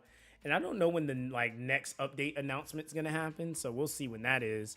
Let me see. Okay, yeah, so we're good. I was like actually kind of scared. I was like, damn, yo, they just blew up my account. But yeah, so I did 10 pulls on the limited banner, and that carries over. So I'm gonna just leave it like that for right now. But I did 80 on the standard banner. I did 80 so far in the standard banner. So it's like we'll see what happens in the near future. I'm probably gonna do a big summon session. I might try to catch up and get some stuff. We'll see what happens, because I want to test more stuff out. So I think that's definitely something I'm gonna do. You said one of the dev newsletters said there is an event that they haven't announced yet, so looking forward to it in the coming weeks. Oh yeah, that is true. They did say there was a lot of stuff that they were going to be dropping in the game that we just didn't get yet. Yeah, so we're gonna be cooking. We're gonna be cooking. But yeah, just to answer that question though, like, yeah, I'm gonna be playing the game. I mean, if I wasn't interested, like, this game has a lot of manual grinding. If I really wasn't gonna play this game, I would have stopped playing already, because it's a lot of manual grind. You said there's an XP ranking event, an event that plays like Muse Dash. Oh, really? You said Wells are gonna cook the XP event? Yeah. But see, what's interesting though is if you yeah, that's gonna affect your they're gonna have way more freaking points on their units. So yeah, we might get rotated. That's gonna be interesting. So looking forward to it. Glad to see you on another game. Might be the push. I need to get into this. Yeah, I mean, I know tomorrow we're gonna be streaming. I think tomorrow or the 27th. I gotta check the exact time, but it might be tomorrow. But the Hidden Ones beta is happening, or pre-alpha. So I'm actually really excited about that, because that's a PvP like co-op game. And so yeah, that game is like looking super sick. So yeah, I'm definitely gonna be streaming that too. So I'm kind of doing more variety content, and just kind of playing games I like, man, and sharing it, and that's that. He says, okay, some of the wells will get filtered from the game's difficulty. Okay, if they do that, it probably won't be so bad then. The game's fun. I was about to quit because bad launch rewards, but devs listen. We still want the skip button. Yeah, a lot of people do still want it. They said that they, again, were collecting data to specifically figure out how they wanted to re-implement it. So they never said that they weren't going to have it, I guess. They just said that the way they had it, they took it out, but they're trying to collect data from the launch to figure out how they want to re-implement it, which I guess is okay. So they kind of were upfront about that and transparent.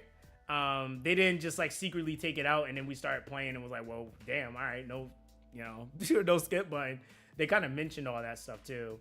He said the only improvement we need is Fractal Vice gems, update, upgrade. Well, that's the thing. I feel like after I kind of calculated how many gems actually exist in the game, maybe a slight upgrade would be okay, but they don't have to go too crazy, because there's actually quite a bit on a regular basis that you can get.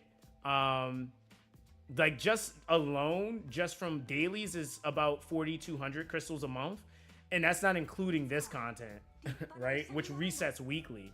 So when you start factoring in that stuff, and I guess the crystals reset seasonally. So I guess for an entire season, they definitely can amp that a little bit more, because I think it's over 30 days. So I feel like if they at least brought the number up to about like, 20 gems, it would be okay.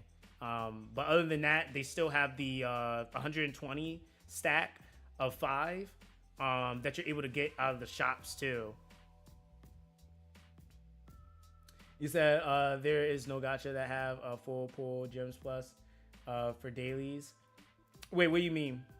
You said shark fins are worth 500 cane. Ooh. Yeah, I wouldn't sell that. I'll just trade it at that point and go open up a chest, like at that point. You say, oh yeah, that's right. Yeah, 1,400 from the battle pass, 270 from Fractal, so 510 if you exchange the shop currency. Yeah. So when you add that all up, the battle pass resets what, monthly, right? So total currency accumulated. Let's say you do 2 of the shops. That would be 1,200 if you did that, plus the 4,200, plus the 1,400.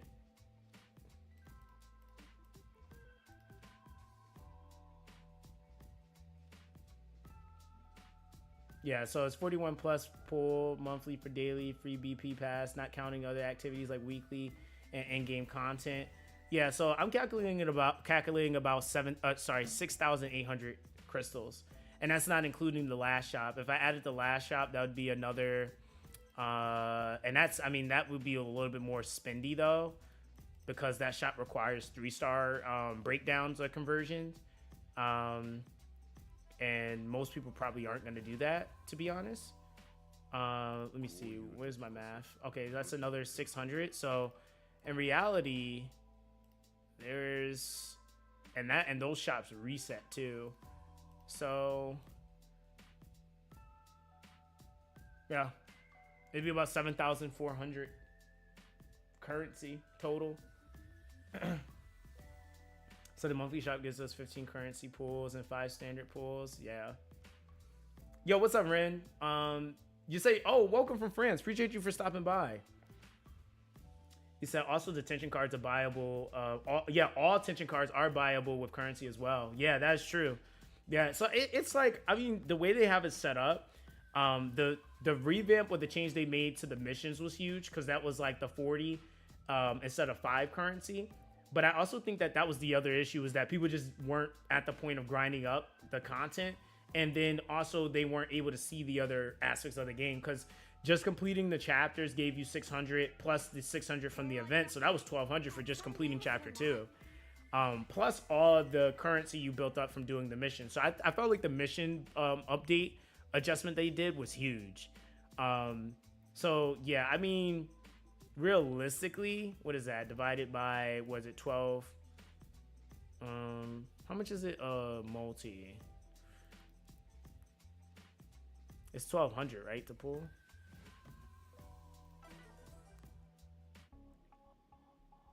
Yeah, so 1,200 a pull. So realistically, a month. If and this is just like the top person, basically, like they're just doing all of that to get that. But I would say, let's see, this is about 6 multis. That's not bad. So realistically, you lose that 600 because that shop is just kind of way too pay to win. So brings us there, divided by that. It's about 5. So yeah, you're pushing close to like a full, like 50 pulls a month, which realistically in 2 months that guarantees you you're guaranteed to get a 3-star every 2 months, basically, which is about the average in most games. So that's not bad. Like realistically, at worst, you're probably around like 80 realistically every 2 months, which is about like, man, I honestly probably even lower. You might be around like 60 to 70 every 2 months, but then you can always make up the difference via whatever event's up. Since Fractal Vice resets every 40 days, yeah, Fractal. Yeah, I didn't include the Fractal Vice, because Fractal Vice, I feel like if they bump that would be better. You said I get about 90 as a free to play on my Hoyo games per patch. Sounds about right. Yeah. So yeah, that's pretty good. Yeah, that's pretty good.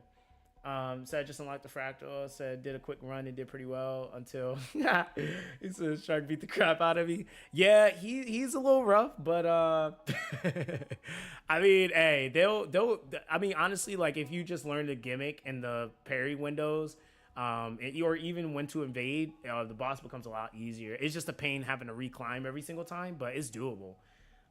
You said if they have an event, we should have 1 3-star guaranteed character a month. They are not doing that. You said one 3-star character a month.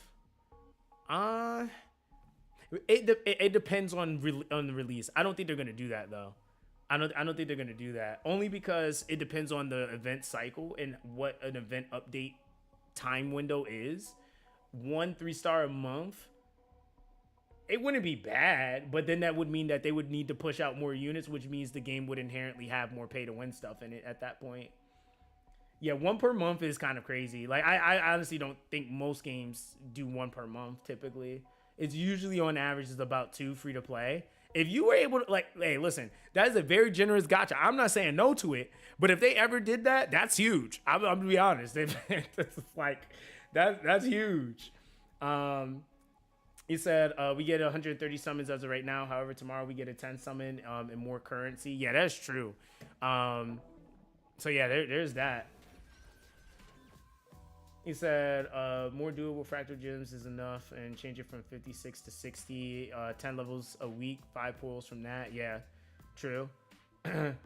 He said, I was too tired to fight the fish since I was pretty late. It's very late in France, so later I'm gonna try a new run. Yeah, do it. Yeah, when you have a fresh eyes, as they call it, that's the better, more optimal time to do it.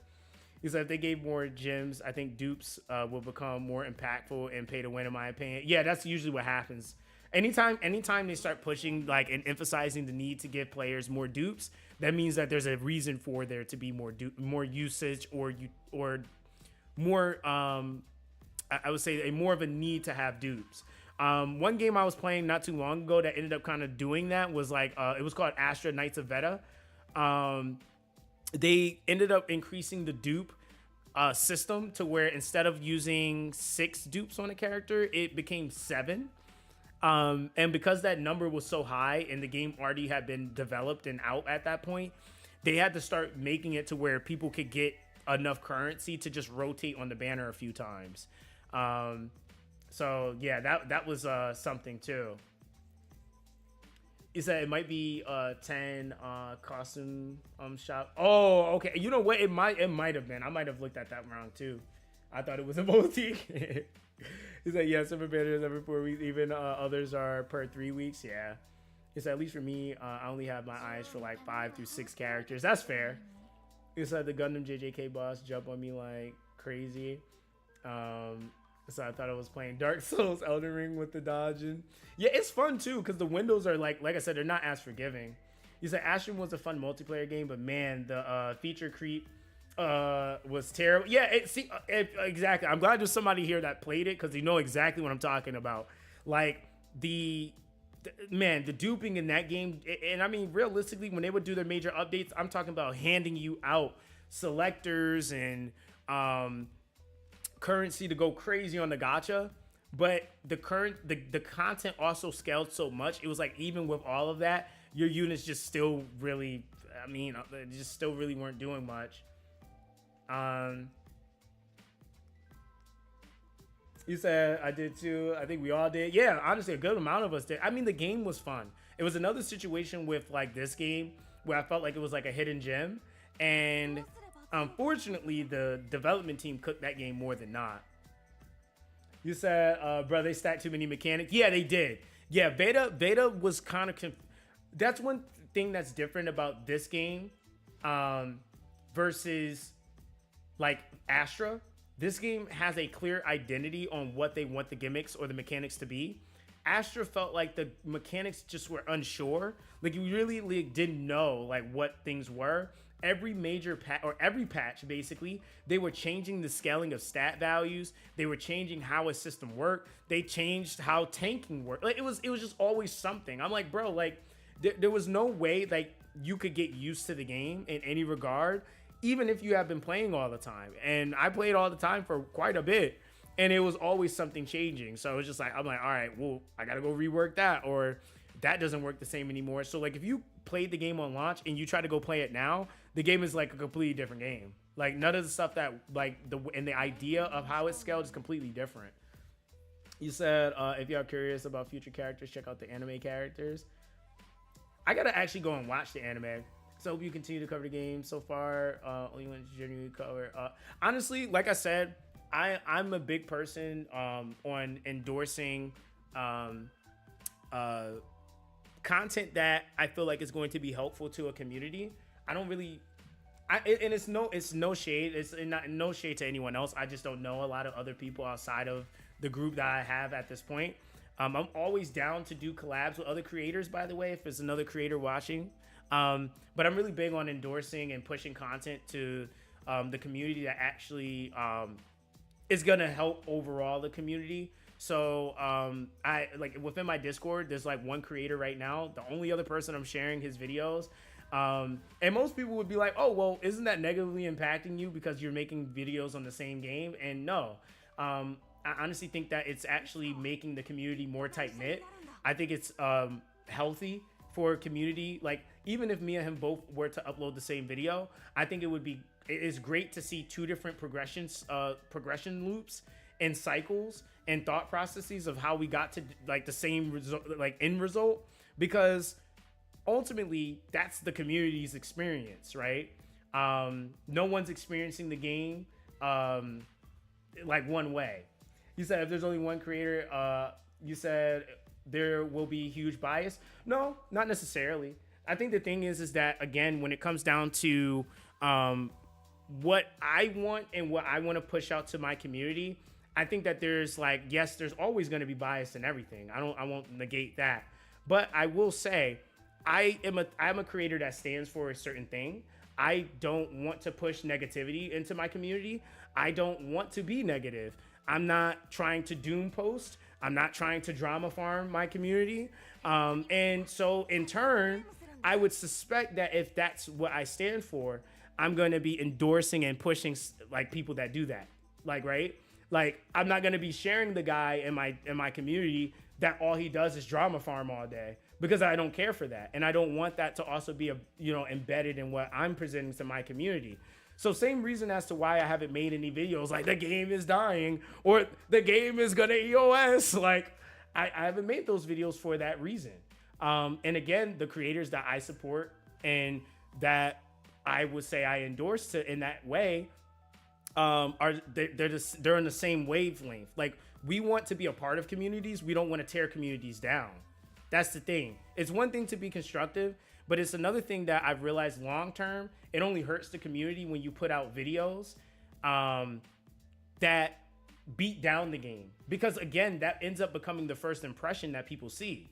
And so when if I look at someone's channel and all I see is the game's dying, but those are the only videos they have, well, what do you think a new person is going to say and do when they see the game? They're not even going to give the game a try. Versus the guy that's like just having a blast and he's just playing the game. Yes, there are issues and we can constructively talk about those issues, but I don't think it needs to be the basis of like the content I make. I think as a content creators have strayed away from making content and they use drama or the issues of something to be their basis of their content, when in reality, if you're good at what you do, you can make content about the game and it doesn't have to be drama related, really. Again, if you're doing something constructive, it's obviously not towards those people, but there's some people that didn't play the game. They didn't clear anything really in the game. And the only thing they were, oh, there's not enough currency, so I'm not playing. And I'm like, well, that's not really helpful to the audience watching. I mean, really, that's not really helpful. So definitely doesn't mean the real problems should be completely ignored, though. At least acknowledge, but yeah, don't need them. But yeah, that's what I mean, though. I always acknowledge, like I'm known, like that's, so for all you guys that are seeing me for the very first time, my skill set is all a part of building communities. I've worked with some of the biggest developers on the planet in gacha, period. From billion-dollar companies like Lilith Games to companies like Hoyo, and I'm not just talking about like, oh, I was in a creator program. Like, I've made creator programs. I'm developing a creator program right now for a game for XD Company. I'm working with the staff on that game to create a space that people can enjoy. So this isn't just like my idea of like, oh, I'm just being a biased creator. Like, no, this is what I believe communities are built off of. The most successful communities I've seen have been the communities that have creators that stick together and that are playing the games. If there's an issue, they bring it up, but they make it about the content. They don't make it about my wife.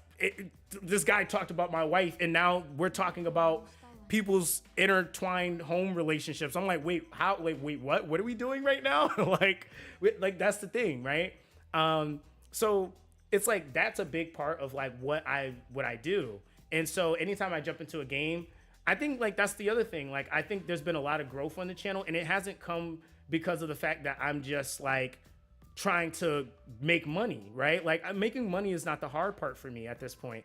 I actually make a lot of money just from my contracts and doing sponsor videos. But I genuinely make videos because especially at this point, I love doing what I do, and I love being a part of a community. I love communities. Like I think that that's the biggest thing. I love being around and interacting with people.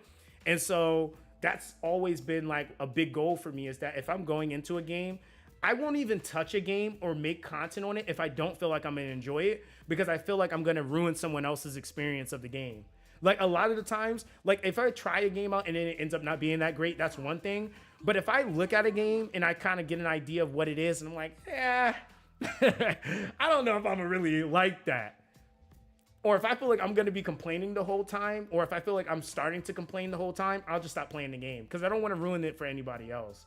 And I feel like some people are just so selfish in that way that they don't understand that when people come to watch you, it's because they want to see, and you might be that person's stress reliever, like in any regard. Like I don't know what you guys deal with regularly, and that's the whole essence about gaming communities. It's supposed to be a way for you to be able to just kind of wind down, escape, and play a game with a group of people that you might like, right?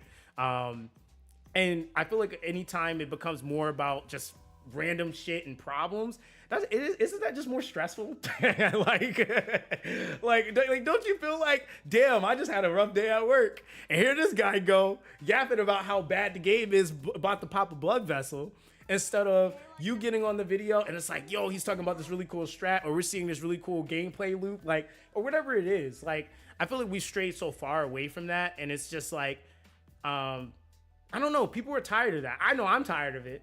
Like, honestly, I'm genuinely sick of it. And so, that's my promise to you guys, is that like, yeah, if you guys are, on the channel, in the community, man, my goal is to present content to you guys that is going to be valuable. I don't want it to be anything other than that. Like, if it's not being constructive, or if it's not fun, it's not coming from me at that point. Like it has to be that, right? Like it just is what it is.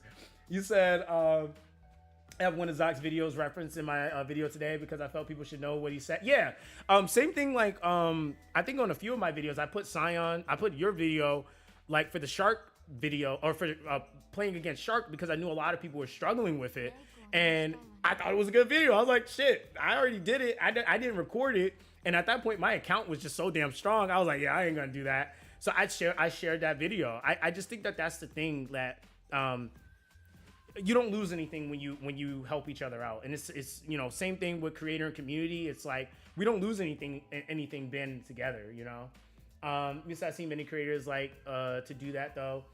Farming too, I guess. Yeah, I mean, for me, at the end of the day, I have certain levels of integrity. Like I don't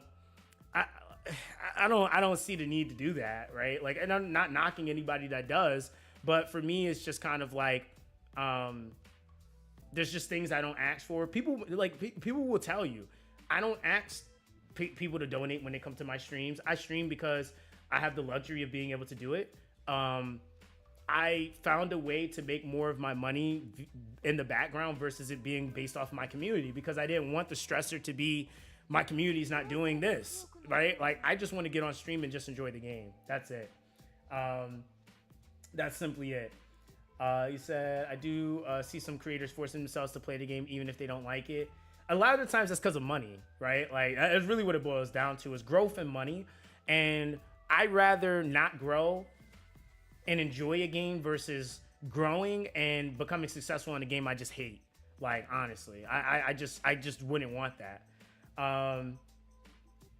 You said, I think Joe Awesome or John Awful is another good content creator for the game. And that's why I made the statement before, is that I can't speak for every creator, because there's some I just don't know, right?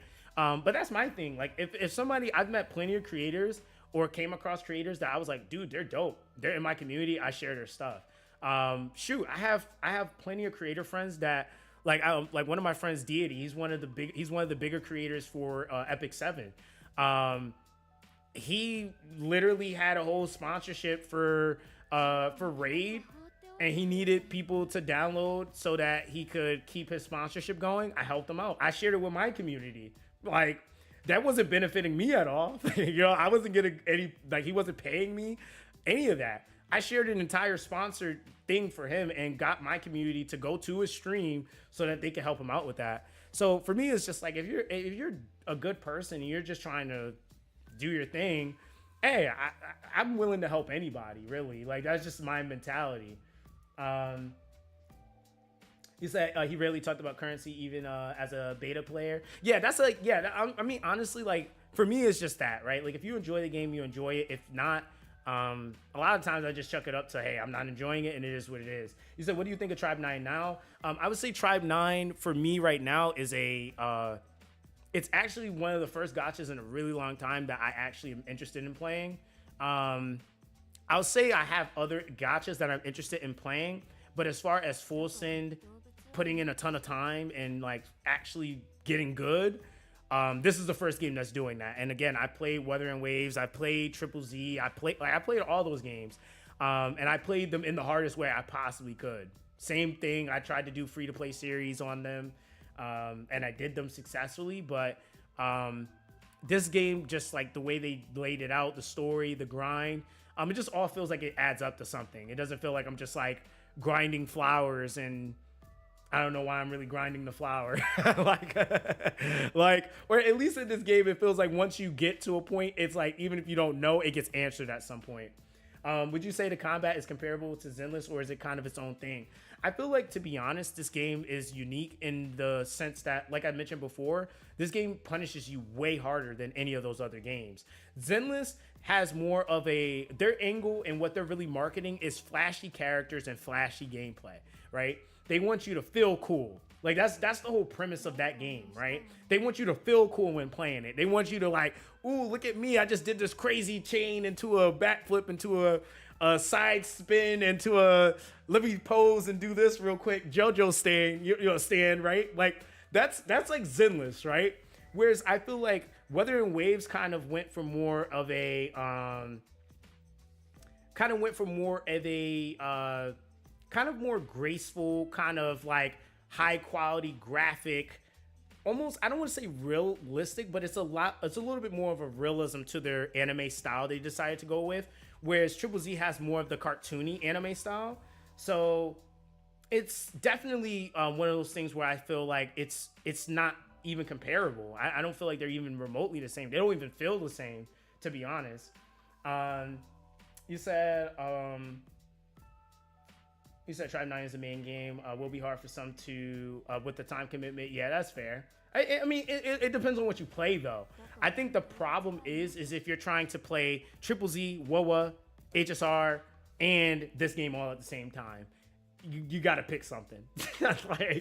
I will say that that's just what comes with the territory. When you're playing a whole bunch of open world games or games that require a lot of manual time, a lot of my loot for gachas is mixed, right? So I have like this game, for example, that I'm playing, but a lot of the other games that I play are like more auto, so I can have my team, doing something while I'm playing this at the same time. And then when I need to do manual stuff, I'll sit and have a little pocket of time where I do that. But trying to keep up with a whole bunch of manual extensive games can become a lot, because I don't just run this channel, but I also have a AAA channel. And that game is a looter shooter. So all that game is grinding. I put well over 1,000+ hours into that game. And that game is nothing but grinding and repeatedly grinding. And so yeah, like that's the thing you have to kind of balance out, is what you play and what you realistically have time for.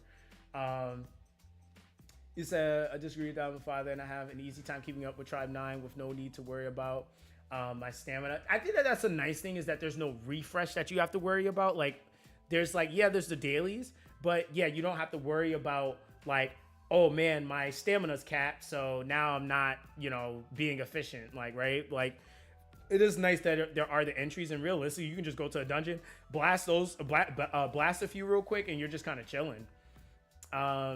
It's a Tribe 9 feels like a RPG full game on a PS4, 5 than a gacha.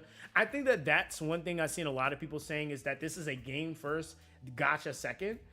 Whereas a lot of gacha games will be the gacha will carry the game versus the game itself carrying itself. Yo, Dunkirk, appreciate you, fam. Yo, I'm gonna have more God Forge content coming on that channel too. I know the playtest is coming up soon, so yeah, it's definitely gonna be more content, man. I'm actually pretty excited for that game because that game is made by all creators, so I already know that game's gonna be fun. You said I play old school RuneScape. I love the grind. I mean, yeah, I have an MMO background, so like WoW, Neverwinter. I mean, you name it, I probably have tried it, if not played it extensively. And then I'm playing looters and stuff like that. Those are all games that require grinds, have like some of the most horrendous drop rates. I think that that's also another reason why you guys probably don't see much like complaining videos from me, because it's not really an issue to me in the sense, because I'm so used to playing those types of games. Like that's my background. So I'm used to sitting there grinding for one drop for 2 months, 3 months. Like that's like for me to not get it until month 6, you know? So yeah, it's just the nature of the game, but I do get it's a different type of gamer that exists now. And hey, it happens. You said I grinded 3,000 hours in D3. I can grind 24 skills at 99 in RuneScape back in the day.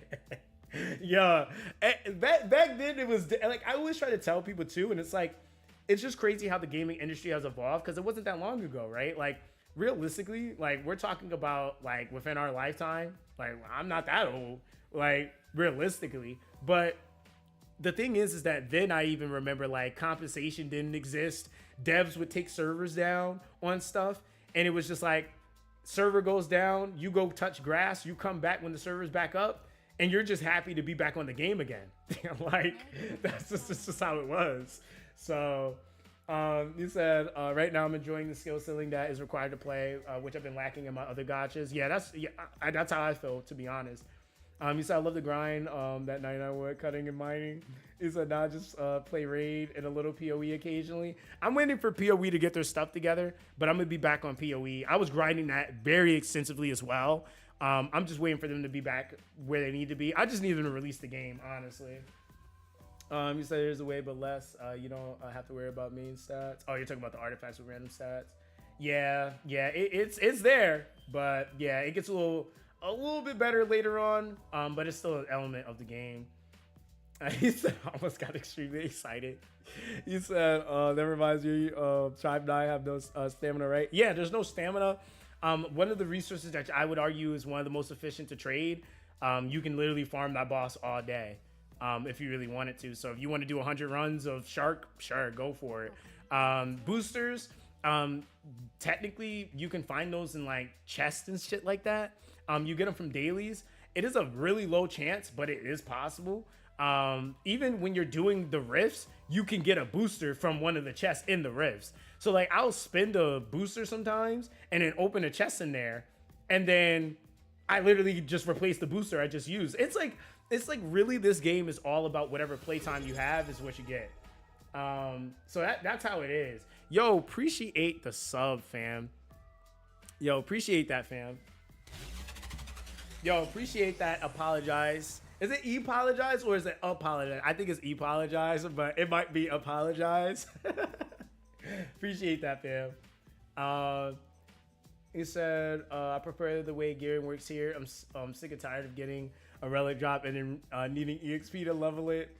Oh yeah, you know what? We are getting spoiled. We are getting spoiled.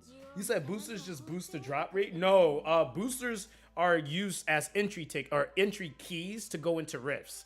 You have different boosters, and what we mean by that is like, yes, there are items that you can use for EXP boosting or for boosting the chance of a specific type of gear or Patimon to drop, but the boosters themselves, which they are called that, are used to go into rifts, basically.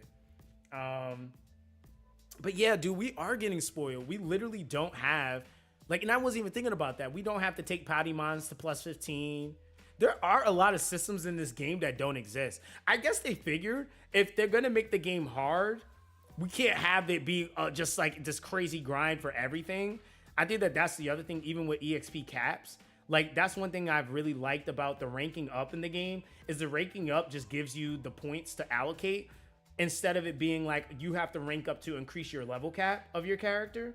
So that's actually like kind of nice. Like you just hit the point of progression where you get that level cap raise and then your characters can go up. Like that's actually something that's really, really nice about the game, to be honest. It says last I love you.